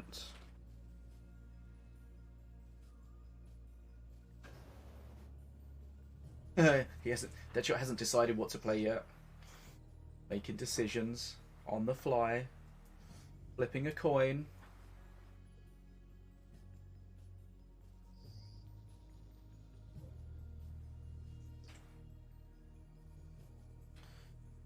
Right. What do you think of the new cards they added this season, Planky? We've got the Sapphire Pebble, and we've got the Kurnath Crystal Vac. Yeah, the Pebble is something. I will say first off that I haven't actually used either of them yet. But I have got the Kurnath out of some Walking Blind dates, and it's been a sort of mixed bag. It can definitely kind of enhance a push. They don't seem particularly overpowered. Playing against them hasn't been too bad. Have you seen them very they're often? Interesting. Yeah, I played against. I had a game against Uncle where he was playing the Pebbles, and they didn't work out that well for him. But that's not to say that they are super weak. I just maybe it'll take a while to sort of figure out exactly how to best make use of them. Right, here we go. DeathShoott has switched to Volko. Set is playing Morelia. He has his tournament winner skin in full view. 2 games all, winner takes all. Rock Rivals from DeathShoott. We've got a Reconator pushing at the top. Shock Rock is available for DeathShoott. Here. Now the blue golem's going to do a great job shredding. But it has taken a little bit of damage, and it still needs to deal with the statue. It's a nice Rock Rivals, yeah. We've got a Glenn's Brew as well, so it's a Glenn's Brew, Reconator deck, trying to get that Reconator exploding on face. Poison Strike just takes everything out there. Really nice. And there's still Glenn's Brew available if Set wants to trigger that. I mean, I'd be inclined to do that. It's a hasted statue. Yeah. But he doesn't pull the trigger. It's got to be a couple of statue hits, right? Yeah, absolutely. I mean, maybe he wants to keep it for his Reconator, which is very soon. Reconator, and also Battle Monkey is another card which can really make great use of it. Reconator, you can play a Reconator into an assassin, I think, right? It will de-stealth the assassin without having to take that. Yeah, because it's got kind of like an AoE attack in front of it. But Set choosing to just take the pressure, and then like the Reconator against the blue golem though, the Reconator's never going to get a good trade-off. Yeah. And even if it does kill it, it's just not going to be near face, and there we go. Yeah. The Glenn's Brew was used, didn't even pop. Yeah. That could just be just a bad deck matchup for Set here. Possibly. I definitely feel as though if Set is going to try to pressure in this game, he's going to need to change the way that he uses his cards. He can't rely on the Reconator if he's facing up against this Rock Rivals.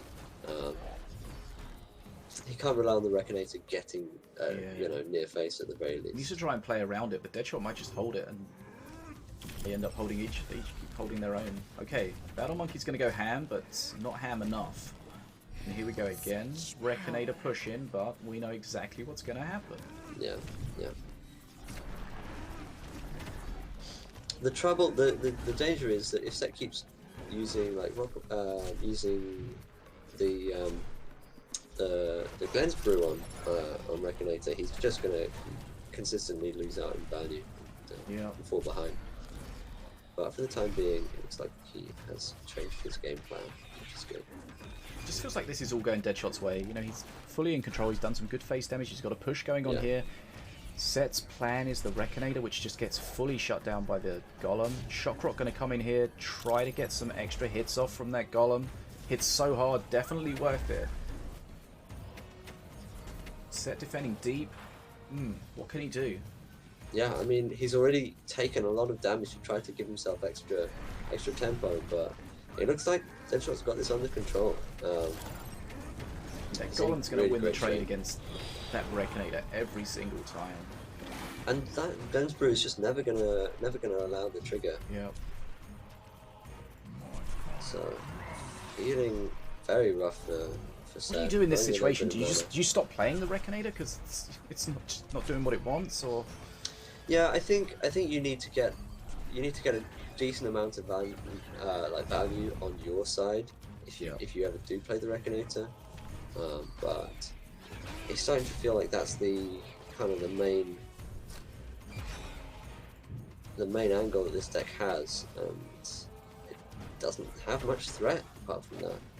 That's the issue. You have quite a one-dimensional deck. Like, my deck wants to do this and nothing else. If that gets countered, then you're left with little else. Nice heal from Set, though. Messed up the split, though, from the archers, so he doesn't get pressure on the bottom bridge. Has to use the stint there. He's not down, like, miles in XP, but it's enough that he's going to have a DeathShoott's going to be halfway to Mana Frenzy by the time the dragon comes. Yeah. That assassin's he's going to need be to get some good value out of the dragon. That's one thing, is that when Nivid does come now, he's going to be able to be pushing with the dragon and potentially be able to throw the Reckinator down on the other lane, and DeathShott's going to have to decide between the two which actually gets. I mean, if he gets to that point, that's a lot of damage. 222 HP left. Right, so here you see the Reckinator spawn defensively, gets some value, then starts to push. But that Golem is a berserker rage. It's going to laugh at this Reckinator. One hit and it's one hit and it's self-destructing. 2 hits and it's gone. Look at the chunks it's taken out of this dragon. Yeah. If it survives, oh, it survived. Okay. Half health to the dragon. Yeah. That dragon's almost freaking dead. Goodness me. And again, these scrats, Berserker Rage will absolutely murder everything. Assassin in there as well. Yeah. I mean, this is DeathShott's game. There's no way that Set can hold on. He's got no HP to play with. The Reckinator's just getting fully countered every single time. Mana Frenzy, 142 HP. Berserker Rage, Golem. Look, boom. What can you even do? That's so ridiculous, yeah. And this is the risk. If you play a deck that's just one-dimensional, then this can happen. You know, Set's doing the best he can, but just unfortunately his best is just not good enough at this time. He just doesn't have a way to get value out of what he's got. DeathShott's just got too many counters that are just perfect. That Assassin re-stealths, gets the value off, starts murdering everything. Shock Rock comes in.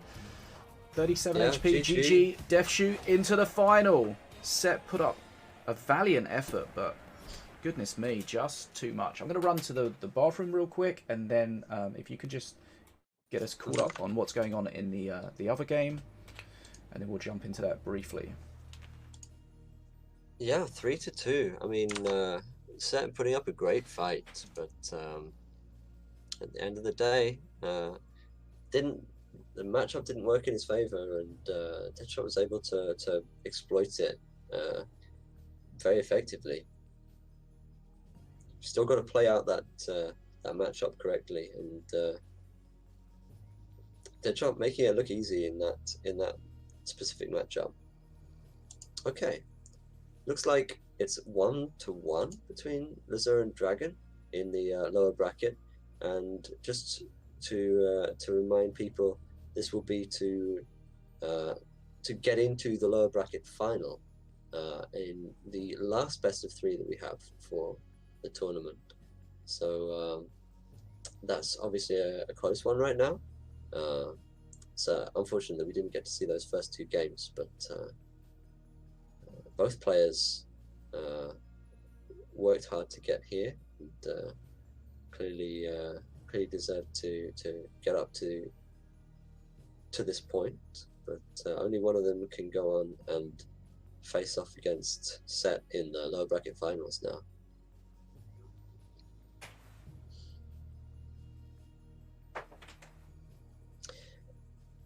Yeah, it was unfortunate in that last game that the Reckinator ended up having to be used immediately before the dragon, and the dragon ended up getting, placed straight off against the blue goal. Okay. Yeah. We're going to try and catch up with the... this is the redemption bracket. Yeah, round 7. I almost said it. It's 1-1 right now. So next game wins it. So this is Dragon versus Lazur. Oh, it looks like that's going on. Yeah, the game is actually happening right now. Yeah, just trying to load into it. Okay, right. We are loading into this match a little late, but rather than miss it all, let's get some of it covered. Yeah, it looks like we're well underway, in fact, and Lazur is about to hit perk 3. Right. Apep against Stormbringer. Yeah, Dragon on the back foot with his Apep, and Stormbringer going to be putting out that constant pressure now.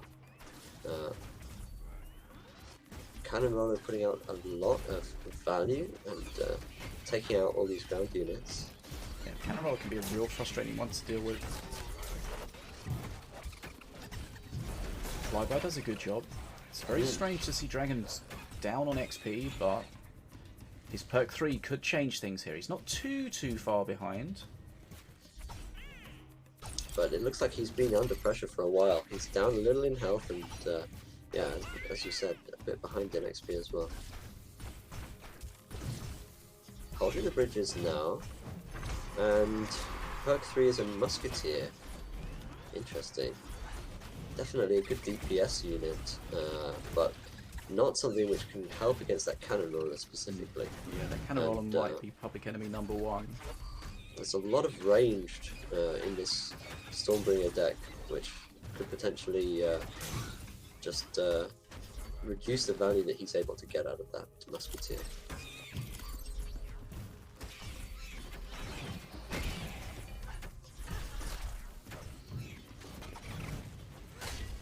One nice thing about Apep, even if you don't have the actual Slither cards in your deck, you can still get that cool Slither bound onto the shield totem that happens to be in your hand when the Musketeer is spawned. But again, yeah, that Cannon Roller again just generating value, and as we get towards Mana Frenzy and there's more and more units in play, these ranged units get harder and harder to take out on their own as they tend to get more and more support and tend to generate more and more value. And it looks like, yeah, it's getting harder and harder for Dragon to hold on here. You see the Cannon Roller's just bouncing about, just getting value, holding the bridge, being a pain, doing some face damage. Right.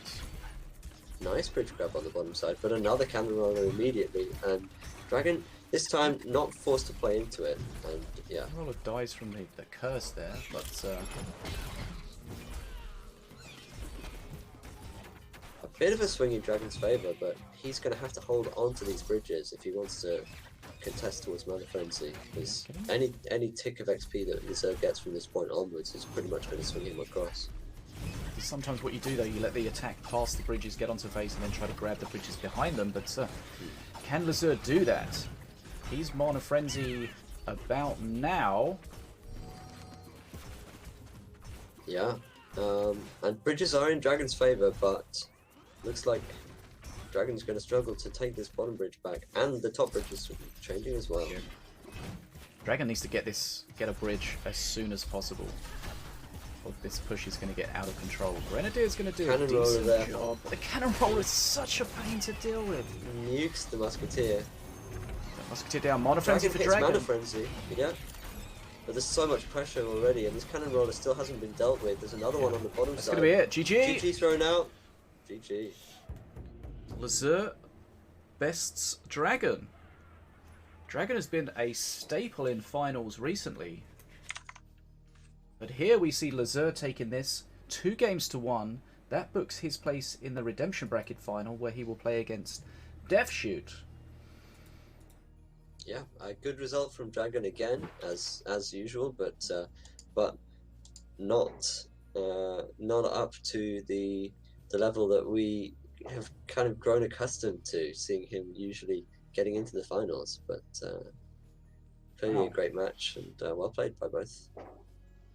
Okay. We only caught the end of that, but you know, sometimes these matches go on at the same time. At least we got to see some of it. So let's remind ourselves where we are. We'll put the brackets in the chat.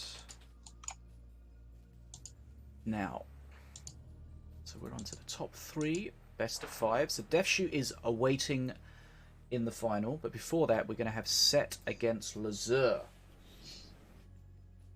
So we will start getting set up for that.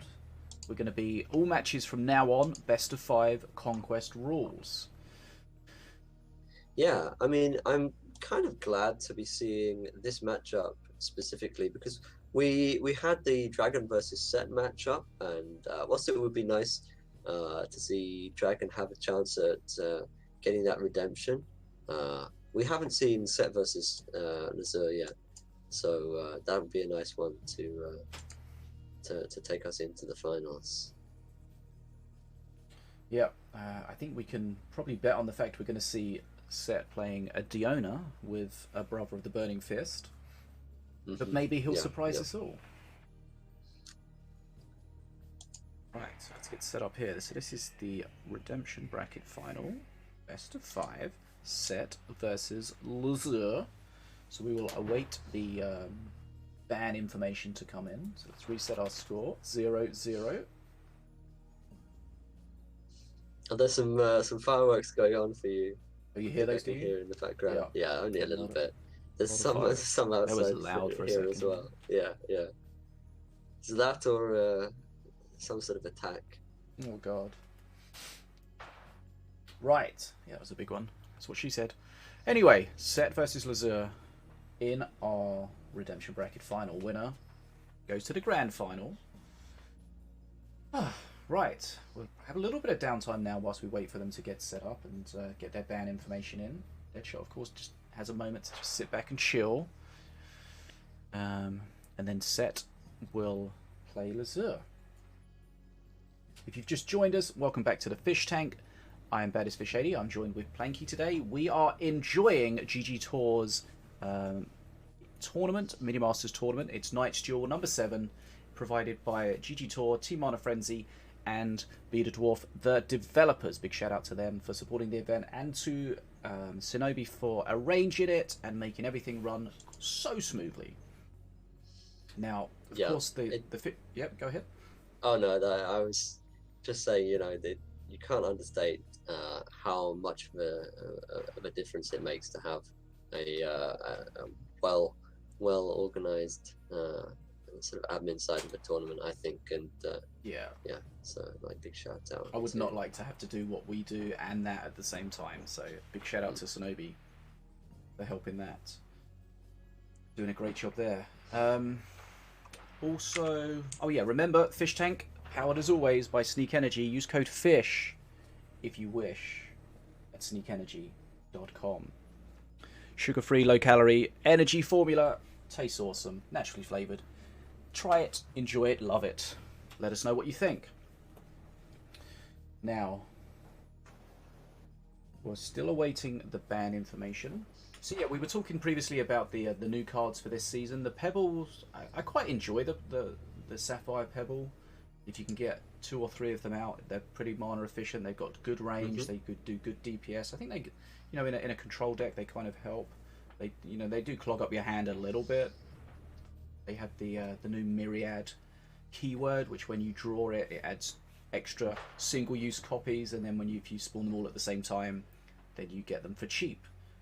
But I feel like that's quite a fun card, but we haven't seen too much of it. But I feel like I've seen that more than I have seen the Kurnath Crystalback, which is the tanky unit with the anti-spell technology, where if your opponent uses a spell, then it does damage to the 3 closest minions.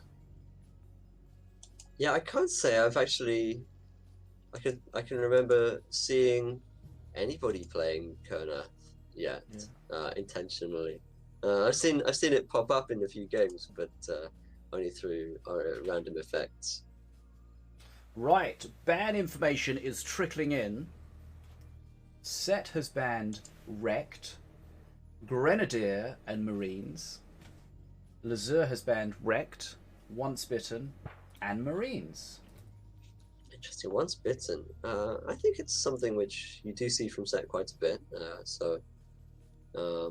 Looks like a tech choice there of choosing that specific ban. Yeah, I don't dislike that choice. I think it makes a lot of sense. Set usually able to get good value out of that, and might have to adjust his decks a little bit and even his playstyle a bit to accommodate that. Chat. Reserve bans. Wrecked.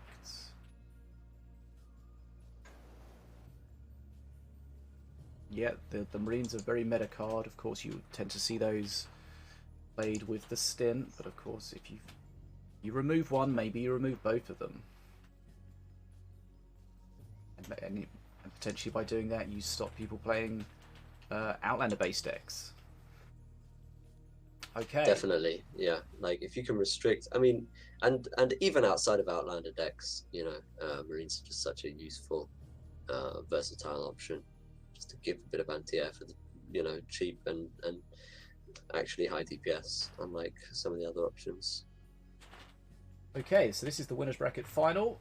We are giving the go-ahead to the players. We are awaiting on them. Sinobii is going in. So we're best of 5, conquest rules. Just make sure I've got these set up properly. Okay. Who should I take? I'm going to take Set first. And Lazur second.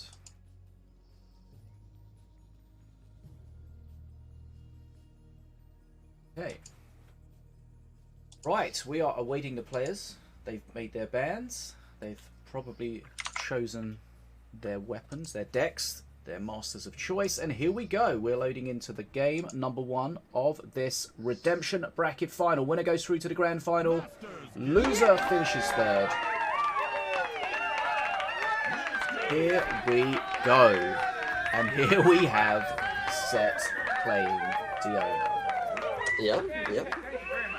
It's been working out. I mean, that's why Set's got this far. Well, one of the reasons.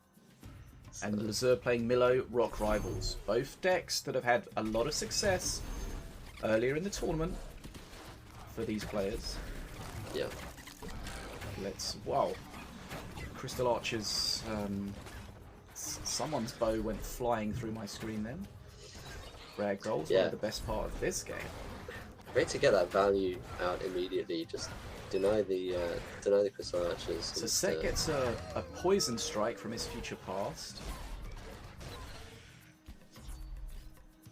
Prefer minions. But we'll see. Yeah.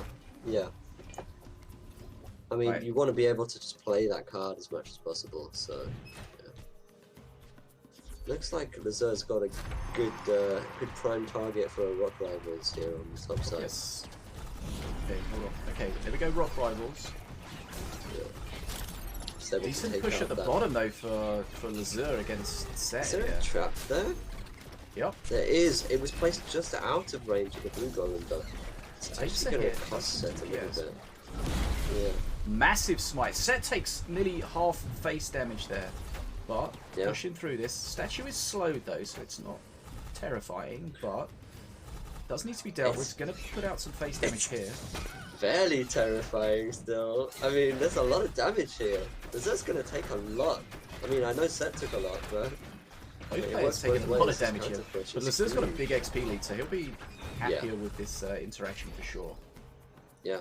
I mean, both players losing half their health, but yeah, as you say, Lazur ending up on the positive side of the XP trade, and considering he was the one who played the Rock Rivals, I'm sure he's going to be very happy about that. Okay, so the Rock Rivals has been used. Yeah.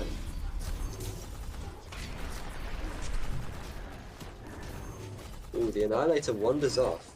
It's Yeah. not what Lazur probably wanted. Not what he wanted, but it wasn't the end of the world, because Lazur's going to be thinking about that smite, and he knows that if he gets too much together, then the smite's going to just crush it. So the fact that the Annihilator walked off did some face damage. Yeah. The set still has to Here deal comes the with smite. AoE Okay, and the blue golem. he's thinking about smiting, doesn't decide to. Ruffles is going to take a hit! And I mean, Poor Ruffles. Ooh. poor Ruffles, but I mean, it tanked a hit on that. He did a good job, yeah. Yeah, it tanked a big hit. Don't tell Peter. Peter, I don't know. What do they call it? Like, that's an American thing, right? P-E-T-A? Yeah, I think they call I don't it know. Peter, but you know, Pardon? they don't know how to pronounce things. So. Peter. What's our equivalent of that? RSPCA? I don't know. Well, what was it? Prevention of cruelty to animals. Nailed it. Okay. Ruffles gets some mana there. Very nice. Not getting a big rocky punch this time. XP is in Lazur's favour, and of course, once he gets to perk 3, those arcane golems are become a lot scarier. We haven't really seen a push with the rock rivals and the arcane golem behind it, but we may see it for the first time here. And this is the power of it. Smite available. Does have the It's not poison actually strike going as to well. kill either of those units even. That's And, frustrating. XP leveling up. Yeah. Great use of that trap to take that the Annihilator down, sorry. Trap picks up at the top. Ruffle's going to grab a heal as well, so this is okay. DPS coming out on face. So both players took a lot of face damage early on, but we haven't seen too much since that period. I feel like the pressure is going to be in Lazur's favour though if this carries on. Like that perk 3 millimeter is just so much value on every cycle, or rather every 30 seconds. Yeah. And the blue golem again is it's going to be generating value, able to trade positively against the Brotherhood Burning Fist.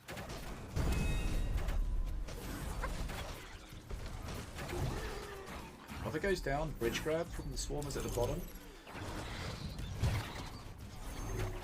Yeah, just having those elite swarmers do some damage and then go and do something else useful. Like, I mean, yeah, they're the highest. They're one of the highest DPS cards in the game. They cost nothing, so it's a very high value card. If you It's can tricky use to them deal with the correctly. golem tanking everything, taunting everything. The Grenadier, I think, is the only thing that's Yeah. hitting. That's a great trap, though. Great trap. Yeah. The trap was out of taunt range. Nicely done. XP slightly in Lazur's favour now. He's getting the With that best blue of these golem, controls. yeah, behind another unit, it can be very difficult because the units will naturally try to walk through the arcane golem and get to the blue golem. And these swarmers are going to trigger. Okay, he died to the See, one of the things is he spent that mana to get his poison strike from the future, but he's barely used it. yeah. You know, that's a card that you want to be using as much as possible. Throwing out an early GG. I think he just feels like he hasn't been able to get enough value from his. He's just too far behind him. Yeah. That poison strike just being a dead card in his hand really didn't help him at all. It's frustrating, especially because 3 mana poison strike is pretty decent value, but there's not that much in the way of targets in It's Lazur's not deck. great against tanky stuff. Yeah, and when combined with the fact Has a that lot of- set has the smite as well, which is kind of a preferable removal. Yeah. Yeah, looks like this is going to go down to just too much pressure. from Maybe if the Lazur. poison strike was from a future present and you could get it just extra cheap, maybe, but just 1 mana less. It's still too expensive to just use for the sake of using it. Okay, so the Rock Rivals Strong Milo start for Lazur. again Yeah, takes that relatively comfortably.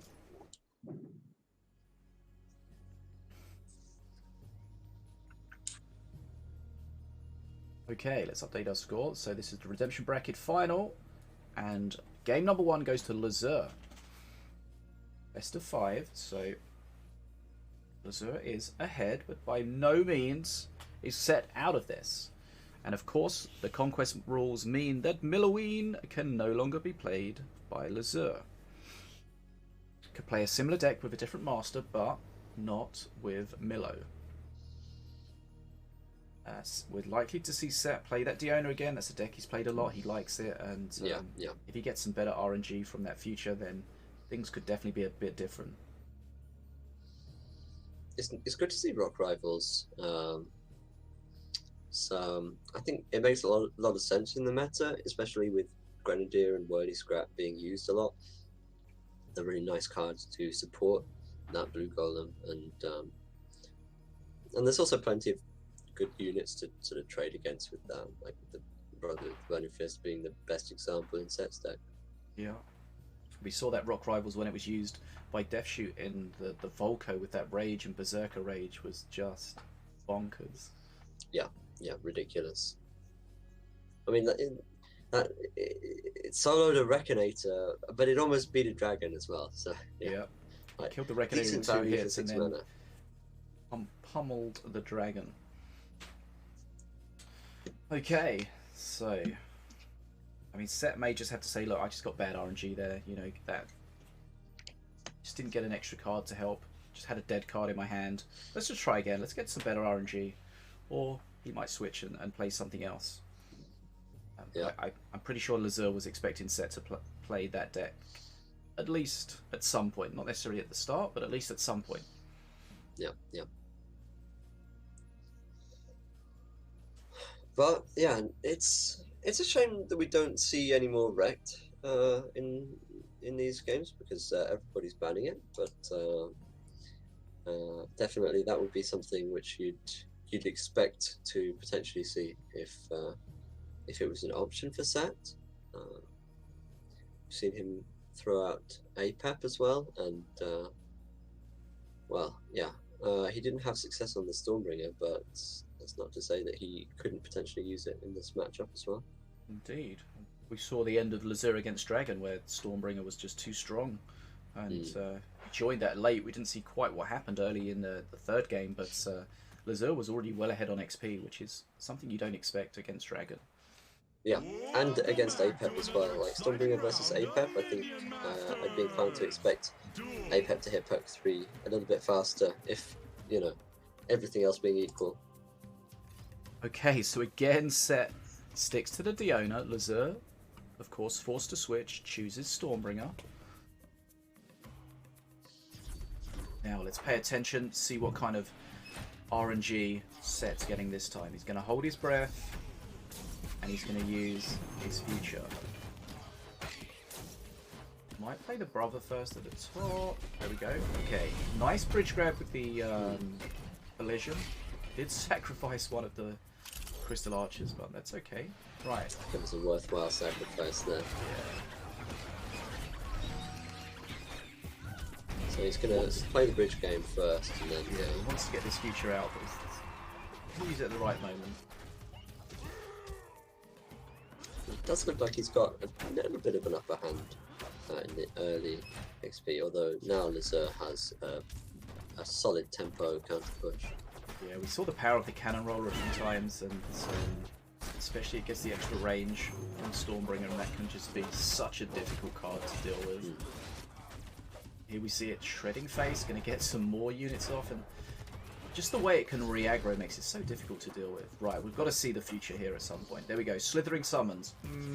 I mean, it's reduced, so you're basically getting a regular 5 mana unit for 5 mana. Does he have any other Slither-bound cards? He doesn't, does he? Not that I'm seeing yet.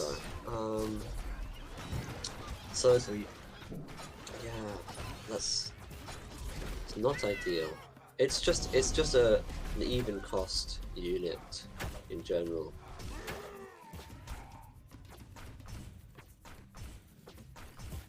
It is a sort of flexible card, but not probably what Set wanted, ideally. The fact that it's a unit is decent.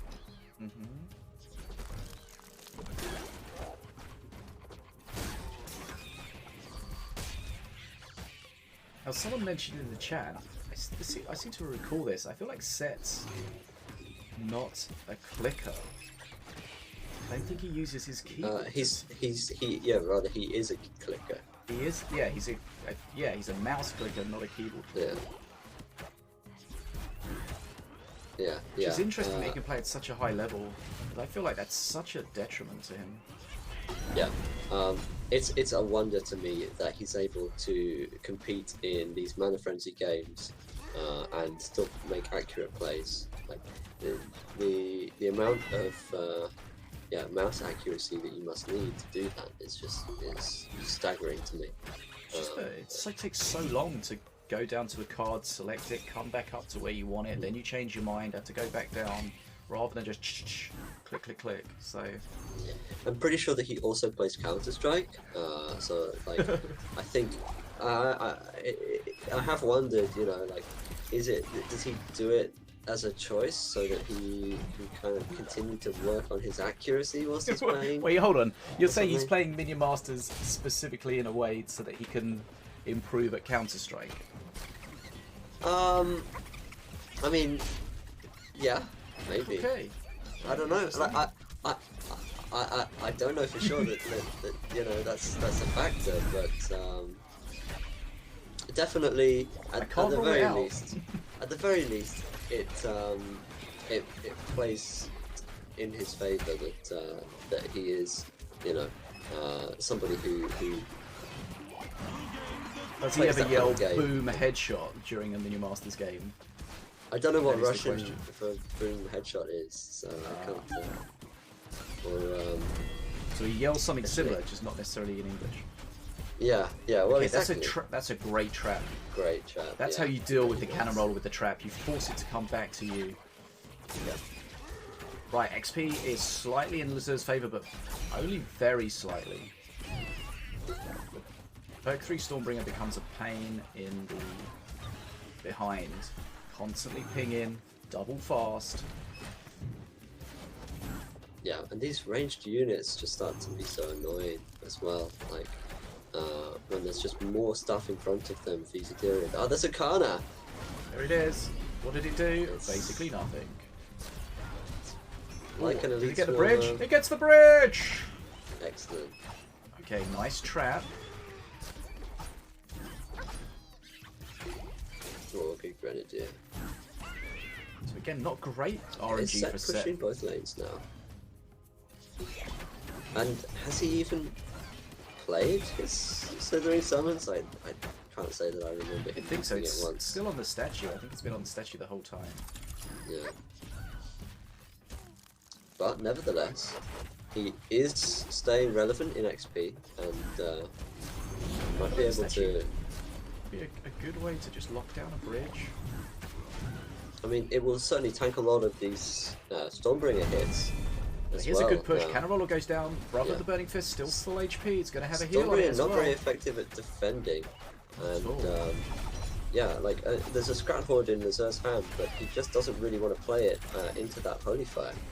Now that he's gotten rid of that, maybe he can play it. But there's a Grenadier now that's going to clean it up if he does. So game felt like it swung a little bit towards Set at that moment, but maybe this is.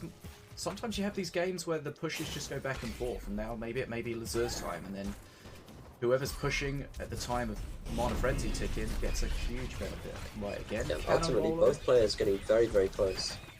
Oh yeah, played a trap behind the Cannon Roller, but it didn't do much. Maybe the Torn trap there, really. Yeah. Right, here we go. Mana Frenzy. Heal for Ruffles. Cannon Roller. Bridge is in Lazur's favour right now. Oh, Assassin's going to be nice at the bottom there. Ooh, but the Cannon Roller. Anyway. Right, Mana Frenzy, go. Okay, so Set's taking top bridge, looks like, but Lazur's got bottom bridge for a while, and that Brother of the Burning Fist doesn't go and grab it. This is the problem, aggroing back. Lots and lots of mana got generated. Okay, statue sitting on the bridge is going to help to keep that. It's actually getting fairly murdered though. Yeah, and Jolo was there the whole time. Oh, massive smite though! Yeah. Okay, clears the bottom bridge. Healer at the top, keeping stuff alive. This could be a real swing here for Set. Yeah, Let's find out. This is still anyone's game at the moment. The Cannonball is seen as a problem to deal with. Oh, good taunt trap. Taunt Trap's going to help for a while. Taunt Trap's going to help. Okay, with Chisma Boomstick Chisma again. Boomstick! Here we go. We saw the power of Chisma earlier. It Thumbs deals with up. the cannon roller. Ruffles going for a heal. Okay, Set. Oh wow. It's looking. Lazur's taking damage. Yeah, Set's looking in a good spot right now. Chisma Boomstick's going to start doing some work.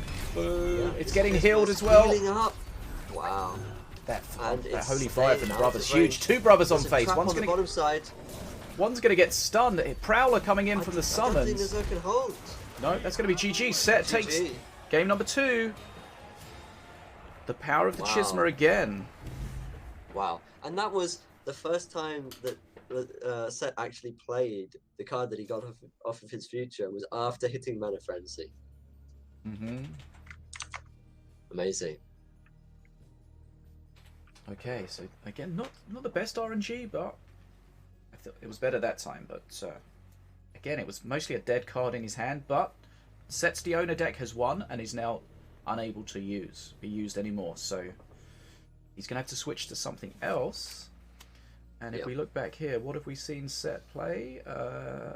APEP? APEP, Stormbringer. I think that Morelia with the Reconator that got rock rivaled, so he does have some options there, plus whatever else he has within his mind. Yeah. I wouldn't be surprised if Set had some sort of Valorian stuff in his back pocket or something as well. He's been using the the brother and the Empyrean stuff. Feels like that would synergize quite naturally with Valorian as well if he chose to do that. Of course, Valorian used to be very much Empyrean focused, but now the main synergy is just the fact that that those units tend to be those mid-range, beefy melee units, which benefit a lot from getting a bit of healing and just winning out on trades. Yep. I mean, Valorian used to be so meta, and then it just dropped off like a rock. They made the changes to reduce the healing that it could do. Boom. Goodbye. But I think it's still got use. Has good removal with the Searing Light. It's definitely not to be looked over. Just maybe, not particularly as the strongest of Masters, but of course in these best of 5s with the Conquest rules, Masters getting banned, Masters being removed because they've been won with, that other Masters have to be played. Yeah, perhaps me suggesting Valorian, I'm a bit out of touch, but I thought that Valorian was pretty decent still, but yeah, I mean, it's not bad. I just don't see it as a meta master. Fair enough. Yeah. Right. Here we go. Game number 3. This is the Redemption Bracket final. It's one game all. Set versus Lazur. And right. Here we have the APEP. APEP versus Stormbringer. Against Stormbringer. Stormbringer beaten in the previous game, but we did see Lazur beating Dragon in the Stormbringer versus APEP matchup. So that could be in his favour here. Yeah, it'll be interesting to see if it plays out a similar way with Set. With Lazur was able to get out to Mana Frenzy and perk 3 and then Mana Frenzy well before Dragon in that matchup that we saw just before this one.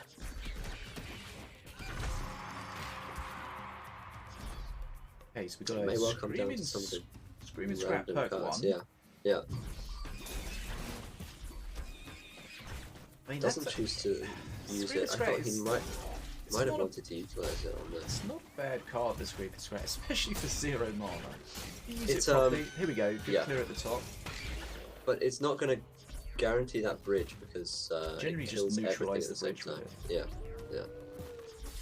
It's nice as an AoE clear or a taunt.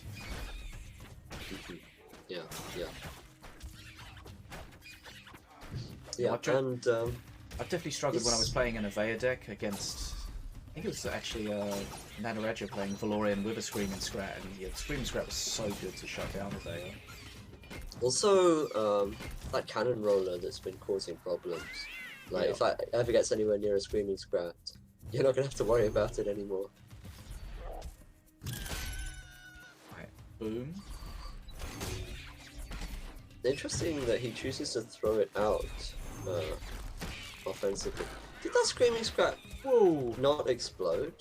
Wait, if Screaming Scrat dies, it's true damage. Screaming Scrat's weird because of the true damage now. I feel like Stormbringer can kill it. Stormbringer can deny it because the explosion happens when the shield breaks, not when Screaming Scrat dies. Yeah, it's kind of a weird interaction. Oh, wow. Huh. I feel like that's another one of when they changed the true damage. Yeah, that seems unintended. Yeah, I feel like that's one that the devs saw and went, oh, I didn't think of that. Ooh, Love is you, this devs. wolf getting... No, it's not getting denied. So yeah, the Screaming Scrat not producing a huge amount of value for Set at the moment, but I do think that there will be some great opportunities to utilize it in the game, especially as we get towards late game. And for the time being, Set is up on XP, so it's going pretty well. Assassin going to make short work of that. Yep, Cannonroller just gets absolutely murdered. Grenadier's going to do a good job, keeps that assassin alive. Yep. And Musketeer on the top side, which I think came out of a Walking Blind date, is actually going to just clear everything up on its own. We see Set again using that Beam of Doom. It seems like it's his removal spell of choice. Yeah. It felt in an earlier game that it was just too heavy for what it was being used to remove.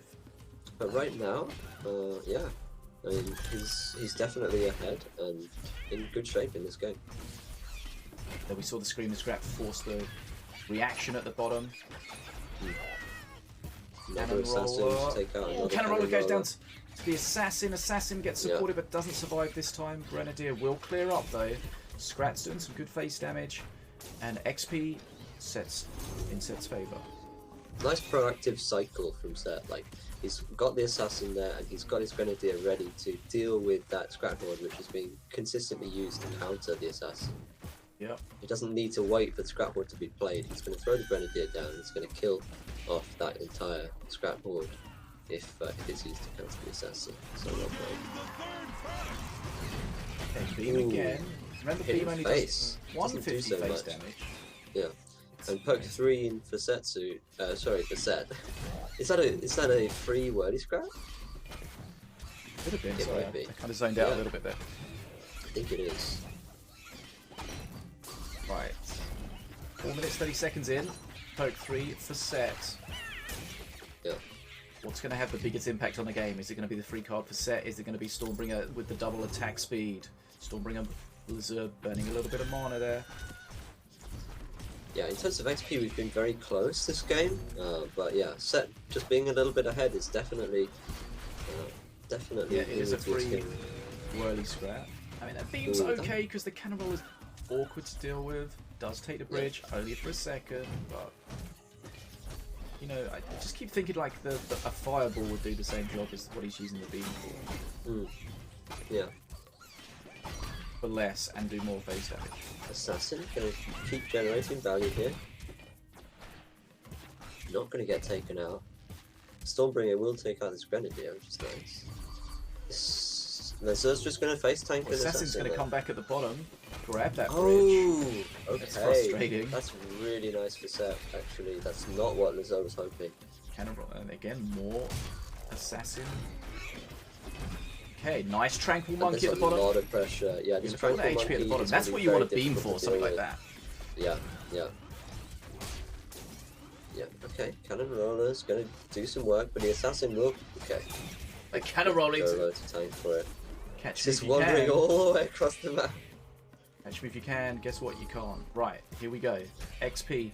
Set is in the ascendancy Set here. had Look those at it. bridges all that time whilst Lazur was defending that heavy foot. Okay, that's a There goes the great cannon use of roller. the Screaming Scrap there. Kills Gets the Cannon the Roller, bridge as takes the well. bridge. Yeah.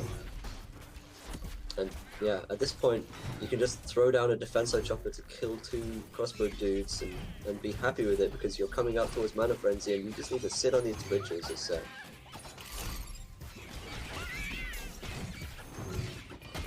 Yeah, it looks like Set's comfortable here. But we'll find out.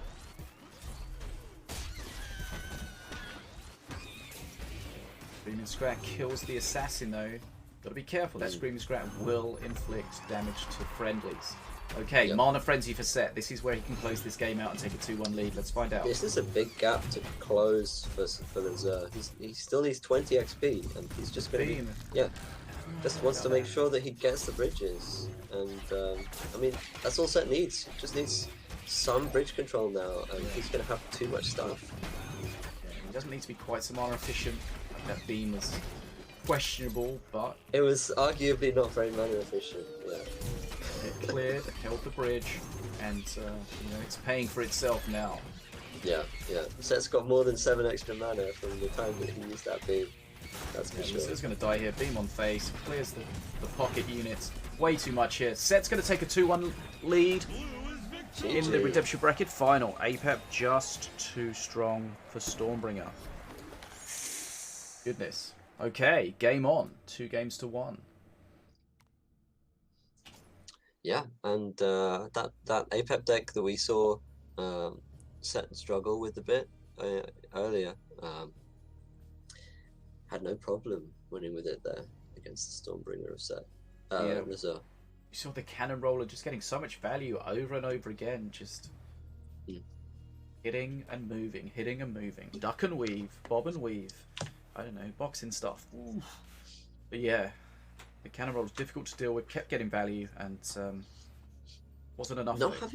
Not having Screaming Scrat there, like, might have made it more difficult to deal with. Like the Screaming Scrat, I don't know. I don't think it was pivotal in the win particularly, but I do think that that's a nice card to get. Really helps, yeah. APEP. Yeah, it put paid to that Cannon Roller. We saw a nice interaction where it grabbed a bridge and killed a Cannon Roller for 0 mana. Thank you, please. Next. Okay. So that means APEP has come and gone for Set. He cannot play an APEP again in this best of 5. So it's 2 games to 1 to Set. If he wins the next one, he'll be in to the grand final. If not, Lazur is going to force a decider. But let's find out where we go from here. Remember, DeathShoott is awaiting the final. In the grand final, the winner of this will play him. And because this is a dual elimination, DeathShoott will have a second life available in the grand final should he need it. Every player gets a chance at a second life. So both these players here, Set and Lazur, have lost previously in the tournament. So they have used their second life already. But before we get ahead of ourselves, we need to find out who's going to win this best of 5 between Set and Lazur. It's on a knife edge at the moment. We can see, you know, a lot of these games are very, very close, Planky. Just, you know, getting to Mana Frenzy just based on who gets the Mana Frenzy first, and they're able to close it out. So control really being important. Yeah, absolutely. And yeah, Set, somebody who I certainly think of as like an aggro player, but yeah, clearly showing that he's perfectly able to tussle with the sort of cheap value bridge grab game and hit Mana Frenzy first against somebody like Lazur. Indeed. Right. So Set can't play APEP, and he can't play Diona, and he can't play Rect. We haven't seen much else from him in this tournament. Just the Stormbringer, I think. But yeah, but he did had that Morelia with the Reconator that got shut down. Yes. But he might be burnt by that and not feel comfortable bringing that back out. Masters, get ready. Right, here we go. Let's go. 2 games to 1. Set against Lazur. Redemption bracket final. And it is the Morelia, as you said. Okay, so it's a Morelia, but it is not the same Morelia. We have a Rock Rivals. Arguably, he will have seen other players having a lot of Rock Rivals success. We can see straight away Lazur does have a Curse Bearer, so that's going to be potentially useful against the Golem. Definitely. But you don't really want to just throw a Caspera into a 6-mana blue golem, I don't think, because on its own, it's gonna die pretty quickly, and it'll do some decent damage, but it's not actually gonna finish that off. Alright, here we go. Remember, the first time you spawn, you give your opponent a statue. Yeah, nice wordy scrap from Seth. He does have a heal available. He's got a healing fireball. Gonna get some good value here. Interesting. Ooh, Remember, yeah. the healing fireball will do a max of 400 total healing, split between whatever it hits. So yeah, Lazur down on XP, and with this first Rock Rivals push coming towards him, I don't know about where that Brother of the Bony Fist placement, but I mean he's held on and defended. So Yeah, it looked like he placed it to try and get the golem, but it was always going to get taunted onto the blue golem, right? yeah. Anyway, he is a little bit later to get towards perk 2 than Set, who's hitting his perk 2 right now, but he will have the bounty snipe to come back a bit, and So the scrap board, normally, which is always gonna. normally you'd expect to find yourself, behind after your first Rock Rivals, because you've given your opponent the statue to deal with, and so that's not the case here. Actually falling quite a long way behind here. This golem's just being a pain. This golem, oof, okay. That Is golem he got holding? Is there a specific card that Set has, flyby or something, which Set is worried about with the bounty sniper? As for Sunburn, yeah, okay. I thought it seemed like he was holding on to that card, but yeah. Well, immediately it gets shut down, and we see why he was unwilling to play that sooner.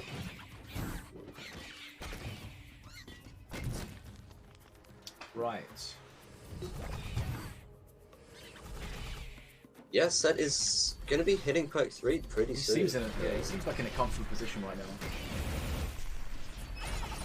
Okay, There's just gonna be so much pressure.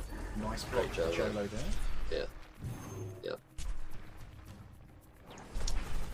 Because Set's got that X. God, that's a big fire. Because Set's got that XP lead, he can spawn defensively and build up a push. He's burning mana here. He was just waiting. He didn't want to waste anything. Okay, sniper removed. You see Lazur there, because he knows the sniper's going to get sunburn. He plays it away from face, but that golem at the top is substantial. Still has the whirly scrap to tank for it as well. Flyby coming in to clear the Arcanist. Heal comes in. The heal ball. This could be real problematic for Lazur. This is going to be a lot of face damage I think he takes here. And all the while he's falling further behind on XP. And there's another golem, big golem coming at the bottom, which is perk 3 from Milo. Wow, heal ball is still a really strong card, and something that we haven't seen much recently, but it's really showing its power here. Set looking to get his place in the grand final, and he's in the ascendancy right now. Lazur is a long way down, 40 XP behind, and it feels like he's falling further and further behind each time. The bounty sniper is just getting removed. One tick of XP is all he gets. It does have a scrap board to try and clear out this top side push, but he misses the heal that time though. Yeah. Right. We've seen that heal be massively important, but that time Both the bridges belong to Set all this time. Yeah. That one heal. Yeah. If the heals have been missing all game, then it could easily look like a different game. But right now, it looks like Set's done enough work. Honestly. Yeah, we saw the arcane missiles hitting basically nothing again. They got a trap, didn't they? But that was about it. Flyby into the Arcanist. Okay, he's going to save it. Okay, that's nicely done, but it's expensive. It holds the bridge, but for how long? Both players making nice use of the sunburn. Mana Frenzy is almost upon us. Set is going to close this out quite comfortably. Can't see any way that Lazur can hold this. He's struggling pre-Mana Frenzy. Now Mana Frenzy has hit. Set's going to be able to close this out. Yeah, that Bounty Sniper versus Sunburn matchup is really not working out for Lazur, unfortunately. Set just Okay. having an answer. And I mean, even without the sunburn, in fact, the flyby would probably have been enough. Although Lazur doesn't look after sunburn. But yeah, Whirly Scrad on face, Arcane Golem on face. Far too much, yeah. It's going to be game. And that means Wow. Set's booked himself into the grand final. Well played, Wow. well played Lazur, well played Set. Yeah, another great game. Set just felt like he was in control. Again, the power of the Rock Rivals. Just too much. And then we have our grand final decided. It's going to be Set. It's going to be DeathShoott. It's going to be best of 5. It's going to be Conquest Rules. It's going to be dual elimination. So DeathShoott will have a second life. Set will not, because his second life has already been consumed when he lost to DeathShoott. So interesting to see the deck choices compared to the deck choices when they played each other in the winners bracket final. Yeah, yeah. And I mean, that was such a close match as well. But yeah, Set able to take out. I think the key matchup there for me was the win that Set got against DeathShoott's King Puff. I don't know whether we'll see. I think that was. I can't Yeah, even. He played APEP It was against the King Puff. He had the- APEP and with the Chisma boomstick, yeah. wasn't it?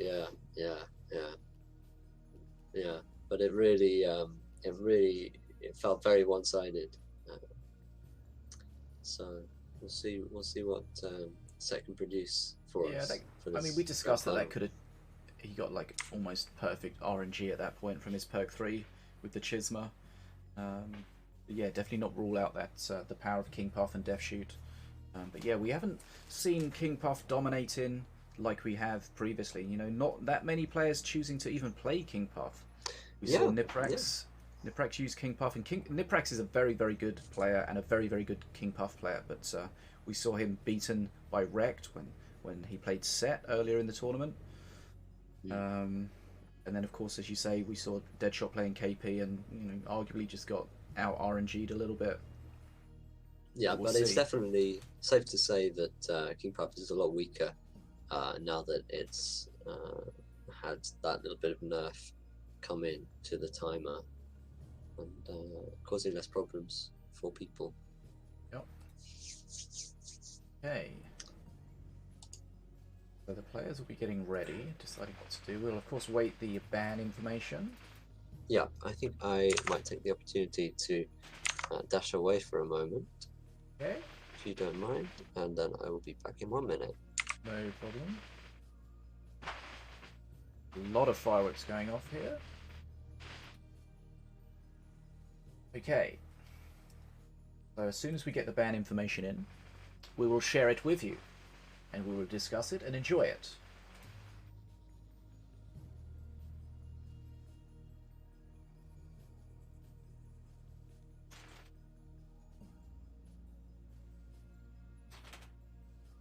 Right. Ban information is currently unavailable, so just waiting. Grand final time.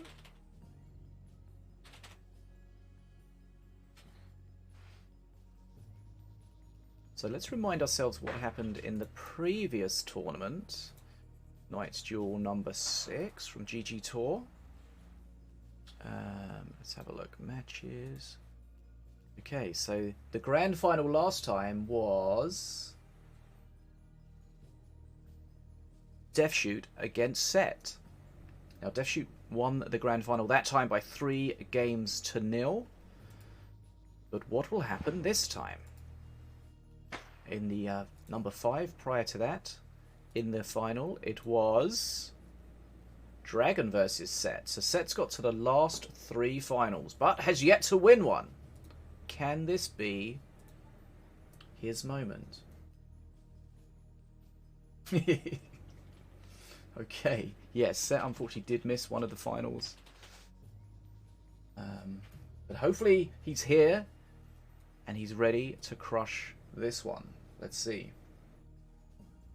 Planky's taken a moment. Okay, looks like we've got Got everything set up here. If you missed any of the action, this will be up on YouTube tomorrow evening, probably, something like that.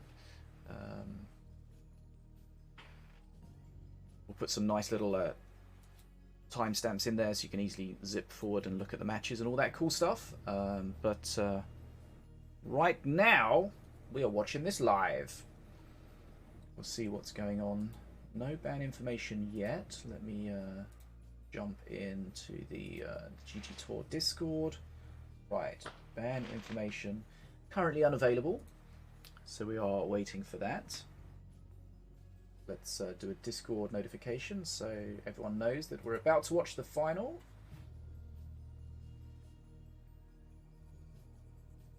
Hey, there we go. Right. Okay.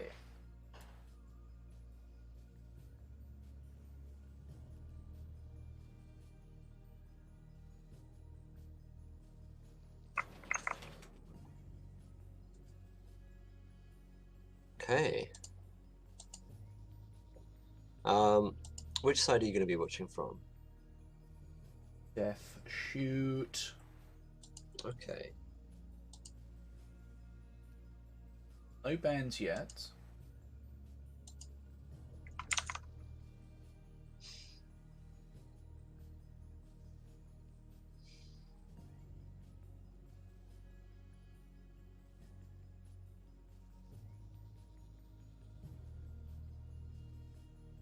Check the Discord, see if there's any ban information yet. Okay, no. Right, we're waiting on the ban information. So if you just joined us, welcome back. This is the Fish Tank. I'm BadasFish80. We are powered by Sneak Energy. As always, use code FISH if you wish at sneakenergy.com.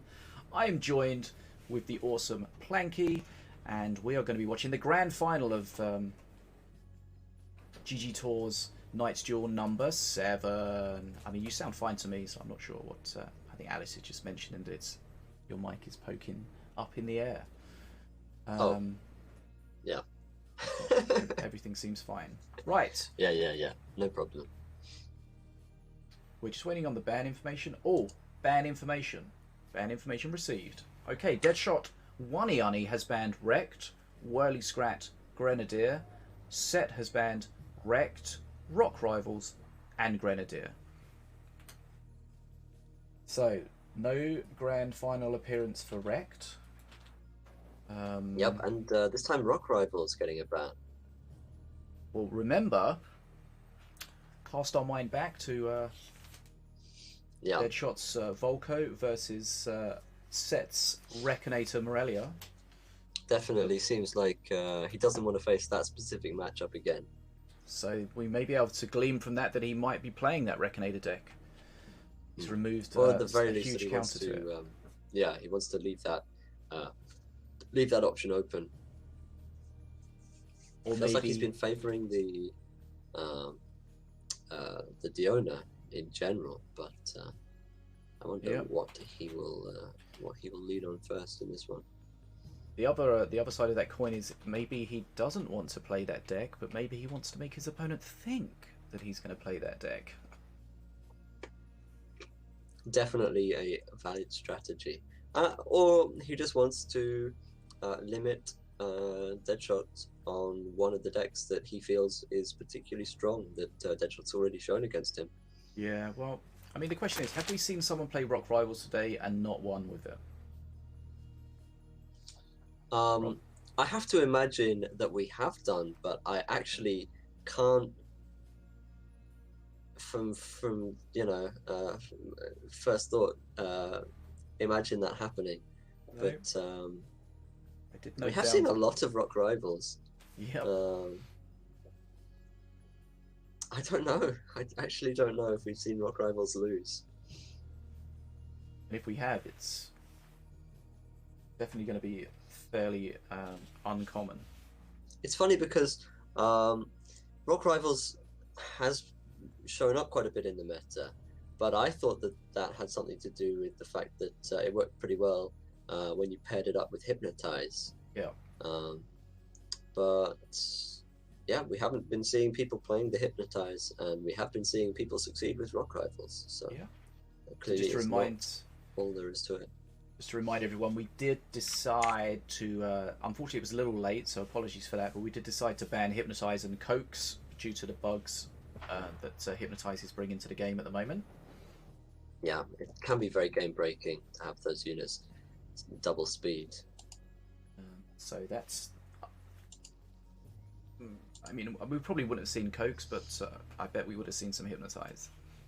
Definitely, definitely. And I'm glad that everybody took that on board, and you know, we didn't have to have any awkward situations where people were Touch wood. so far that people were playing Hypnotize inadvertently, invalidating their decks. Yeah, that could have been awkward. Right, so we got the ban information in. We are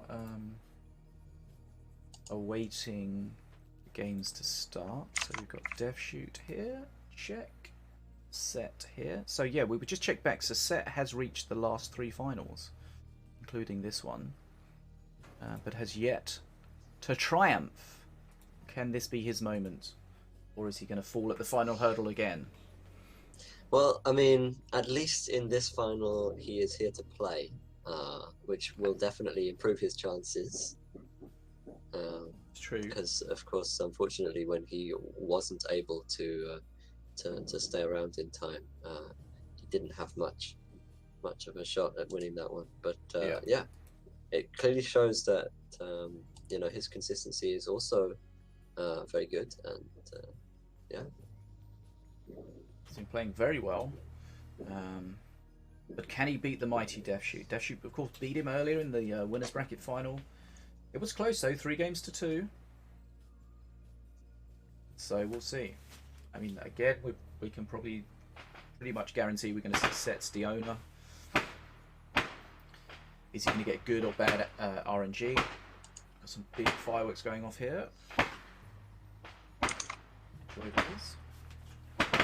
Okay, that's enough of that. Damn, these people are having fun. Disgusting. Okay, giveaways running in the chat. Get involved. Big Dwarf pack up for grabs. 300 rubies, 15 power tokens. Thanks as always to Betadwarf for supporting the stream with codes to give to you guys. And as always, come back for our future streams and come get yourself some awesome stuff. Okay. Okay, looks like we are going into it. Grand final time. Yeah! Here we go. And here we go with the APAP versus King Puff rematch. Right. DeathShoott. Interesting. King Puff. Set APAP. Again, APAP with that beam. Yeah. See what we get. So let's just remind ourselves, they did play this matchup before. Set did win it, getting a Chisma Boomstick from his perk 3, which was just too much for DeathShoott to handle. What's the RNG going to have in store this time? Ooh, okay. Rammer. Scott gonna make short work of that. Better rammer from the box. It was a rammer from a box, yeah. Okay. Scotty against the defense is not going to be fun, but boom, Arcane Bolt. I don't know though, Scotty's going to sit down. Oh, hold on, Scotty sat down. Shock Rock was good, cleared everything. Scotty's still going to need to be dealt with. Yeah, gonna do a decent amount of damage. 120 health on Scott is like plenty for it to... Assassin, boom. Bridge grab at the top from the stint. Right, that's decent HP 700 damage. Yeah. And APEP doesn't have a way of healing back up again, so yeah.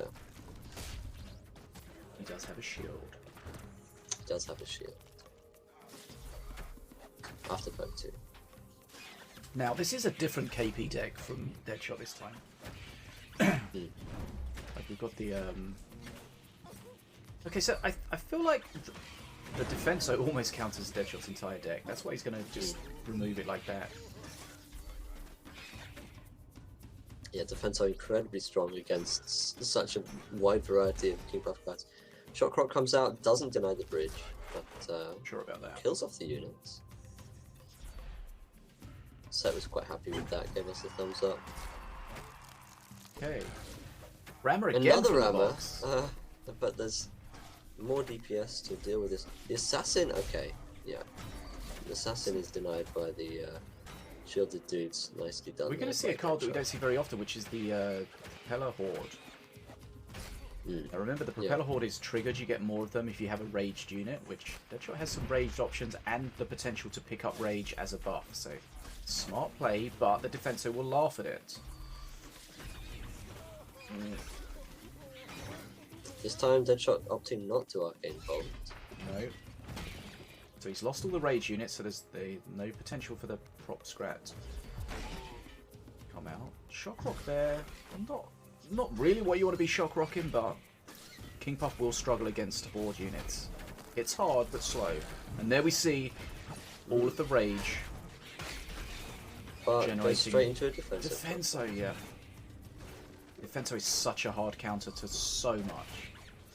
Yeah, Skeleton Horde, Propeller Horde, Scott. I mean, there's no limit to the number of King Puff cards which get hard countered by. Ooh, Assassin, nice against the Scott.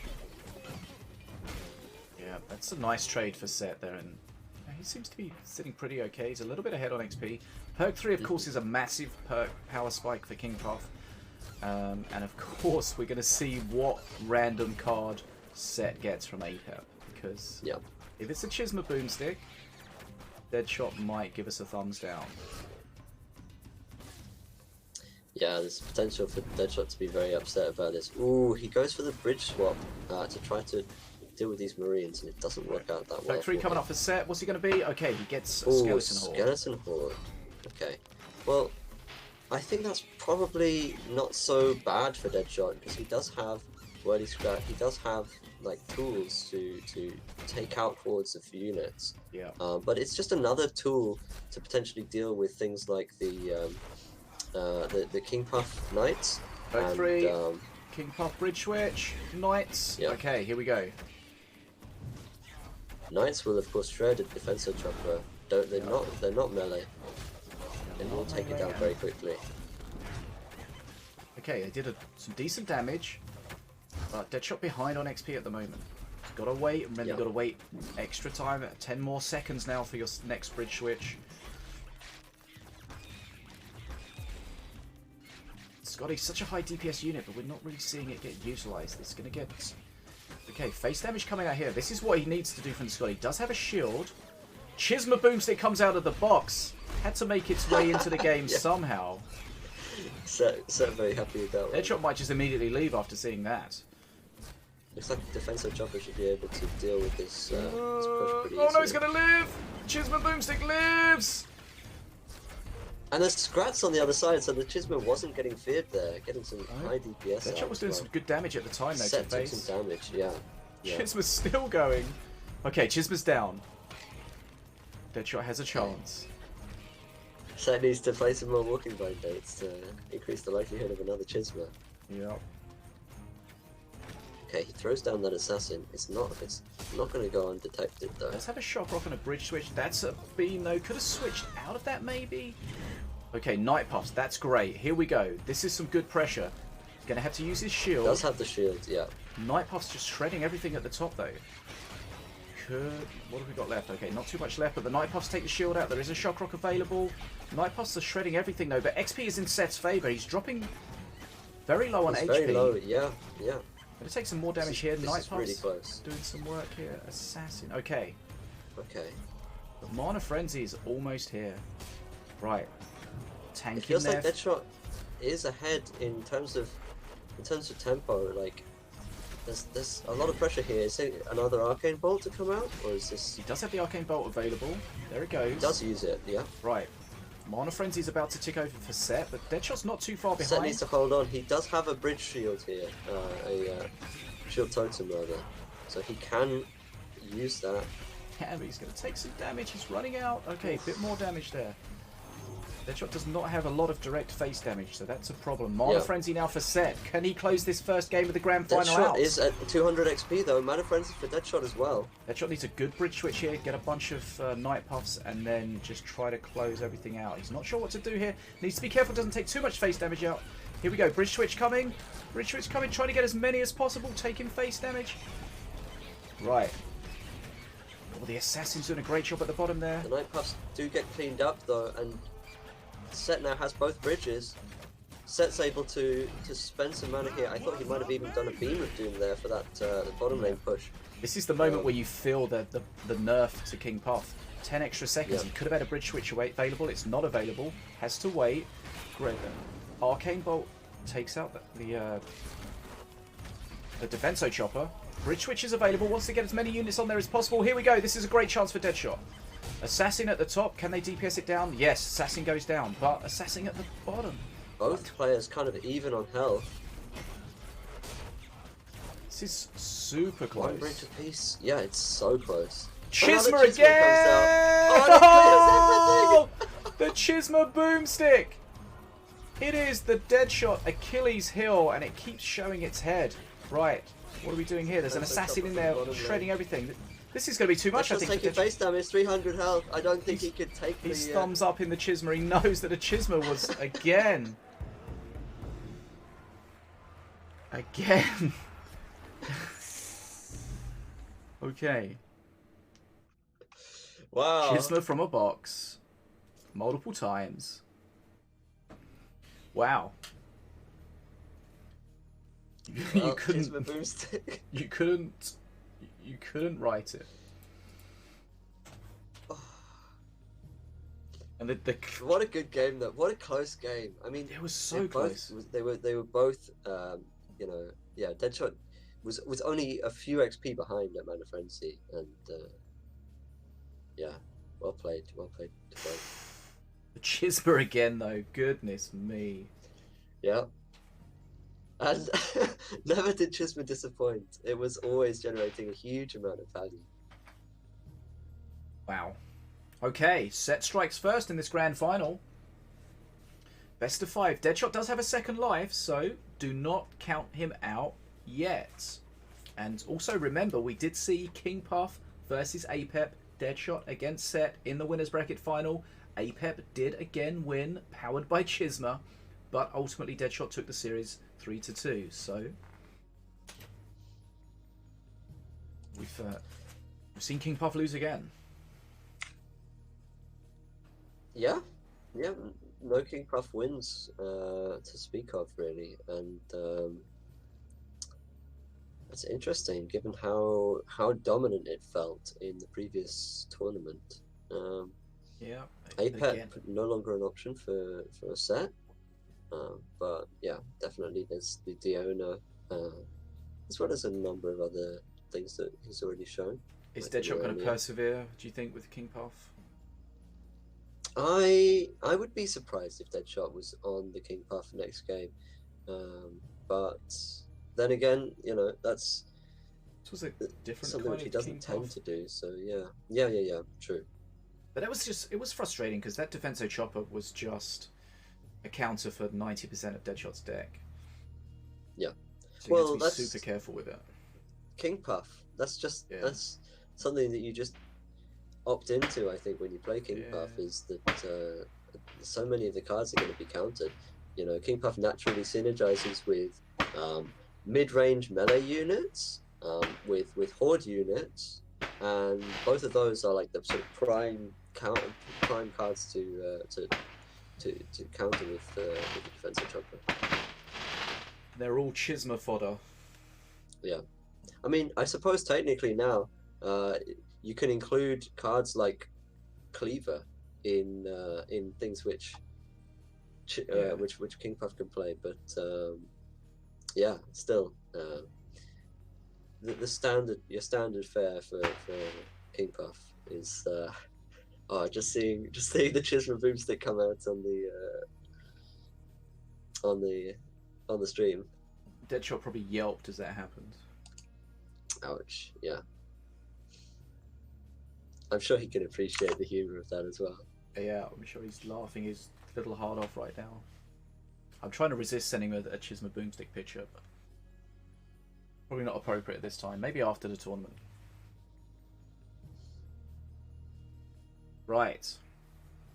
Oh, we got Seth in the chat. Stick Boom is my favourite card. Stick Boom. Right, here we go. Game number 2. Grand final game number 2. DeathShoott against Set. Set strikes first. Can DeathShoott strike back? Let's find out. Set fighting an uphill battle, has to get through 2 full sets to win the tournament. But that's the start that he wanted. And DeathShoott flashing the Chisma remote. Yikes. Okay. Are we going to see? He's going to have his future past. If he gets a Chisma from it, DeathShoott will lose his actual mind. Wait, hold on. Did that come out of the box as well? Yeah. Goodness me. Unfortunately for DeathShoott, this one didn't get to attack. Okay, but it's there. It's just taunting him. Remember me? Ooh. Okay, Okay, no Chisma from the future. Spirits. Yeah. Spirit Infusion. You know, that's if he lands that on the brother, that's going to be tanky. Yeah, it's really huge on the brother. Other than This that, is going to be. Is this a problem already for Set? Targets. ATG drone is going to be shredding for a while. Wow, this is huge damage. Yeah. Yep. Okay. Set down to under 1500 HP already. Yep.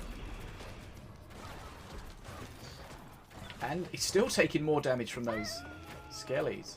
One spit in there, grabs the wolf when there probably shouldn't have been one. There we go, nice. Okay, wolf. Oh, that's lovely. Wolf takes the bottom bridge. Okay, is it a Chisma? No, no Chisma. Right. I mean, good start for DeathShoott here, Planky. Yeah, I mean, does Set even use the spirits this game? We'll have to see. He's not going to get a good run out for this. We saw before he got the poison strike from the future. Never really used it. Yeah. He does have some tools to deal with this ATG, which is nice. Between the flyby and the marines. Well tanked on the Millennium missiles. So, but that ATG is still alive, and he's going to need to. Yeah, those skellies from the if he unholy face ground tanks, do work. yeah. Okay, he's able to face tank it. But yeah, Set behind on XP, behind on health, definitely on the back foot. It's still not incentivized to actually throw out those spirits. He's just got it. He's got to try with those spirits. That just getting that spirit on the brother, just that alone seems worth it. Yeah. And it's half the health of the brother for half the mana of the brother. So if you weigh it out that way, I think it's quite valuable. Now, Ruffles, of course, can grab some heals. That could be very important. Going for some XP at the moment. That's going to help. DeathShoott doesn't want to allow that, though, but isn't going to stop it. Okay. Ooh, the spirits now, I think, would be great, actually. Yeah, I mean, if you're going to use them, you've got to use them, right? You've got to use them. So the way spirits work is they give you the 50% of the unit's HP, minimum of 50, maximum of 400. So basically you want them on the big units to get the most value. Things like the Brother of the Burning Fist, but he's refusing to use it. Both players are taking a lot of damage. Look, I haven't really paid attention to DeathShott's HP, but he's taking a lot. But again, this ATG drone, full HP, is going to start shredding face. It's supported as well. Oh my god, DeathShoott going in, fully in. This is, is this going to be it? 290, there's a flyby coming in. I mean, this is going to be it. Says on the brink of finishing it. 28 HP! Okay, what does DeathShoott have? Options. So, Set does have Ruffles. But he does have Ruffles, but where is the it's healing only cycle? on his side, yeah.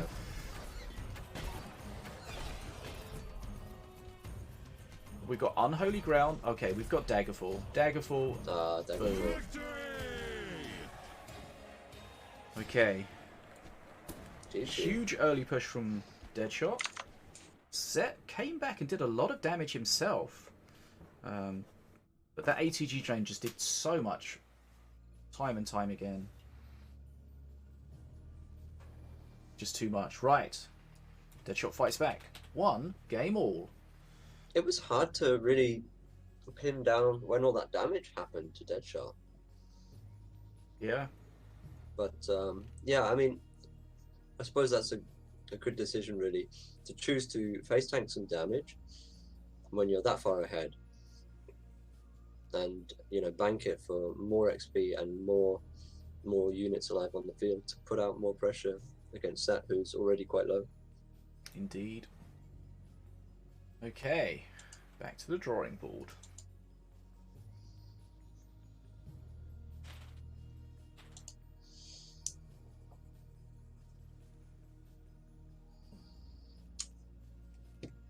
Right. So Set got off to a strong start, but DeathShoott reins him right back in. We saw Chisma momentarily in that last game, but didn't influence anything. But it's still there. It's like the villain in a movie that just you keep popping up every now and then, just to remind you you're still not quite safe. Definitely. I think we need to see Set playing Chisma Boomstick in every deck, yeah, in the next tournament. I mean, if he wins with Chisma, then Chisma could make a comeback. But yeah, it was strange that Set never used the spirits. They can be so valuable.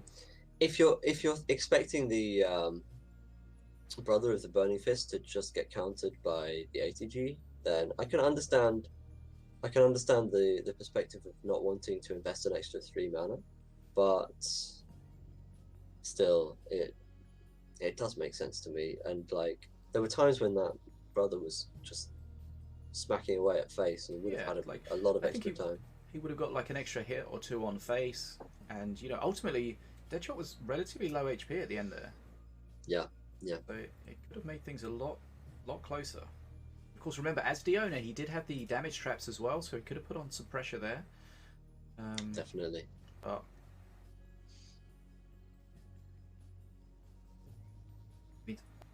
maybe that's like when you get one of these cards that you don't play very often, maybe it makes people think twice about whether to play it or not. They're just not really sure how and when and why.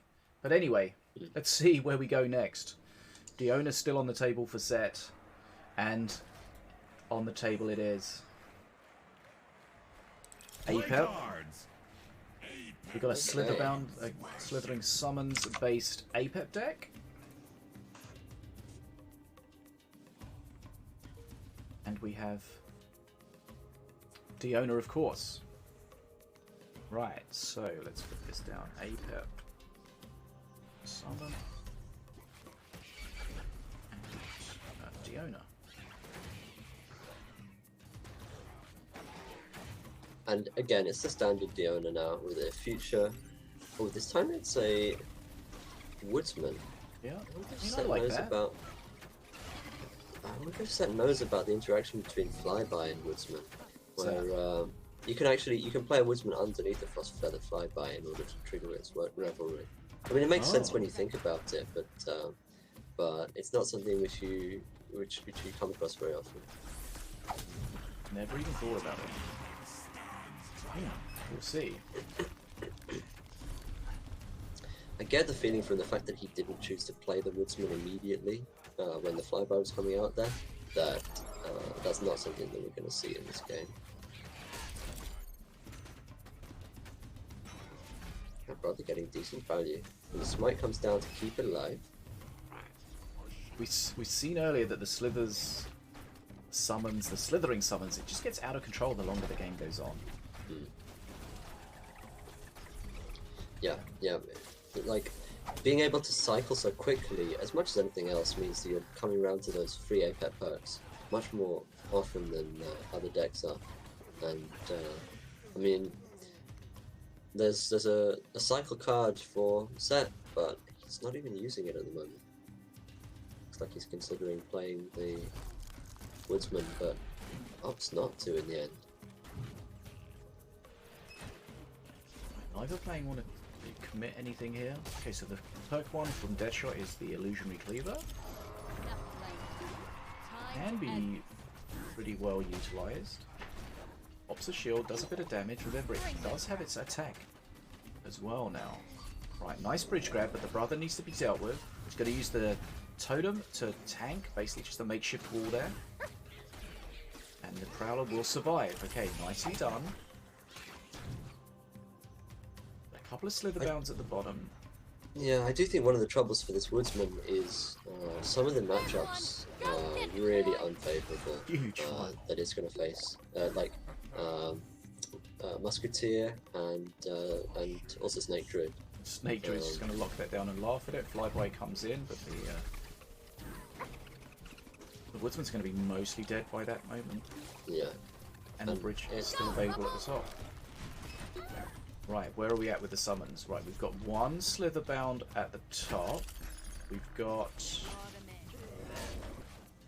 nothing really attached anywhere, so it wasn't any incredible summons, but every little helps. Yeah.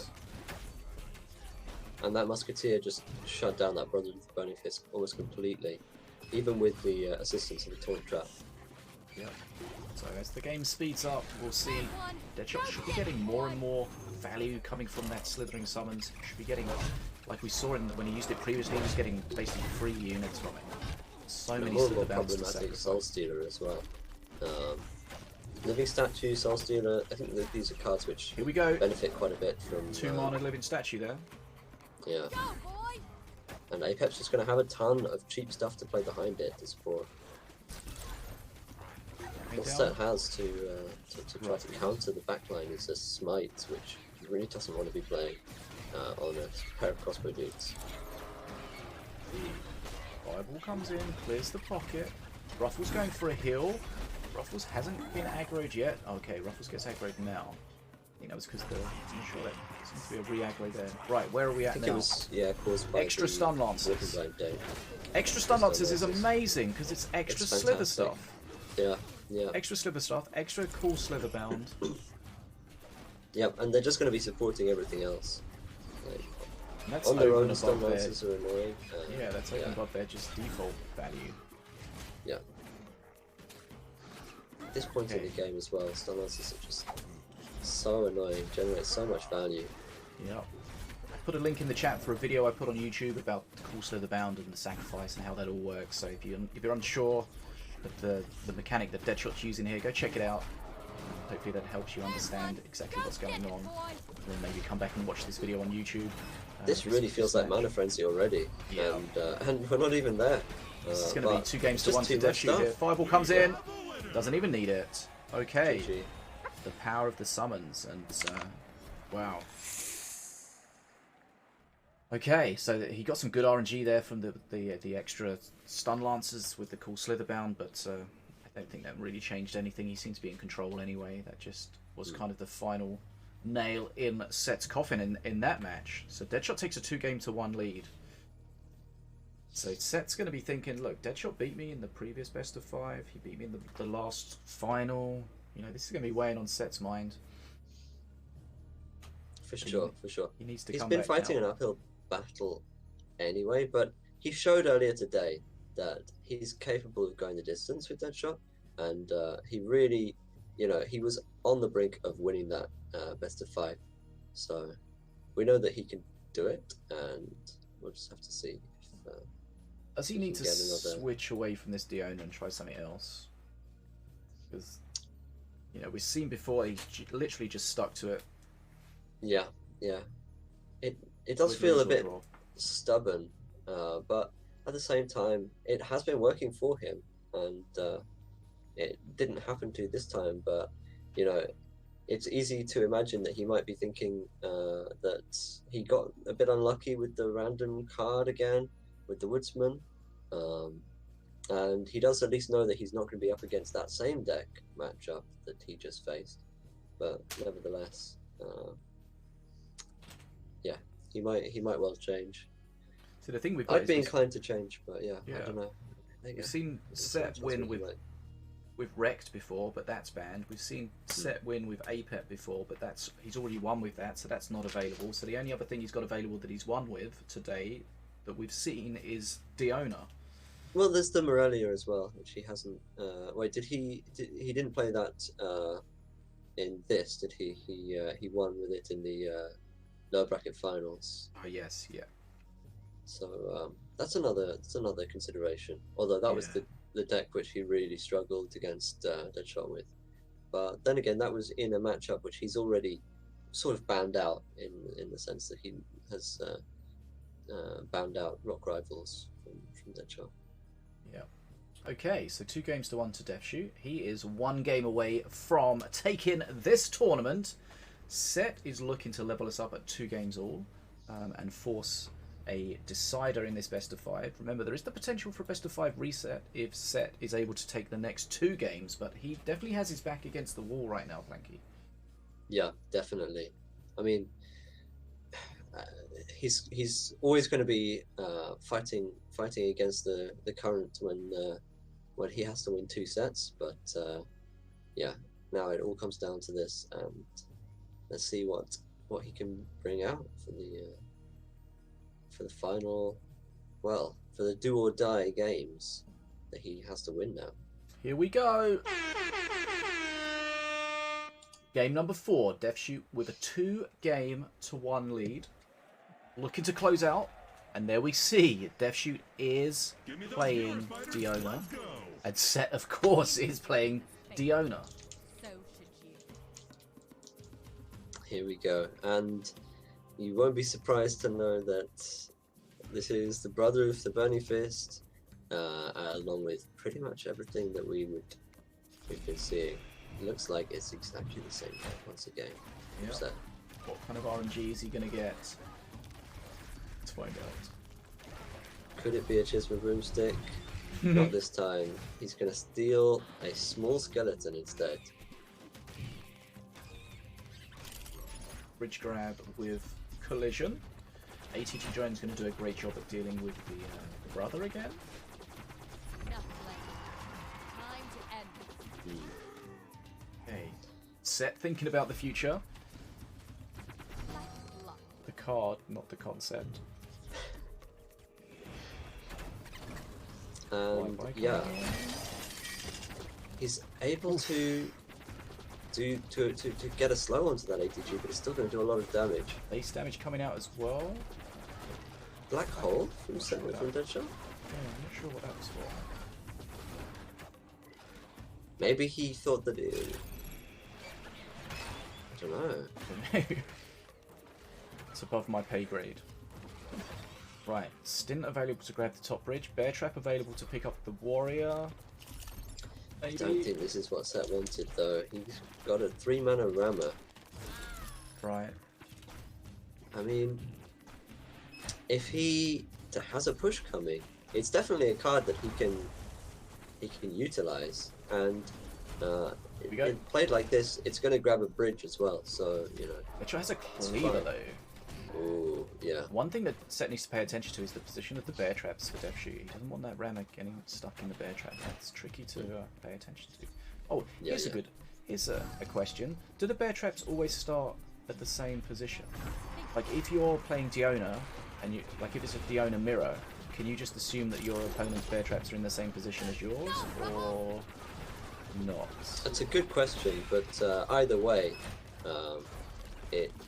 it will be quite helpful for them to notice, if they do, that the bear traps, at least in this game, are mirrored, so that they have an easier time of knowing where those are going to be. Right, XP very similar. Rammer is That available. cleaver's, yeah. He wants to send. Oh, okay. This is okay. This is not too bad at all. But Vortex and ATG drone. It's some good use of the trap though, and this is going to be some okay damage. Rammer's doing it. Brother's still in there as well. Flyby denied though, but Yeah. okay. Go, Rubble! I think Set will be okay with that. ATG drone is slowed though. DeathShoott having a lot of fun with the emotes, but Definitely putting the pressure on in this game. This is not going to pick up that. Where's that? Did that ATG get slowed by one of the frost They feathers? must have done, yeah. They must have just been close enough to hit it. Right. Most of them definitely didn't hit it. I mean, It that looked push- like it wasn't slowed whilst it was clearing up the actual push, but I suppose it Banner must have Man got kills a pushed couple of slowed on its Marines. way across. We're going to see. Yeah. Okay, let's pay attention to the bear trap. Bear trap's at the bottom. Rammer is about to come in. It does have a damage trap as well. Deadshoot's going to damage use trap his here. taunt trap. Smite's going to heal this stuff up as well. Ooh, this is going to be some clearing good up face the- damage. Yeah. Okay. Deadshot does have another taunt trap, but the Rammer is all over the face. Deadshot being a touch greedy on his defense, it seems like. Trying to contest the bridges at the same time, but at the end of the day, he wasn't able to hold those bridges, and he did take a good amount of damage. Right.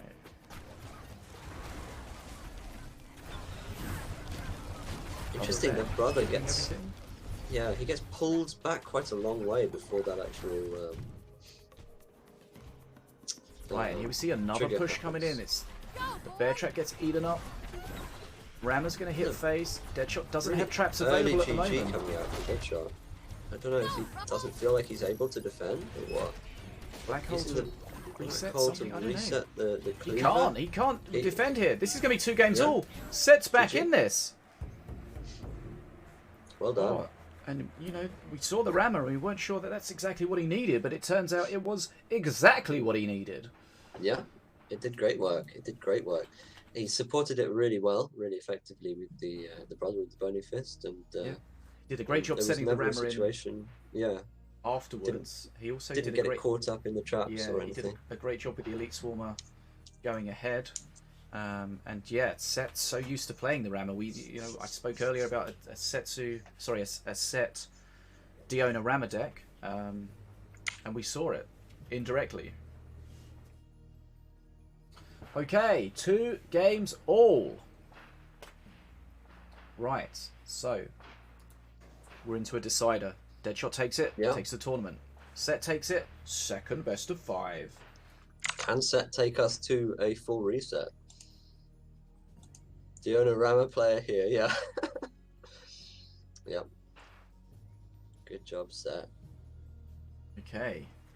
Deadshot was doing his darndest to defend with it, and whilst the ATG drone does do good damage, there was just so much HP underneath it that it was just taking so long to get removed. To remove it, and all the time the Rammer just spanking face, getting healed by the brother, and yeah, it's a really nice setup ultimately from Set. And yeah, 2 games all in this grand final. It's game on. It's anyone's game right now. What are we gonna? Is Deadshot gonna bring out the big guns? And what are Deadshot's big guns? Well, last tournament I would have said the King Path, but yeah, not so much this time round. Wow. But As is becoming quite familiar, Set has won with Apep and Diona, so he's going to have to play something else.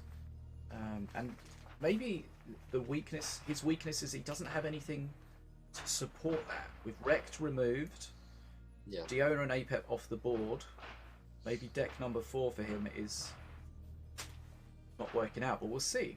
I mean, we have seen his Rock Rivals Milloween that he was able to win with, so he might just switch to that. Deadshot, of course, will Yeah. be trying to think the same sort of thing, trying to figure out what his opponent is going to play. well, we know that Deadshot has seen the Morelia deck that that Set was playing in the upper bracket finals, so that's definitely going to be on his mind. But what else he is trying to accommodate is anybody's guess, really. Yep. The player's trying to get inside their opponent's mind, but that is currently, with today's technology, impossible. Let's make sure we have our spectates still fully locked in. Right. It's getting serious. So, just to remind you again, if Deadshot takes this game, he wins the tournament. If Set takes this game, second best of 5. We go into a reset, we reban, we re-go again. Conquest rules are reset, and we start afresh. Oh, Yeah, great. I mean, Congratulations. I'd be ready for another best of 5. I don't know about you. It's Well, I am freaking hungry, let me tell you that. But I will be here, for sure.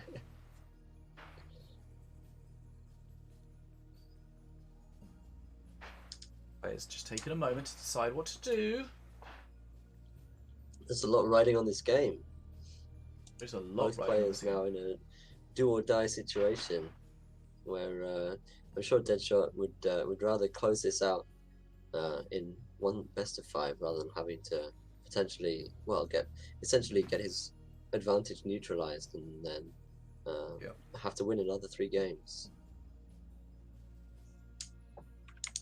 Which way will it swing? We don't know. I feel as though We'll soon find it. DeathShoott still has definitely some more decks sort of up his sleeve, whereas Set does seem to be relying on the same things very much over and over again. So Yeah.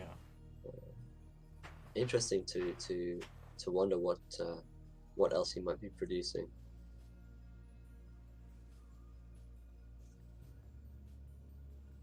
Sure he's got something in mind.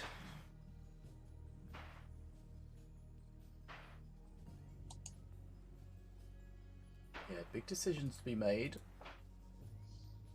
We've seen earlier with things like the Reconator deck that Set played and how it was fully hard countered by the Rock Rivals, so you need to be careful you don't put yourself in those situations, especially with so much on the line. But here we go, we're loading in. So potentially the last game, DeathShoott against Set. Duel. 2 games all. DeathShoott produces another Diona deck. Right, so we've got Diona against Milo. Looks like it's going to be the Milo Rock Rivals again. I see the heal in there. It's not detected yet, but likely to be.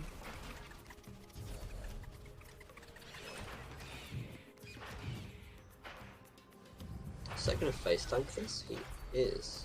It doesn't take too much damage actually. The No Rock Rivals detected DPS. yet. Yeah. Okay, with there the, it with is. the healing fireball there has to be a Rock Rivals. Ooh, and the Daggerfall doesn't pay off for DeathShoott. Oh, although I suppose it does help him win the trade between the 2 sets of skeleton Battle hordes. Monkey's going to have a good time here. Like, he attacks these so fast they can't even touch it. Yeah. Well, that last one, I got a scratch. Right. Rock Rivals. What does DeathShoott have? He's got Stun Lancers, he's got Shock Rock, he's got a Totem as well. So he should be able to Looks trade like- pretty well here. With the stun onto the Rock Rivals, he wasn't able to protect the Battle Monkey, so that worked out really nicely for DeathShoott, I think. I Right. think if that XP lead Battle from Monkey DeathShoott had time to DPS, yeah. and a push going. He has a lot of stuns to help deal with the Rock Rivals. Flyby trying to peel off those Marines in the corner, taking some face damage, holding the bridges, getting an early... Nice Daggerfall. clears everything. Okay, this is suddenly getting better and better for DeathShoott. He's closing in on perk 2 already. Yeah.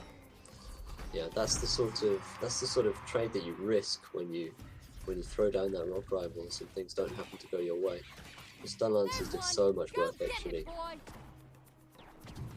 Again, this Golem's going to go down. DeathShott's in a strong position. Remember, if he wins this, he takes the tournament. We're 2 minutes in. Set's already taken 1000 HP damage. Rock Rivals in the corner is going to get stunned. Needs to be supported. This is a problem. Battle Monkey's going to do what it can. But that Golem is going to die. It's going to get... Okay, there's the heal.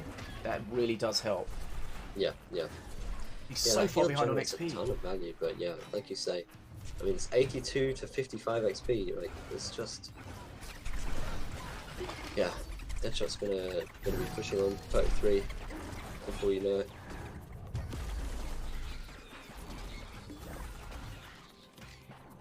Thanks for the Saba Rotodot. Nice.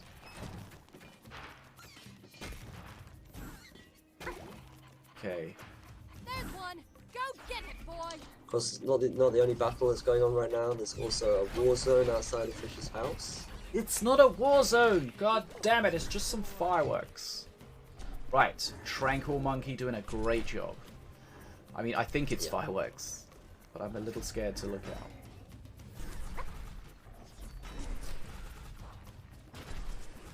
Another See, Daggerfall. There's the heal. Nice support, but not only does he have the heal, he has the shock rock, then he has some potential traps. Set taking face damage here to try to keep contesting these bridges. He knows that he needs to keep up on XP, but these units just are so beefy. They're not dying, are they? Goodness me. Okay. Perk 3, it's going to get even worse now. We see the power of the Blood Imps shredding. Yeah, and the Blood Imps player is the one on 2,700 health. Yeah, okay, the Blood Imps going to get smacked here, but it's mostly irrelevant. DeathShott's got so much health to play with that he can afford to utilize them as much as he wants for the rest of the game until he gets to Mana Frenzy. And the Taunt Trap plus Ravenous Swarmers on the top side just clear that. What it is, it's going to melt against that. Yeah. As long as it doesn't do AoE. Okay. DeathShoott just feels like he's comfortable here. 150 XP versus just over 100. Perk 3. Set just barely keeping on our face.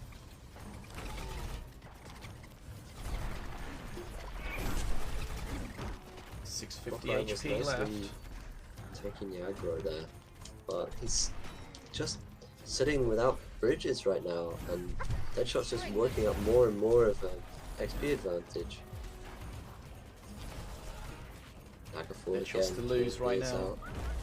Okay, he doesn't even bother to heal that. Yeah. Okay, he's going to be defending so deep here. Master's going to get stunned. This could be it. Ravenous Swarmers on face. DeathShott's looking to take the tournament. Here he does. DeathShoott takes the final by 3 games to 2, and that felt like a bit of a mismatch in that last game there. Those Ravenous Swarmers did so much work. Wow. We saw the power of Rock Rivals over and over again today, but ultimately in the end there it got absolutely shredded. DeathShott's deck had so many stuns and taunts and things like that to deal with the power of that golem. Wow. And DeathShoott is our champion. Yeah. Well played, well played. GG's. DeathShoott banned Grenadier and Wordy Scrap. And then annihilated Set in that last game with Ravenous Swarmers. Like, this would definitely be 2 of the most natural counters, I think, to that. So I think a good decision there in terms of what to play and how to utilize it. Big brain. Definitely working out for him really well in the end there. Okay, congratulations to DeathShoott. He is our victor here, beating Set again in the final. Set doing a great job recently. We'll see if we can get DeathShoott to come on for an interview. Let's see if we can do that. Just some V2 fireworks. No, it's just I don't know what they are. They're loud, but hopefully not damaging anything. Right. DeathShott's going to join us shortly, but big shout out to Set for doing so well again. His 3rd final in a row. Must be frustrating to not win, but also must be proud of himself to get all the way to the final again and be beaten, really well played, pipped at the post, and by no means getting destroyed in the final in any way, shape, or form.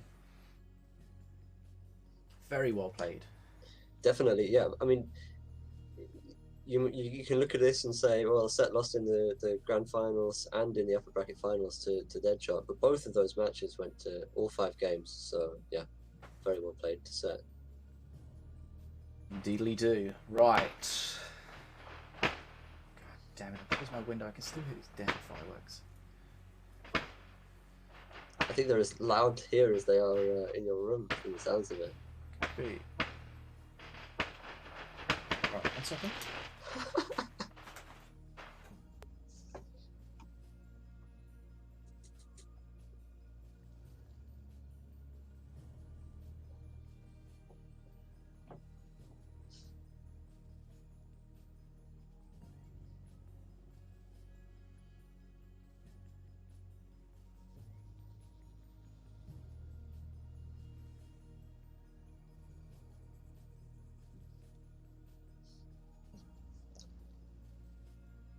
Whew. Well, that was intense. Hey, I'm muted. What a professional streamer. Yeah, thanks everybody for Welcome joining back. us today. This has been Team Mana Frenzy's GGtours and Betadwarf's Knights Duel number 7. DeathShoott is our grand final winner. Our champion. Set is our runner-up. Very well played. Lazur is our 3rd place player. Maybe. I don't know how this works. So yeah, well done to those. Prize money. Hope you enjoy it. Well, very well done. Thanks to the sponsors for supporting the tournaments. We're going to get DeathShoott on for a little chat, hopefully. Might mention Chisma Boomsticks to him. See That how would he be feels about interesting. that. Yeah. Maybe it's the sleeper OP meta card that we've been missing out on. Mm-hmm. Okay.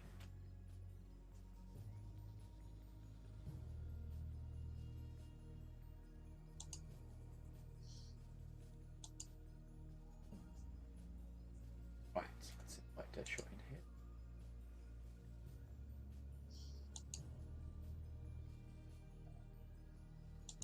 I'm just scouring the leaderboards right now to see if there are any copies of Chisma Boomstick anywhere.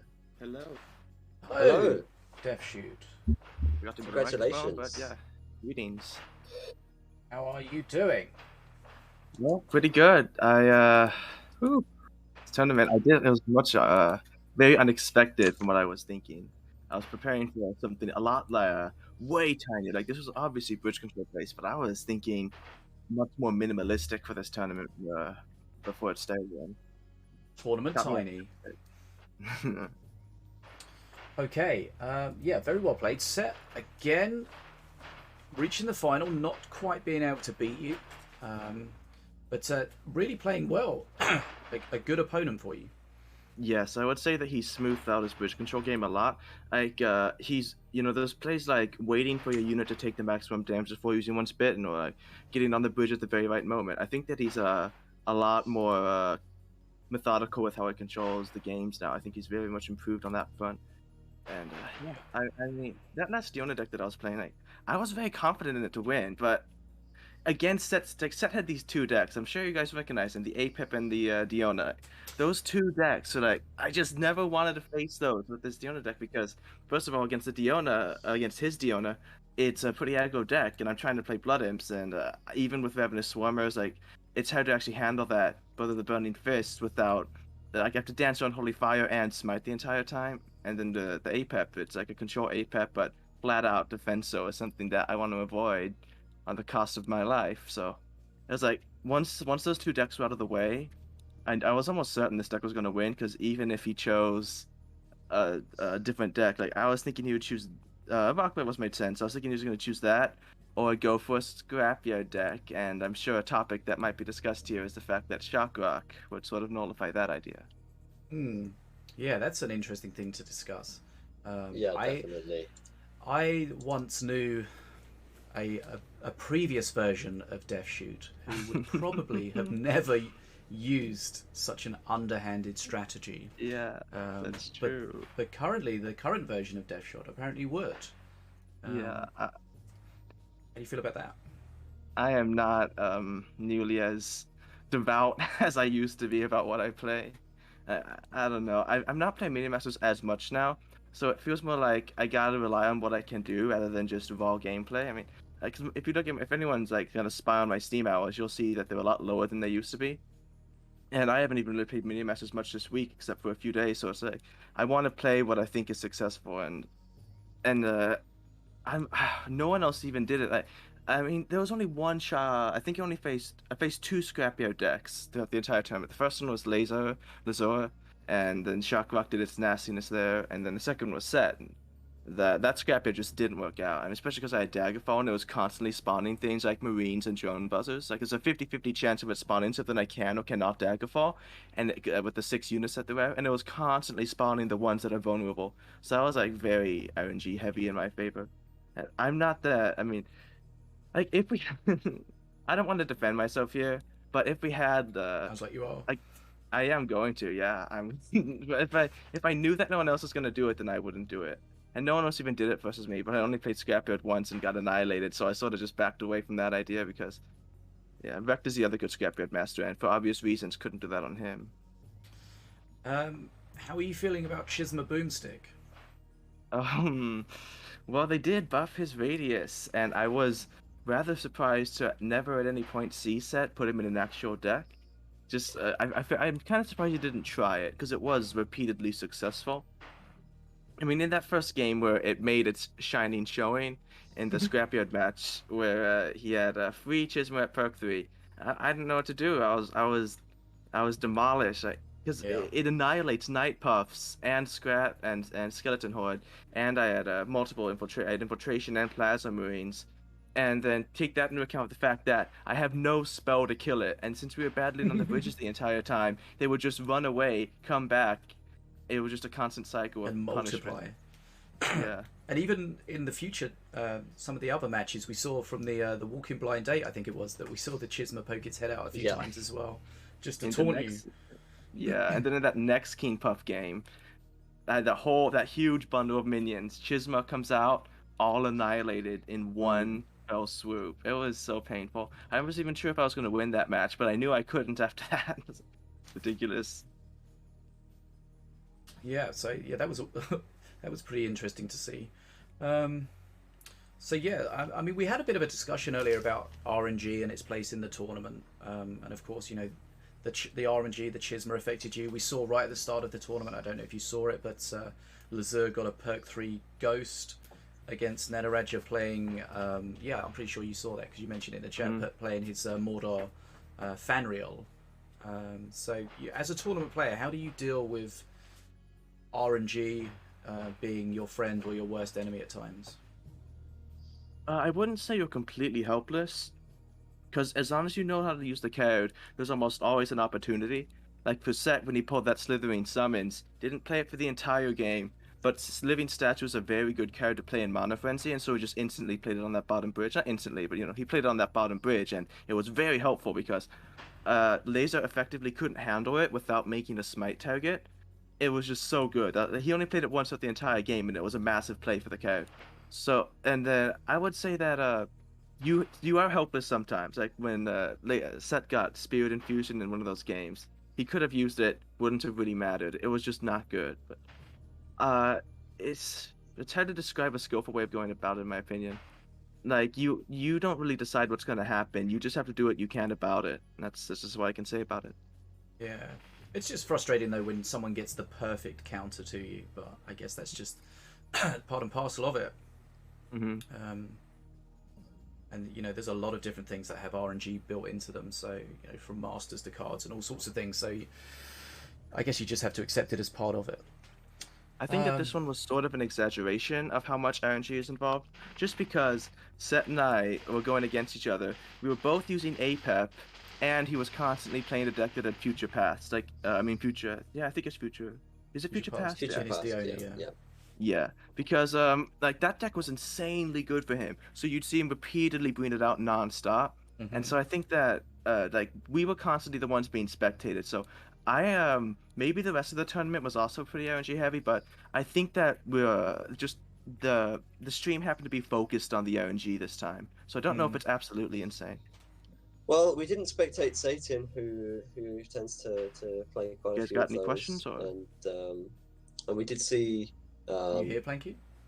Oh, I have to use my push to talk. Sorry. Yeah, we didn't see any of Satan's games. He tends to play RNG, and I mean, we did see Nataraja versus Lazur at the start. So there were some other people. Yeah, there were some other people who were relying on some of that RNG. But I mean, APEP as a master has been very prevalent in 1v1. Yeah. Since forever. So yeah, like you're never really going to fully escape the random rolls. I mean, when I came into this tournament, I said this at the beginning, I'll just make a short note of it, was like, I was building tournament decks like to be smaller than this. I wasn't thinking that we were going to be having, going against Sec constantly. It was like that Brother the Burning Fist was something I didn't want to handle. I just hated it so much. And I think that well, off that topic though, I think that bridge control masters are just pretty much all you're seeing right now in tournaments. Like Rappo, he's a bridge control master, but he's kind of horrifically bad, so you don't really see him that much. But Rekt, Diona, Apep, uh, Keen Puff, and who's one I'm missing right now? Milloween, did you say Rekt, Milloween? Melloween. I think Melloween's pretty solid as well. Yeah, it's like Morelia. yeah. But I think that yeah, it's good points.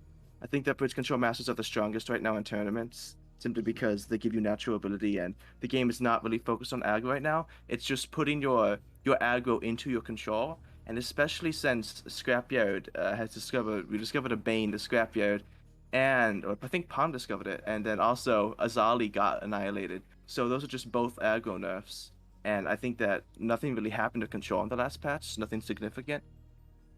And so it's, yeah, pretty wild.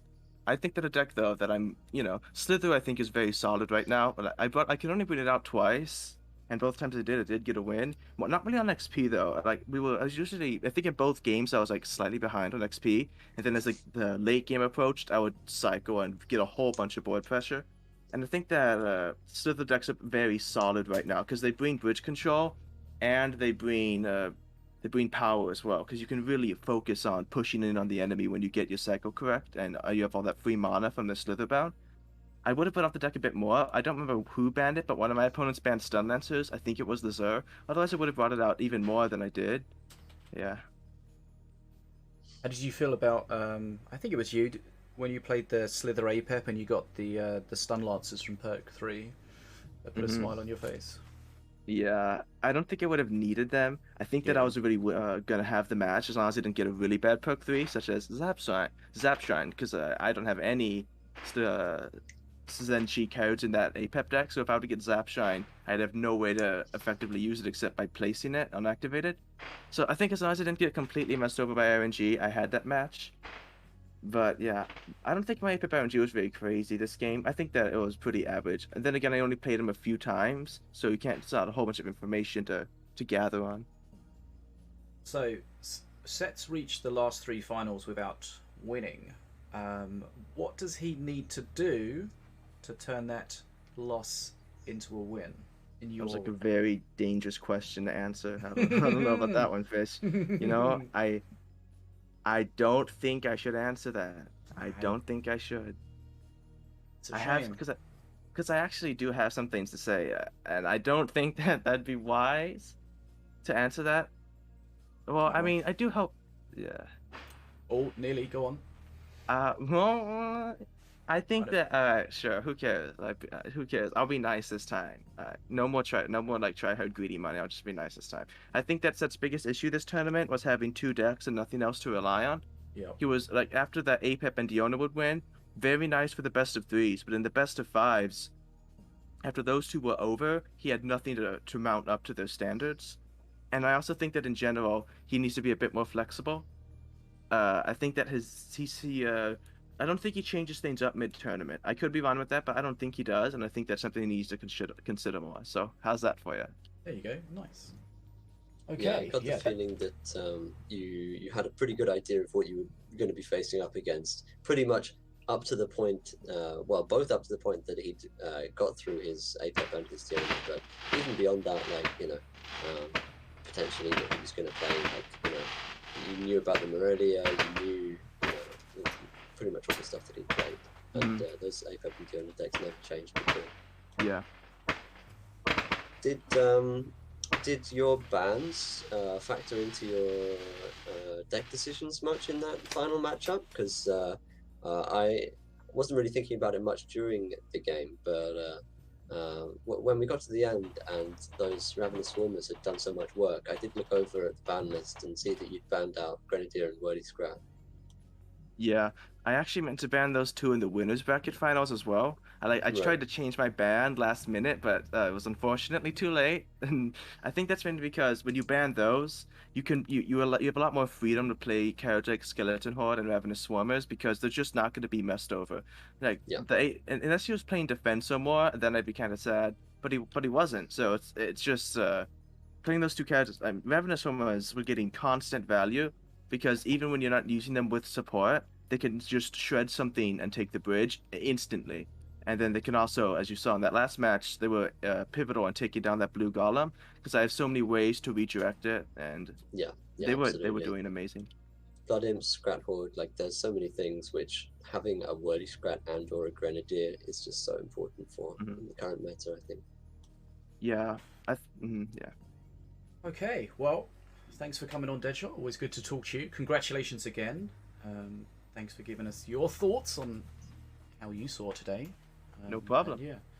Congratulations. Best of luck in the next one. And we'll see if Set next time can go one step further. If he can take the advice that you very generously offered him, see if he can use that. Be nice to see if he can use that and come back against you. And we'll see if Cat eventually shows up again. Yes, I was surprised to not see Cat today. I did reach out to him to see if he was available to play, but he was not available. So yeah. Anyway. All right. See ya. Take care and congratulations. Yeah, well played. Thank you. Right. Okay, that is the end of the action today. Thanks so much for joining us for GGtoor's Night's Duel number 7, provided by GGtoor, Team Honor Frenzy, and Betadwarf, here in the fish tank, supported by code FISH at Sneak Energy. Use code FISH if you wish at sneakenergy.com. Wow, that was a day, Planky. Yeah, great games all the way through, really. Yeah. Non-stop action. I mean, it was a shame we didn't get to catch any more of the lower bracket, but yeah, another smooth tournament which really sped through and got all the way to the lower bracket finals pretty much before we even had to switch across. I appreciate you joining me. Only 2 of us today, so it's been a bit of a bigger workload. It seemed to go okay. It's been a pleasure. Appreciate you helping me out with that. What do we need to talk about? Oh yeah, just a reminder, guys, go check out, as we spoke about earlier, go check out the Mini Masters Remastered Beta. We'll put the link in the chat again for you. Go check it out. On PC, on Android, if you're in a supported country and you have a supported device. Join the Discord, let them know what you think about it. Any bugs. Let's make Mini Masters Remastered incredible. And yeah, it's been really good to try that out. And yeah. We've been playing a bit on stream, and I look forward to playing more of that. And yeah, we definitely found some bugs, and we've reported them, and yeah, they just get added to the task list. They get fixed in the next patch, and it gets better and better and better based on the feedback that the community can give and the bugs that can be found. So thanks to everyone taking part in that. I don't know if I have anything else to say. Planky, do you have anything else that you would like to add? No, just thanks for having me, and My pleasure. yeah, congrats to everybody. Well played to all. Looking forward to the next tournament. Well, the only thing we need to do now is find some to raid and get our awkward wave on. Absolutely. Okay, who is streaming? Okay. Right. Yes, they were the fireworks in honor of DeathShoott's victory. Just a little something I set up. Right, so let's get our raid on. Sub-raid and raid. Now, where are we? Looks like Happy Feet streaming. Haven't seen him for a while. Let's go give him some love. Okay, so it's time for the awkward wave. Would like to join me? There you go. Good work. Of course. We've got to wait for 3 minutes until we raid. There's a lot of waving. That's a lot of waving. That's a long time. Haven't been doing my forearm workouts, so I can. Damn it. I can get some in now, I suppose. So Excellent. yeah, so we start waving now. We've got to wait for 3 minutes for it to appear on the stream. We don't necessarily have to wait for 3 minutes, but after we raid, some of the stream will be cut off, so that won't be seen. But it will appear. It will appear. There's a VOD. Yeah. Yes, exactly. So if you don't see the full wave, look for the video going up on YouTube, and you can skip through the Mini Master stuff to get to the real content at the end here. So we're mainly waving to YouTube. Hey YouTube, hope you Hi, enjoyed the YouTube. wave. Make sure you hit that Oh, yes. sub button. Give Don't it a forget to thumbs check up. out Fish's explanatory video on Bounty Sniper and also Slithering Summons. Do you have any others now? More to come. Watch this space. I want to do a scrapyard one or a tech one. I think that'd be quite Check a good out the one. latest tournament finals video. Yeah. Always good stuff here. Hopefully you And enjoy of course it. the patch notes, which are Yeah. currently released exclusively on the Fish stream and nowhere else, it seems, which is an interesting which is awesome. decision from Betadwarf. Yeah, glad they let me do that. But yeah, thanks to everyone supporting the event. Thanks for being here in the chat. Thanks for Planky being here. Thanks to me for being here. Sinobii, of course, thanks for helping out as always, doing Big an incredible shout job. out to Sinobii. Yeah. Yeah, I mean this seemed like this ran pretty smoothly as always, or as mostly, so that was nice. Yeah. Everyone had It's their nice to have part another to play. person, but yeah, it worked out all right, I think. Yep. Even with the background noise kicking off a little bit here. That's a lot of fireworks, my god. That's a lot of fireworks. I'm glad that my mic hasn't been picking up all the ones over here, but yeah, well, at least Like- not that I've noticed. But It was like literally my neighbour having fireworks like 10 yards away from my window. yeah, well, yeah, down my street there's a park where there's fireworks going off as well. So yeah, plenty of fireworks. Remember, yesterday was the 5th of November. Oh yes. And today is the weekend, so therefore more fireworks. And tomorrow more fireworks, probably. Yeah. Not a fun time for pets. No. And babies. People that are scared of loud noises. Okay, I am watching the stream to see when we start. PTSD victims. Yeah, right? That would suck. I mean, I suppose having PTSD in general would suck. Okay, I see myself starting to wave. Right, just double check that Happy is still live before we go. Okay, Oh looks good. my goodness, Oh, what's up, babe? there he is. What's up? Okay. GG's. We'll let the stream enjoy a little bit of waving for a while, and then we will bugger off. But if you miss some of the waving, make sure you come and check out the VOD for full waving experience. I suppose I could even stop waving at this point, but it almost feels pointless now. So, like once you started, it's Yeah.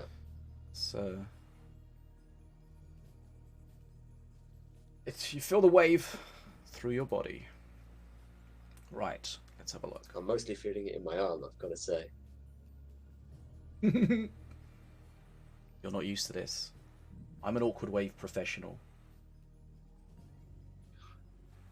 Okay, I'm just going to hit the raid button now.